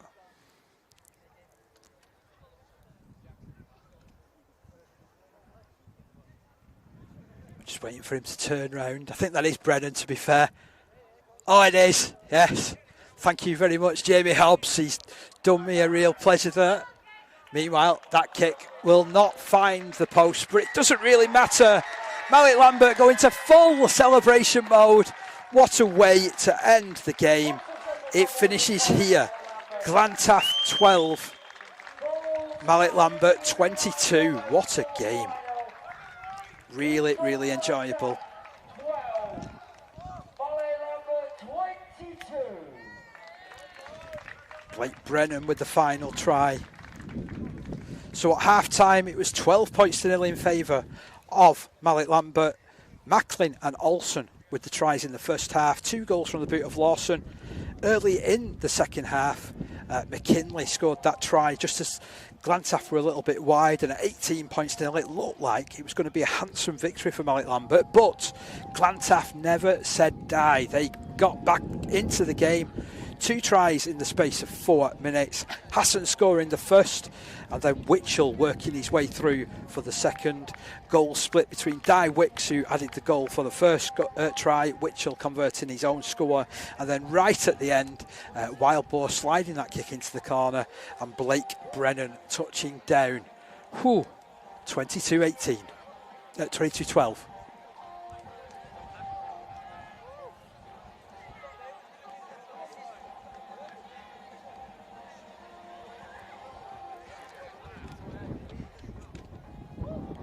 So that was really well celebrated. 22 points to 12. That's the 4th game of our 5 done and dusted. The next one is the Year 8 boys final between Rainford High and Sirius Academy West. That'll be coming up a few minutes after this one. And we'll have the presentations. So first of all, our match officials.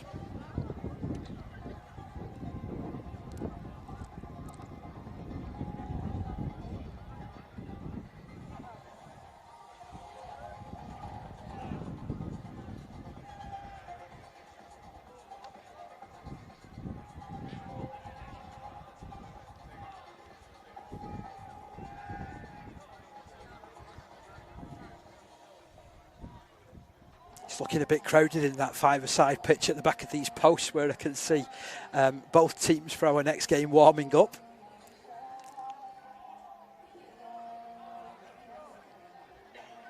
But the full-time presentation's just preparing to get underway.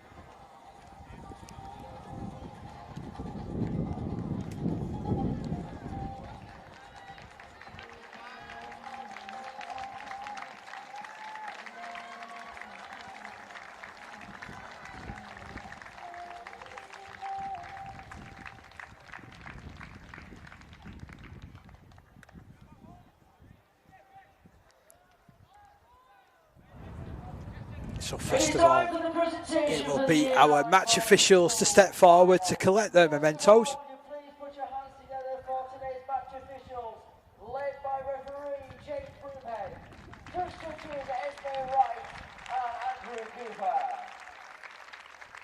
Esme Wright and Andrew Cooper accompanying James Broomhead to collect their mementos. Again, the standard of officiating really good, and I've mentioned before just what opportunities get presented here. Player of the match from Mallet Lambert, number 9, Lewis McKinney. Lewis McKinley goes to collect his Player of the Match award. I just thought the way that he controlled the game out of dummy half was really, really good. The kicking game that he put in.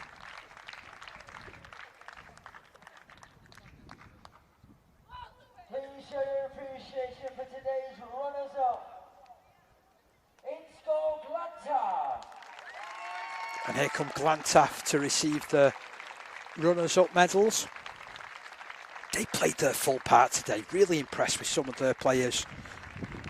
Reese Howard out of dummy half. Jack Witchell never stopped trying. Then you look in the back row. Reese Mayers did some wonderful stuff. Khalil Hassan crossed for a deserved try. And there was full of running and endeavour from Jacob Knox as well.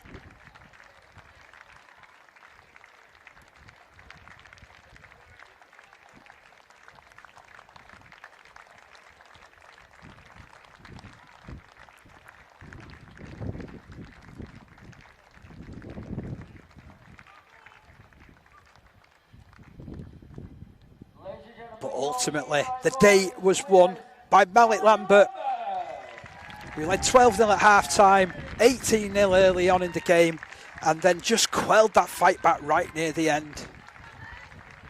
So they'll take their winners' medals, go and take their position behind that A board. And once again, it's a great moment for Mallet Lambert to put so much into this Champion Schools competition every single year.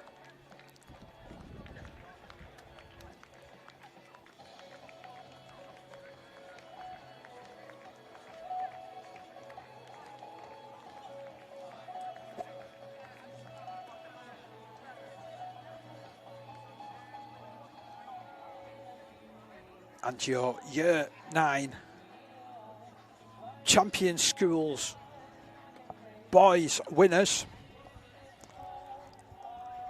are Mallet Lambert. Year 9 boys winners.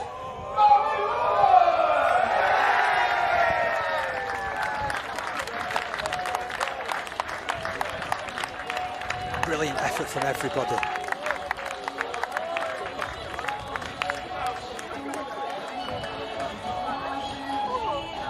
Once again, we'll let the pictures do the talking as we prepare for our 5th and final game of this evening, which will be Rainford High against Sirius Academy West in the Year 8 boys final. join us for that one in a few minutes' time.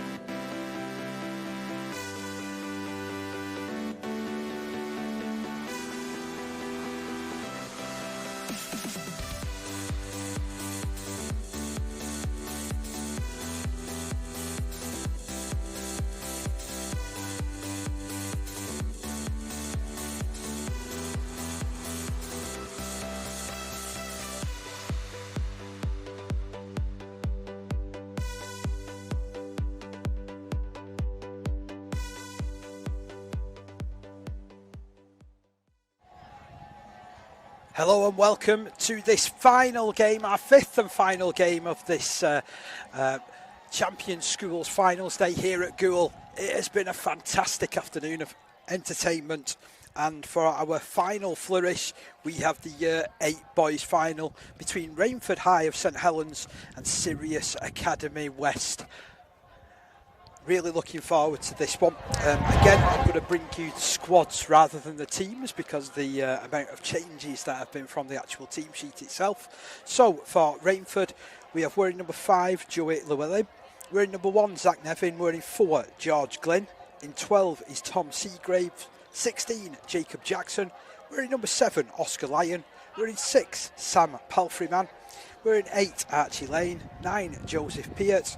10, Isaac Gordon-Smith. Wearing 18 is Jake Ainge. Wearing 11, Theo McCann. In 13 is Ruben Lawrenson. Wearing number 14, Ellis Gandy. In 3 is Casper Lawrenson. Wearing 17, Harrison Delaney. 15, Harry Alcock. And number 2, Max Nolte. And then for Sirius Academy West, wearing number 1, Archie Burdus. Wearing 2, Ronnie Holmes. Wearing 3, Roscoe Johnson. In 4 is Noah Horton. 5, Ollie Fenton. 6, George Stevenson. 7, Mason Purdy. In 8 is Jack Calm. 9, Max Wilkinson. 10, Max Medina. In 11, Oliver Mann. Number 12, Lyndon Simmons. Number 13, Lenny Keach. In 14, Oliver Johnson. Wearing 15, Kirsten Sowa. Wearing 16 is Dylan Fenton. 17 is Isaac Hassey. And wearing number 20, that is Emson Wales. I'm reading someone's handwriting there, so I hope I have pronounced that right, but that's as per the team sheet that we've got. So looking forward to this one, the final flourish. If it's anything like what we've seen over the course of the day, we're going to be treated well as far as entertainment goes. We'll do a proper run through of all the results come the end of this particular game. But genuinely I always love what I see in this Champion Schools Finals Day. Our match officials congregate in the tunnel. The teams won't be too far behind. And here they come. So our match officials, and then just behind them, Rainford High School in red and Sirius Academy West in black and green.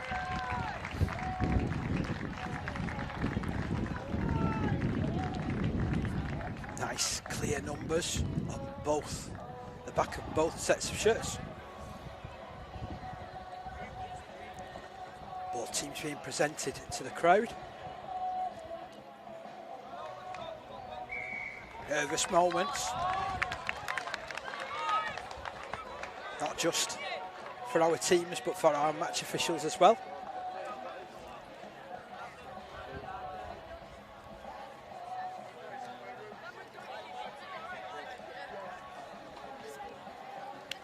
And it's going to be Sirius Academy West to kick us off.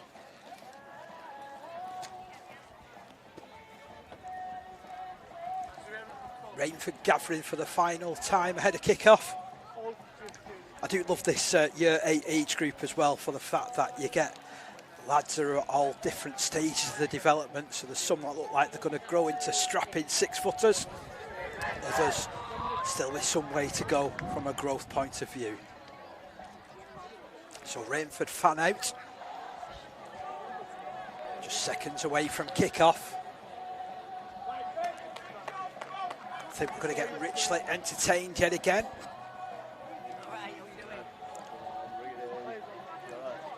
Although we can't get started without a ball. I hope there's not still two in the behind the posts and the. Oh, one's reached our match official, which means that George Stevenson for Sirius West, he'll look to get us underway.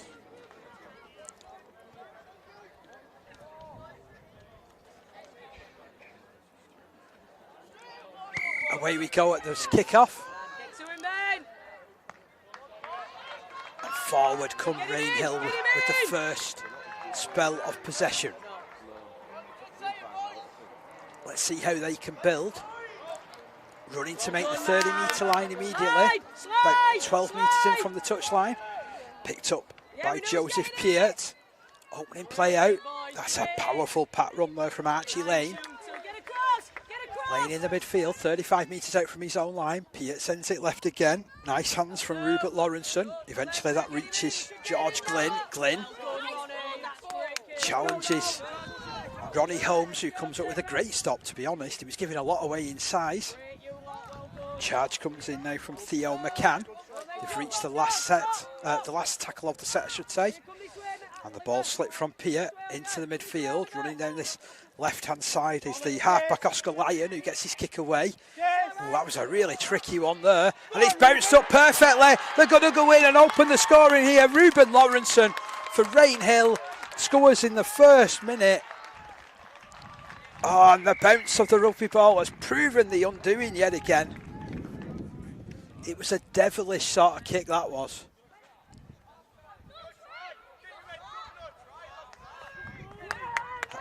Oh, it's not been awarded, I don't think. Wow, they're lucky not to have conceded there. Must have been an offside call.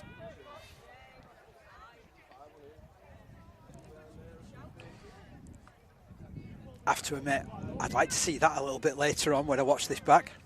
Was it a try? Was it not? Offside the call. So Sirius will bring the ball away from their own end.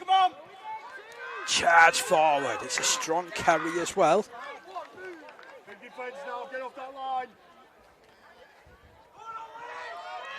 Next, this run is taken in by Oliver Mann.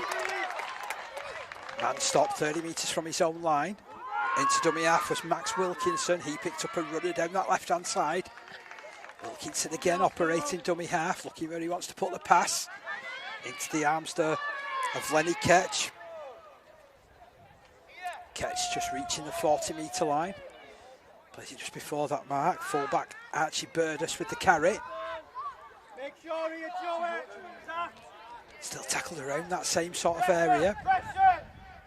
Stevenson gets his kick away. It'll spin end on end, that. Awkward bounce, well fielded.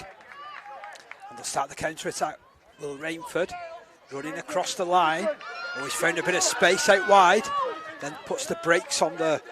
Does Zach Nevin. Plays this ball. And there's Jacob Jackson.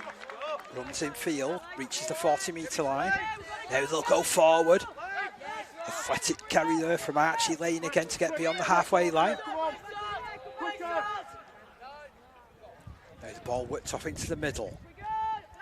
Picking up the other big prop, Isaac Gordon-Smith. He falls to that tackle of Bedini. Ball whipped across to his left-hand side. Good movement, nice hands. They're off here at Rainford. Running chance there for Theo McCann, but he's brought down inside the 20. Nice sliding defence from Sirius West. Kick comes in. Lots of pressure. Oh, it's been spilled. So Rainford will continue this attacking possession. Just 10 metres out from the line. We've been going for 3 minutes in this game.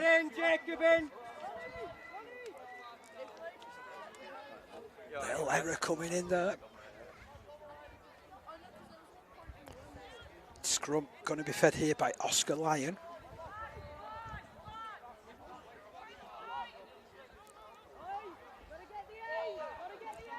Lawrenson picks up, sends it left. The running is from Archie Lane. He fires it out wide. They've worked an overlap. First try of the game coming up is that. This time it's awarded, and it goes the way of George Glynn down this left-hand side. Great work. And Glynn touching down on this left-hand side from the scrum.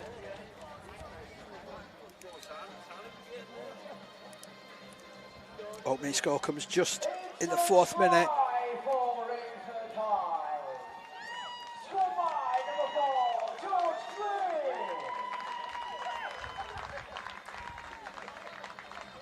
Tell you what, you're a great kicker if you can kick it from this sort of position. Right out on the touchline, Oscar Lyon will attempt the conversion.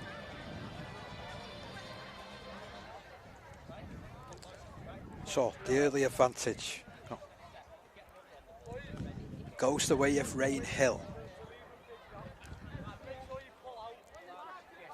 What a finish that was, by the way.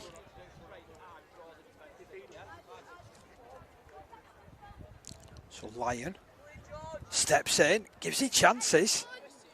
He gave that a proper good thump, but it just fades in front of the post. Scoreline remains 4-0 in favour of Rain Hill.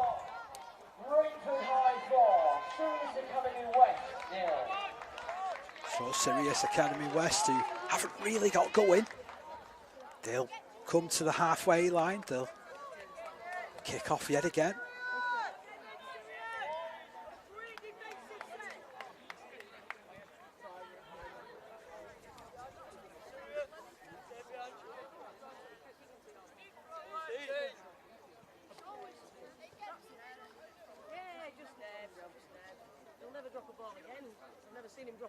Sirius just getting themselves organised. Stevenson to get us underway again. So Sirius Academy West, who trail by 4-0. That try coming from George Glynn came from the back of a scrum. Lovely hands from Archie Lane, by the way. Carried it towards contact, then fired his pass left. Stevenson makes good contact. Has he got too much on it though? It's taken near the touchline. And they'll start this counter-attack with Rain Hill.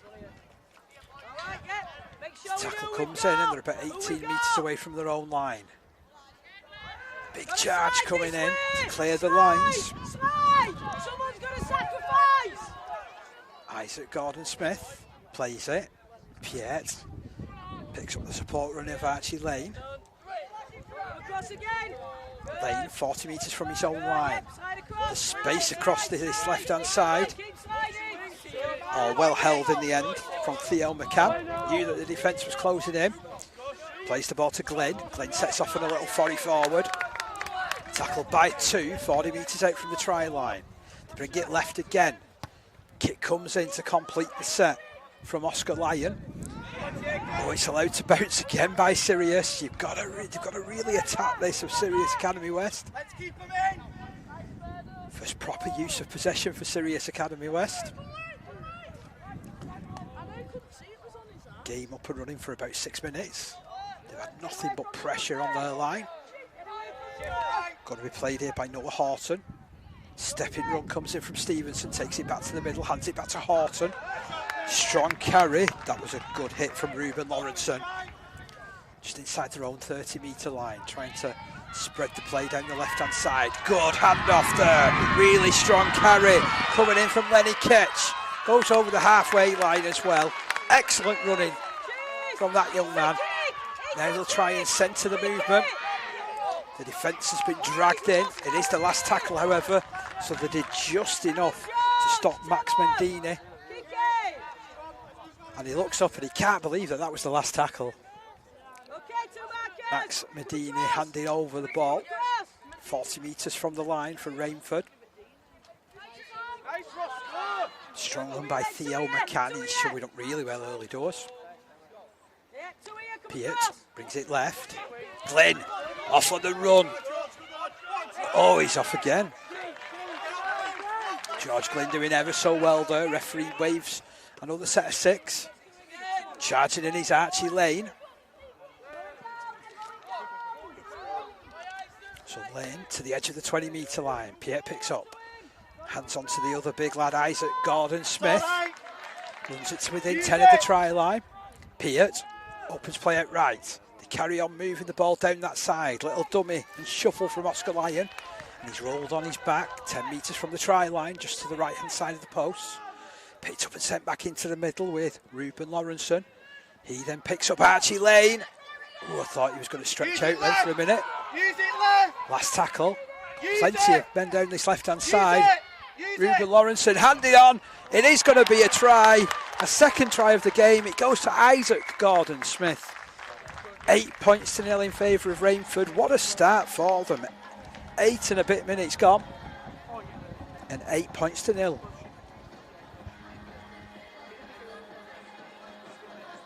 It's a try for Rainford High. Scored by number 10, Isaac Gordon-Smith.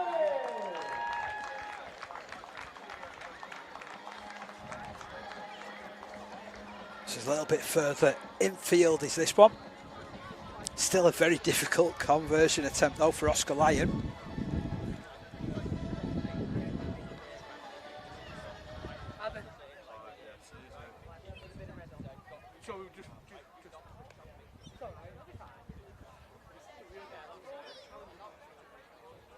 So this is our final match of the day. Year 8 boys final. Rainford with a glorious start with 2 early tries. Oh, has that got chances again? It is. It's a fantastic kick from Oscar Lyon. Wasn't too far off last time from the touchline, and he has converted to make it 10 points to 0.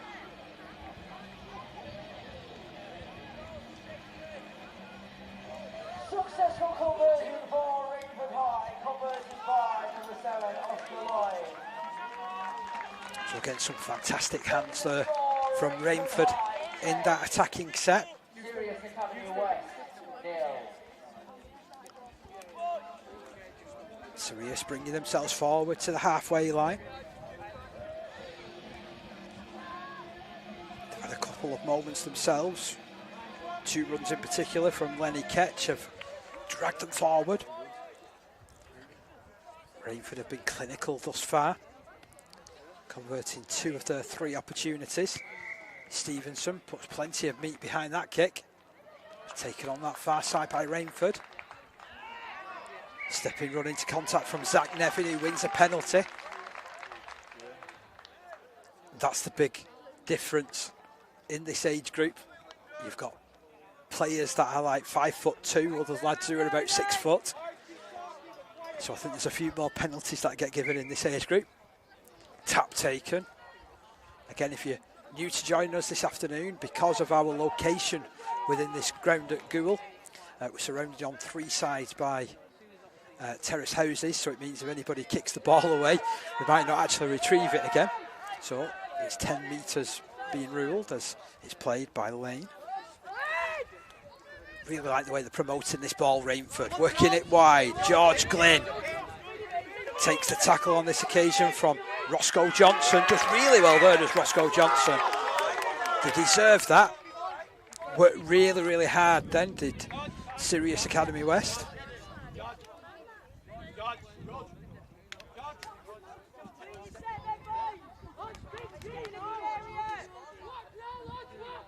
Celebrate that tackle really well to Sirius Academy West. And I've opted to go for a central restart.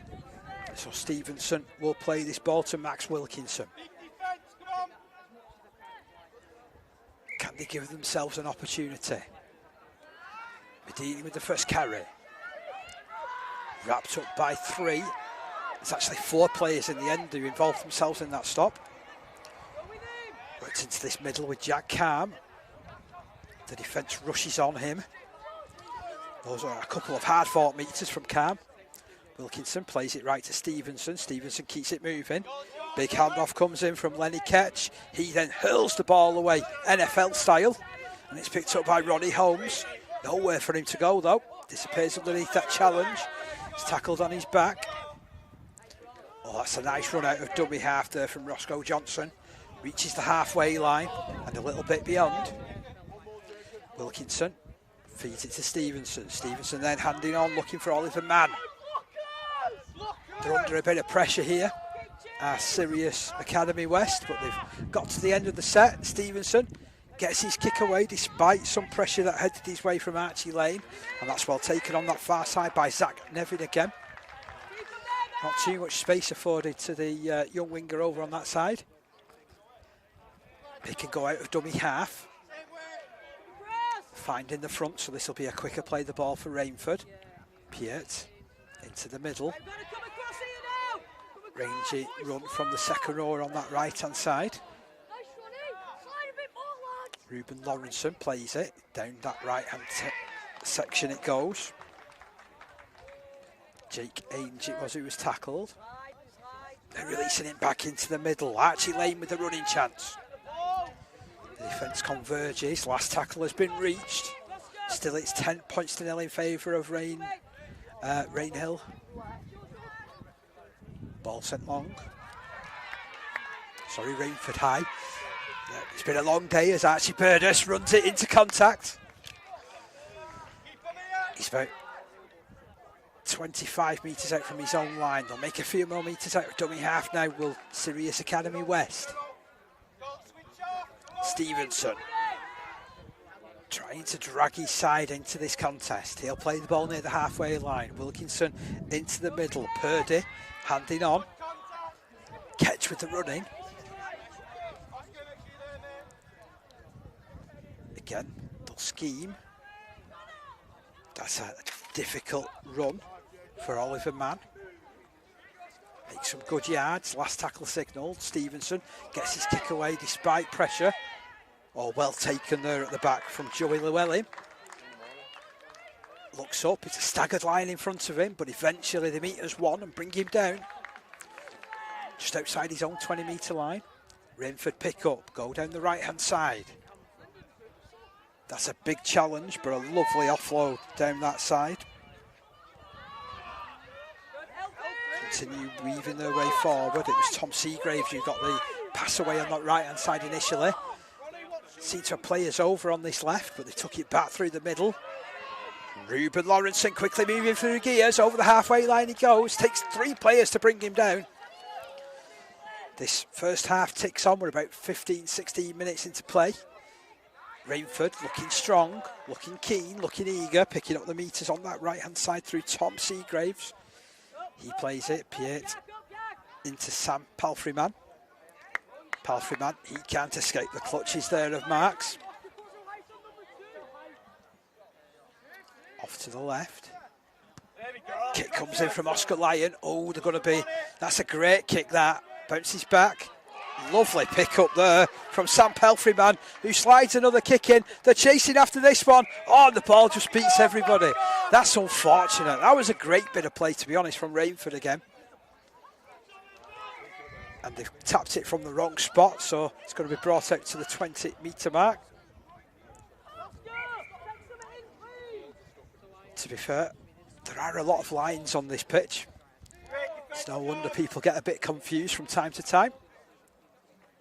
Ball move right. Sirius Academy West building this attack from deep. 35 out from their own line. Ball played by Roscoe Johnson. Stevenson, step in run. Straightening things up now. Reaching the 40-metre line. Wilkinson is calm for company. Calm. Oh, straight over the top of one. Does well to promote the pass. Down that left-hand side. Running opportunity for Lyndon Simmons. He's still going Simmons. He's charging inside the 20. He's still going here, is Simmons. Has to yield to the challenge in the end, but he's only 15 metres out from the line. First attacking chance here, really, from Sirius Academy West. And there's a little nudge forward. It's all come to a juddering halt, but that was fantastic from Lyndon Simmons down that left-hand side. Challenged all comers, and none of them could take him down. So the scoreline remains 10 points to 0. 17 and a half minutes of this first half gone. Played into the middle from Rainford. That's a big, big challenge from Roscoe Johnson, who's done well defensively in this first half.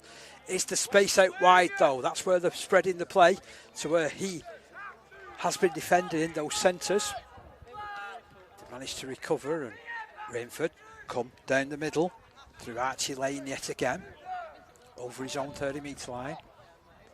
Peart is alert at dummy half.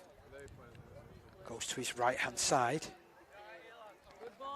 The challenge is a good one there on Ruben Lawrenson. The number 13 stands and plays it. Oh, that was an ambitious pass left. After they worked a little bit of space. Lurking out wide was Isaac Gordon-Smith, and he's now tearing away upfield through the middle. Eventually put down over the halfway line. Peart fancies his left side.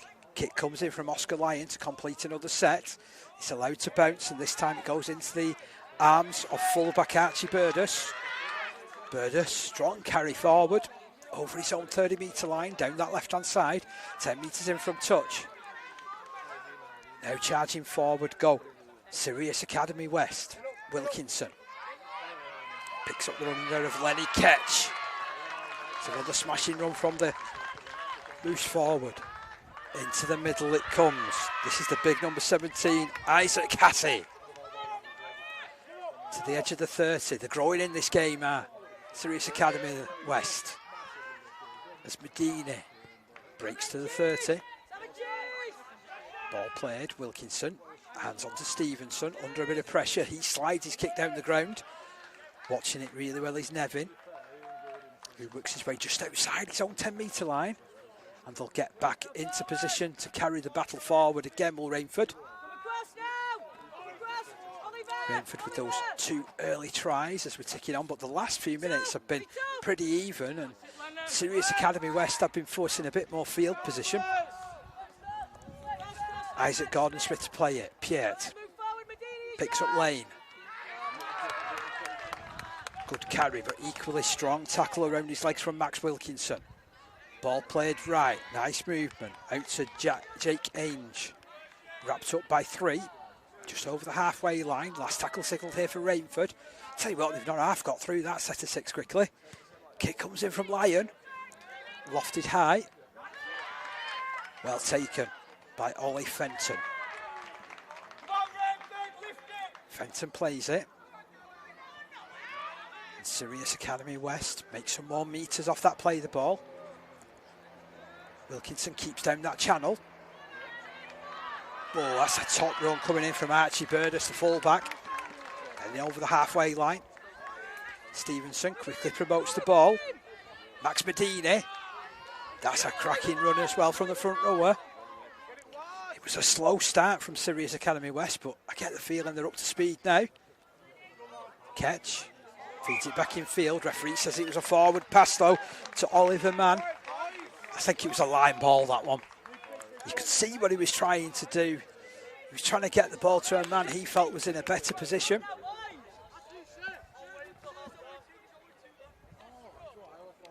This a scrum in favour of Rainford.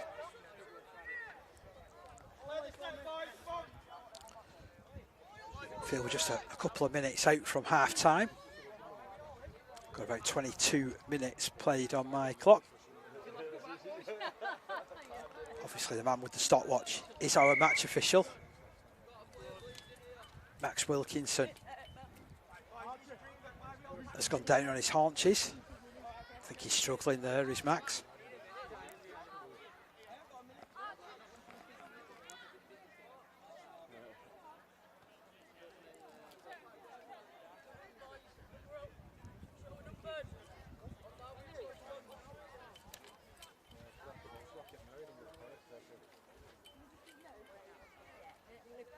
Stood out from the line. They're actually short on the scrum here. I wonder if our referee has spotted it. Stevenson has now joined the scrum. They'll bring it left again, Rainford. They look good when they're attacking from a scrum play. George Glynn tackled just over the halfway line. He's been very good this first half too. Ball handed in field, looking for Ruben Lawrenson. Always offered himself up for work. Rainford leading by 10 points to 0 in this one. Remember, that's a really hard play the ball. And a good run down that left-hand side coming in from Jacob Jackson. Plays it on the 30-metre line. Ball fed in field. Oscar Lyon let go of the pass. Play the ball comes in from Theo McCann. Pierre spotted a little gap. Someone go in. The tackle is closed in from Lenny Ketch. Lane, not too much doing for him. Buys his side a further couple of metres. They're about 15 out from the try line. Fed down the right hand side. Lawrenson steps. Oof, then probably wishes that he hadn't. That's a super tackle from Medina. Disappears about 8 metres shy of the line. Pierre's picked up. Pierre's going down the right hand side. Pierre is still going. Proper pocket battleship there and winning a penalty for his side as well. There's about 2 or 3 players in front of our match official. I don't blame them. Boys, the time's up, take it, yeah?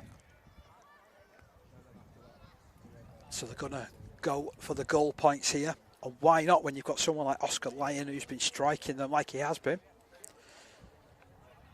So I think they realise that we're on the cusp of half-time. Not sure how much time or whether we'll get any opportunity to restart after this.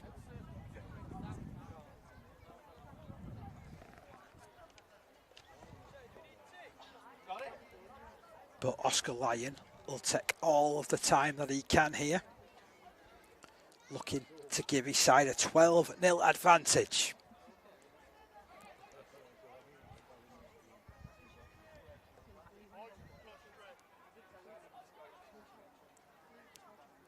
So Rainford fan out. Lyon meanwhile strikes those extras. And it finishes at half-time, 12 points to 0 in favour of Rainford. Well, they started off like a proper house on fire with 2 tries in the first 10 minutes. George Glynn scoring the first after a lovely scrum play which came down the left-hand side. That was really well finished. And then in the 9th minute, they went direct route. Isaac Gordon-Smith touching down, Lyon converting, and then Lyon with that penalty goal just on the stroke of half-time. So, after the first 25 minutes, Rainford lead by 12 points to 0 in this Year 8 boys final. Join us back again in a few minutes' time for the second half.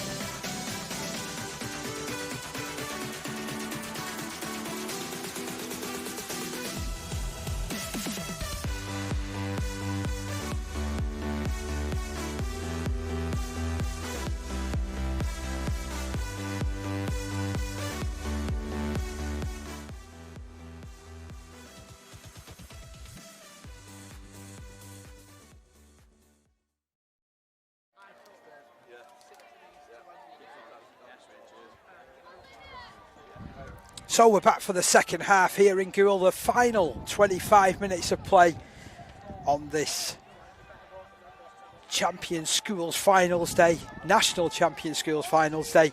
It's the Year 8 boys final, and Rainford High School lead by 12 points to nil at the break. They're going to get us underway. And there's 25 minutes between champions and glory and commiserations. So, Sirius Academy West, first use of possession in this half. Charging forward out of dummy half. Almost 30 metres they've gained so far in this set. Nice quick play of the ball from Roscoe Johnson. Now they're running into the middle. That's vicious handoff. Wonderful work from Lenny Ketch. He slips the ball out as well. They've worked a little bit of opening. Oh, but then Rainford have got across well to make the stop. And Noah Horton will play it just in from touch. Wilkinson passing in, looking for the running of Bedini. There's a penalty here for Sirius Academy West. This will certainly help their cause. Thought they really came into the game in the second half of the first half. So Stevenson to tap it. Wants an option. Providing it is Lyndon Simmons. Strong carry from him. They're trying to drag him into touch, but he's about 5 metres out from that position. That's where he'll play it. Jumping into dummy half is Noah Horton. Picking up the metres to the edge of the 20-metre line they go. Is it building here? Stevenson thinks he spotted something. Drifts past two defenders. Inside the 20 he goes. Wilkinson opening play out. Here's the fullback Burdus. Stopped on the 10-metre line. They've got a great line-up down the right-hand side. That's where Stevenson releases it. Ketch puts the brakes on, starts going round the right side again. Has he worked enough space? He has! That's a brilliant score from Lenny Ketch. They're back in this game. It's 12 points to 4. What a start to the second half from Sirius Academy West. And what a challenging run that was. Lenny Ketch, he's done it a few times in this game, but finding that little bit of an opening and having the pace and the guile to get through it.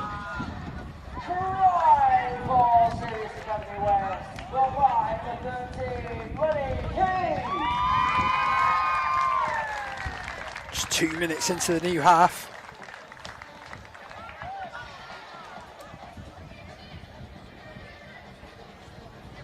Ketch scores in that right corner. So Stevenson will step up to attempt the conversion.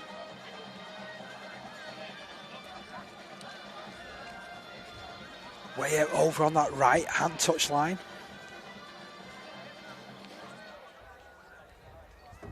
Giving themselves every chance with that try of Sirius Academy West.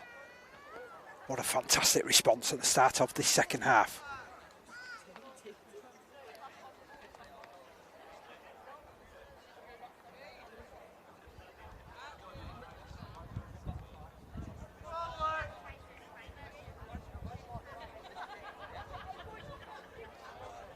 Stevenson lines this conversion attempt up. Starts his pre-kick ritual. The ground falls silent. One last look at the post. Now starts his run up. Right-footed kicker. Gives it chances, but it's just across the face of the posts. 12-4 is the scoreline as it remains. That's just what this game needed. Certainly just what Sirius Academy West needed as well. Unsuccessful conversion for Sirius Academy West, taking the score. I wonder what Oscar Lyon is thinking with this restart. Sirius Academy West 6. Has he spotted any gaps on the touchline? Angles it over the head of two players. Ooh, Stevenson had to get on his bike to collect it. Big overwhelming challenge inside his own 20. Stevenson to play this about 10 metres in from the touchline. Picked up by Roscoe Johnson. Good run from Roscoe Johnson. Super run to get out to his 30. Nice quick play of the ball. Wilkinson fires it into the arms of Archie Burdus. been full of running as a fullback. Clears his 40, Wilkinson. Just goes behind one man, they quickly release the pass. This is Ketch again. Oh, brilliant run from Ketch. Big handoff comes in. Zach Nevin, very brave in his defensive challenge though, brings him down on the 20-metre line. The run from dummy half, Noah Horton buys his side a further 7 or 8 metres, but they've got to the last tackle of their set. Where's this going to go? Wilkinson finds Purdy, who gets a kick away. Oh, that was superbly taken. Can he get all the way to the line? Some valiant defence in the end, just to deny Roscoe Johnson. But what a place to turn the ball over. They've certainly started this half a brand new proposition, to be fair, of Sirius Academy West, asking some serious questions. And Rainford, just out from their own line, doing their level best to remain in the field of play. Strong challenge in there on Glenn. Just when you need some yards, providing them is Archie Lane. It's about 12 metres away from his own line. That's where the ball is played. Now they're trying to open it out to the other big lad, Isaac Gordon-Smith, one of the try scorers in the first half. He'll play it to Piet. Piet to his right-hand side. Running chance here for Ruben Lawrenson. Was really impressed with his efforts in the first half as well. He'll play this ball just less than 40 metres away. That was a no-look pass into the arms of Jake Ainge, who did well to catch and carry forward. Into the middle it comes. Kick comes in despite pressure. Oscar Lyon got it away. Oh, it's a towering kick. Really well taken. And that's a superb bit of defensive play from Zach Nevin. Helped out by a couple of his teammates in red. Burdus at dummy half. Ducks back in field. Nevin throws him to the floor. Unceremoniously dumped by the number 1. Medina tries to escape the clutches of the defender. Ends up being another good challenge from Ainge. Struggling to get forward. Stevenson comes down this left-hand side. 40 metres away from their own line here. Sirius Academy West played into the middle now. Ketch. Oh, he's released the offload. That's been kicked forward. Referee is deeming that was a Rainford hand, which has knocked it to the deck. So things starting to turn in Sirius Academy West way. 12-4 the score. Definitely within this contest. Another try would make this really, really interesting. Get off the line quick, Harrison. Couple of good-natured shouts of captain's challenge. For me, the worst thing in Super League over the last couple of years. If you're watching a game, it doesn't half slow it down. Here's Stevenson feeding the ball to Ketch. He's got a bit of space in front of him. Good challenge. What a cracking tackle that was from Harrison Delaney. 8 minutes into the second half. Pick and go out of dummy half from Noah Horton. Wilkinson goes to Stevenson. Stevenson runs it at the centre of the defence, keeping them honest. Harrison Delaney with another tackle to his growing tally. Another 2 players helping out. Very quick play of the ball. Ketch is full of running. Thinks he spotted something. Goes down the outside. Into the 20-metre line he goes. Eventually overwhelmed by the red shirts of Rainford. 15 out from the try line. Step-in run coming in from Lyndon Simmons. Ball released. Noah Horton runs it back towards the middle. 15 metres out from the line. Again, there seems to be plenty of players over, but they come down this left-hand side. Kick comes in. Well positioned there from Nevin. Was under lots of pressure there, Zach Nevin. Really did stand his ground well.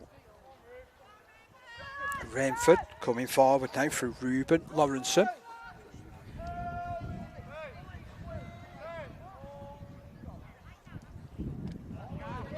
That's a cracking run coming in from Archie Lane. He's free. He's over the halfway. He's over the 40, over the 30. There's no one stopping him. What a spectacular score. And it's 16 points to 4. And Archie Lane has split the line and gone about 70 metres, if not more. What a fantastic run that was. And just when his side needed him. Archie Lane has delivered.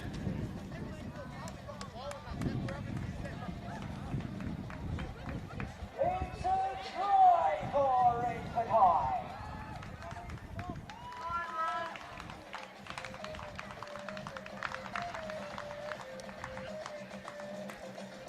He's taken that directly underneath the post as well, so with the way that Oscar Lyon was growing into his kicking game, I feel he's going to add these extras, no problem at all,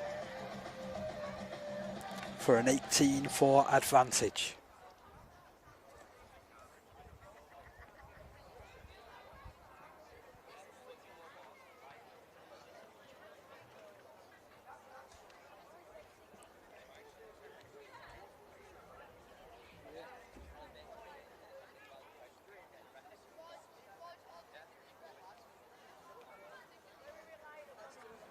So in steps Lyon, hoists another 2 points to the score, and it is Rainford High 18, Sirius Academy West 4.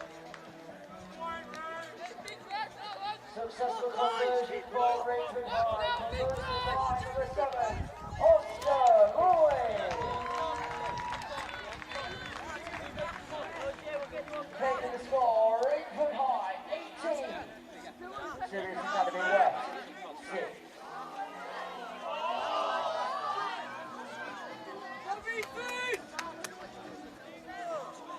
I'm glad we're getting to the end of the day, and it's not just me making the occasional little error. The PA announcer announced it was 18-6. How Sirius Academy West have wished that would be the case. 18-4. Mid-range restart from Stevenson.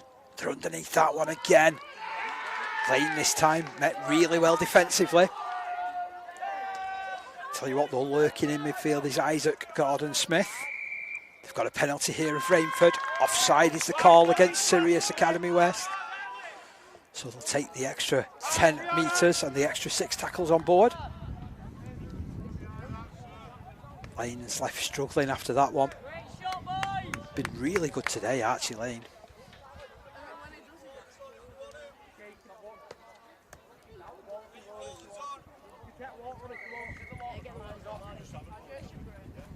So the time has been stopped. Archie Lane receives some attention. Hope he's going to be okay to continue. As I said, really important player for Rainford.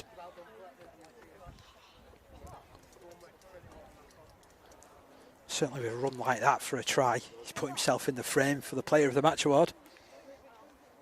Good shot, well done, boys.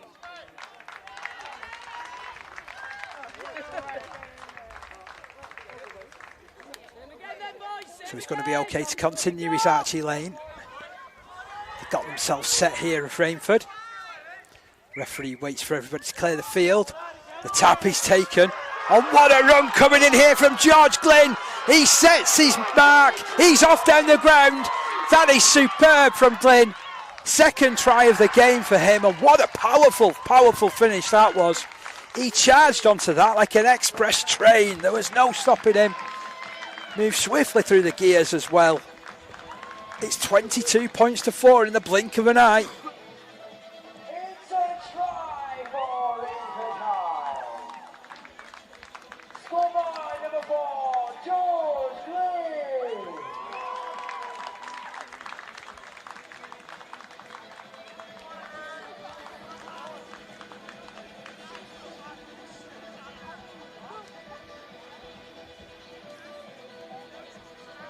Tell you what, that centre on that left-hand side is giving me thoughts of Player of the Match as well.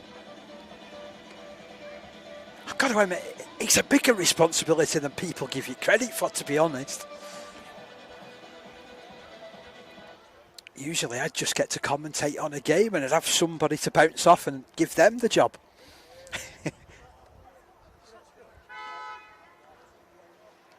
So, Oscar Lyon with this kick at goal. This to make it 24 points to 4.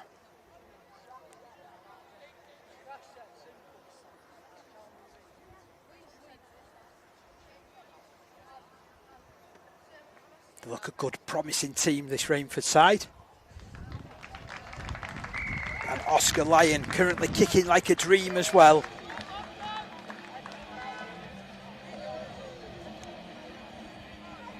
Scoreline's moved on. It's Rainford High 24, Sirius Academy West 4.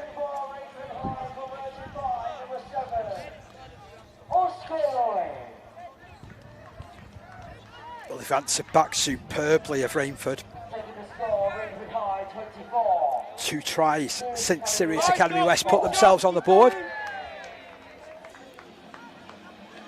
And into the final 10 minutes of play today.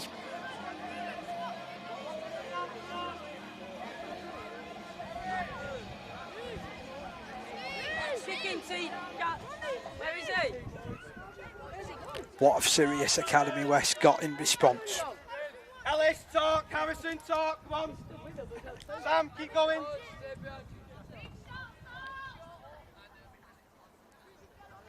Wonder whether Stevenson will fancy putting this one a little bit short and a bit of a contest, or whether he'll go for the distance. Side down by 20. Sends his kick long. It's allowed to bounce by Rainford. And then attacked by George Glynn. This time he reaches about 15 metres out from his own line. That's where the ball is played. Step in, run forward. Quick step as well. Just outside their own 20 now. Opening play out. Ruben Lawrenson handing on to Isaac Gordon-Smith. It's a big charge. Again, ends up with about 4 or 5 green shirts around him. Pierre is scheming. Oh, and the ball is dropped, unfortunately, from a Rainford point of view. Just a little error there from Theo McCann, who up to this point has been squeaky clean.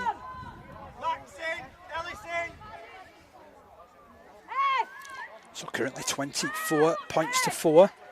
Sirius Academy, they need points quickly. Is it going to come for them? Just on the edge of the 20-metre mark. They're in a good position to launch an attack. Scrum to be fed by Stevenson.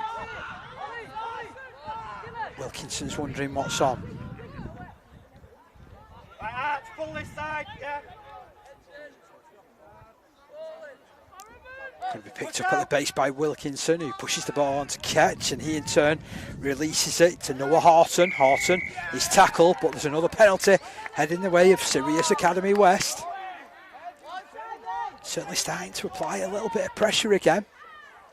Can Rainford keep them out? They'll take the 10 metres on offer. So 6 tacklers to go. Strong one coming in from Max Medina. Equally strong defence though. Good work from Rainford. Wilkinson moving the ball right. Ball continues to go into the arms of Ketch. Ketch cuts back to this left side. I thought he was through then. Ends up being a great challenge there from Sam Palfreyman. Really strong challenge. He's left Ketch on the floor. Push out.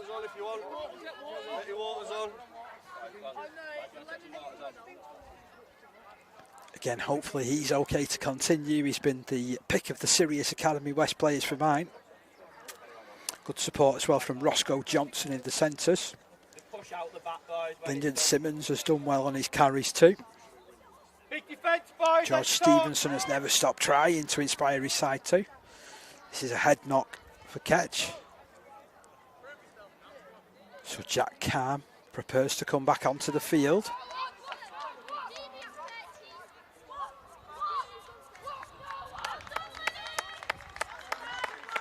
He'll come off the field with Lenny Ketch. Sympathetic round of applause. He's done wonders for his side this afternoon.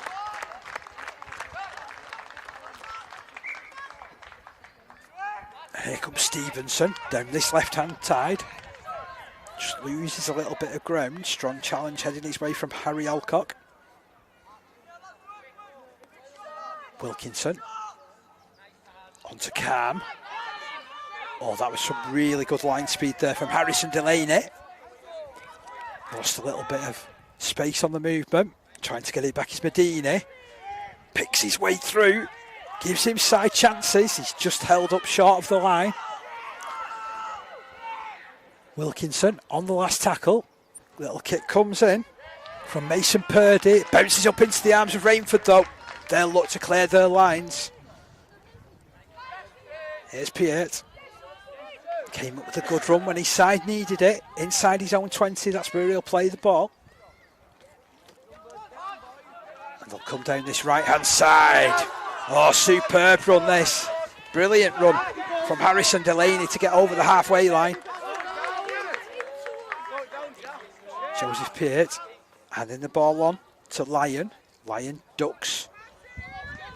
Feels the full force of that challenge that headed his way from Oliver Mann. There's another player involved in the stop too. It's Lyndon Simmons.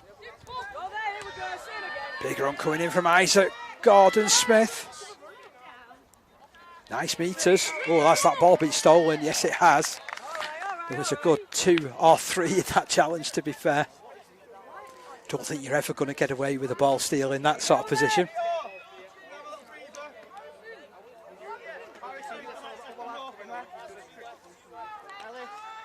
Casper Lawrenson getting on the field.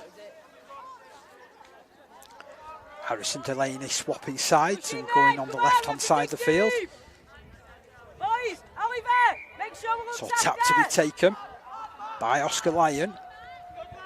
Picks up some good running there. He's getting marched towards the touchline though. I think he wants to be a Rainford High player, to be honest, the way that he's ripped his shirt off his back. Forward they come again to Rainford. There's another penalty heading the Saints side way. This is just playing right into Rainford High's hands, is this one. 21 minutes of the second half gone.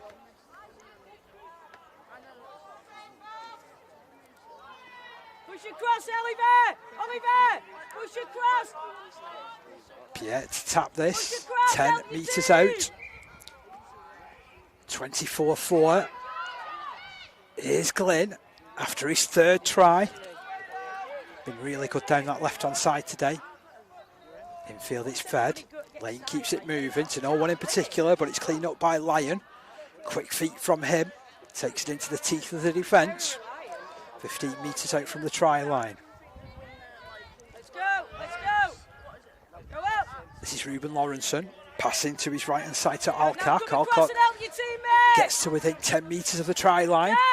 Is it on here for Rainford? Pierre comes down the right-hand side. Lawrenson keeps it moving. Stepping run. Back into contact from Joey Llewellyn. Applying the pressure. Lawrenson charging his way over. He's held up over the line, is it? Has he been able to ground it? He has. He's somehow managed to twist. Great work from him. And Ruben Lawrenson just about tying up the Player of the Match award with that try. Had a brilliant first half.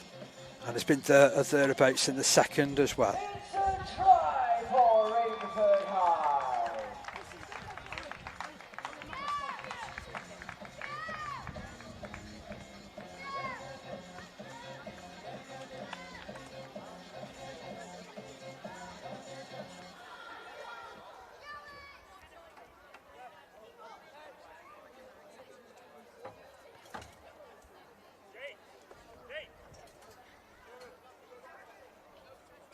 So 28 points to 4. That for me has settled this game into the closing stages. This may actually be the final kick of what has been a superb day of rugby league down here at Goole.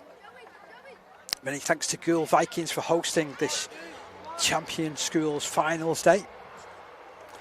So currently 28 points to 4, with Oscar Lyon attempting the conversion. He's gone close to Player of the Match as well.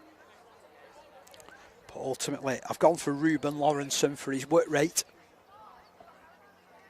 In he steps. Always give that chances. Oh, that's a smashing kick. What a kick indeed. 30 points to 4. Now, Rainford High School can celebrate. They have defeated Sirius Academy West by 30 points to 4 this evening. Wonderful performance from them in this Year 8 boys final. Just been too powerful although Sirius Academy West did make a fist of it early on in the second half.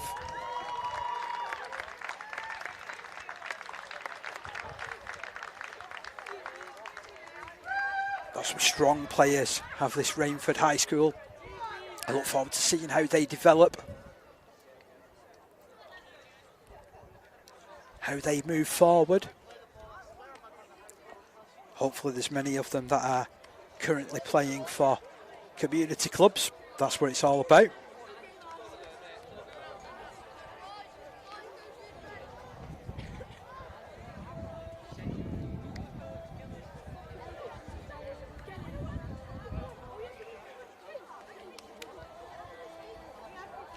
So with the final result here done and dusted, I might as well take you through what the results have been over the course of the day. So we have Airedale Academy 30, St John Fisher High 6, Plasmar 28, Castleford Academy 10. That was in the Year 8 and Year 7 girls finals respectively. Then we saw a thunderous occasion between the Year 10 boys, Bedford High School getting defeated by Liberty Academy by 38 points to 18.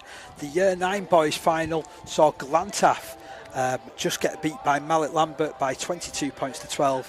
And then here it's Rainford High 30, Sirius Academy West 4.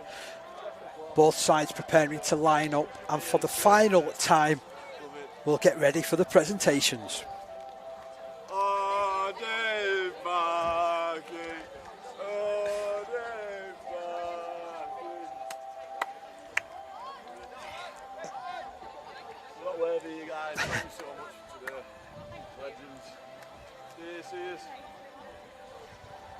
So Rainford High jog across to take their positions,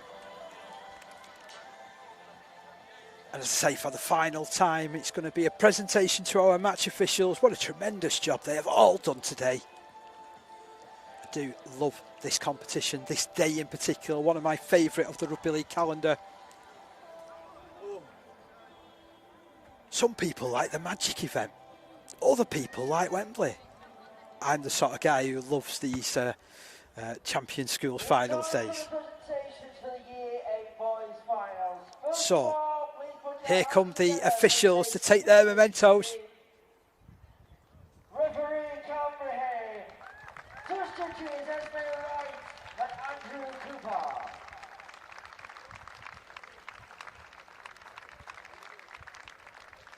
Some great work from those guys today.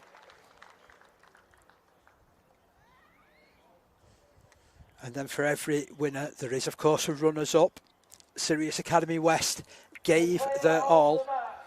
But we're going to have the presentation to the player of the match first of all.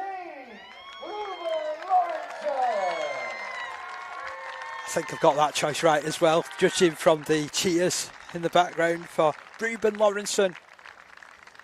Just thought his work rate was absolutely tremendous throughout the game. Some decent defence, some great attacking play as well. Never stopped. Now please put your hands together for today's runners-up, Sirius Academy. And Sirius Academy West will go up to collect the runners-up medals. Some serious efforts amongst their team as well. Lyndon Simmons, the man at the front there, came up with a couple of punishing runs in particular. And then the fullback Archie Burgess never stopped making meters. Sirius Academy student himself.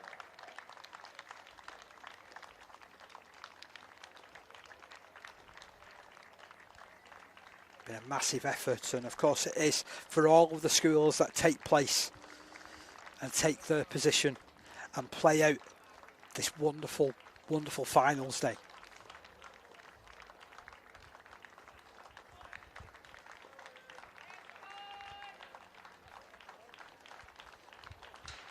Judging from where they've all stood, I think they want a picture. Now, please put your hands together for this year's winners, Rainford High. So here come the winners, Rainford High, led by Oscar Lyon.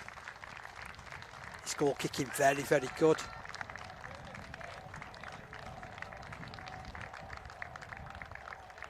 They just had that little bit more poise about them, a little bit more attacking flair, some excellent ball movement at times as well.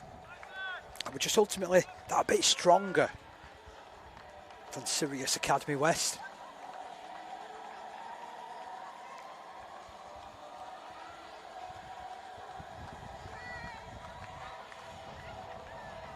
And so,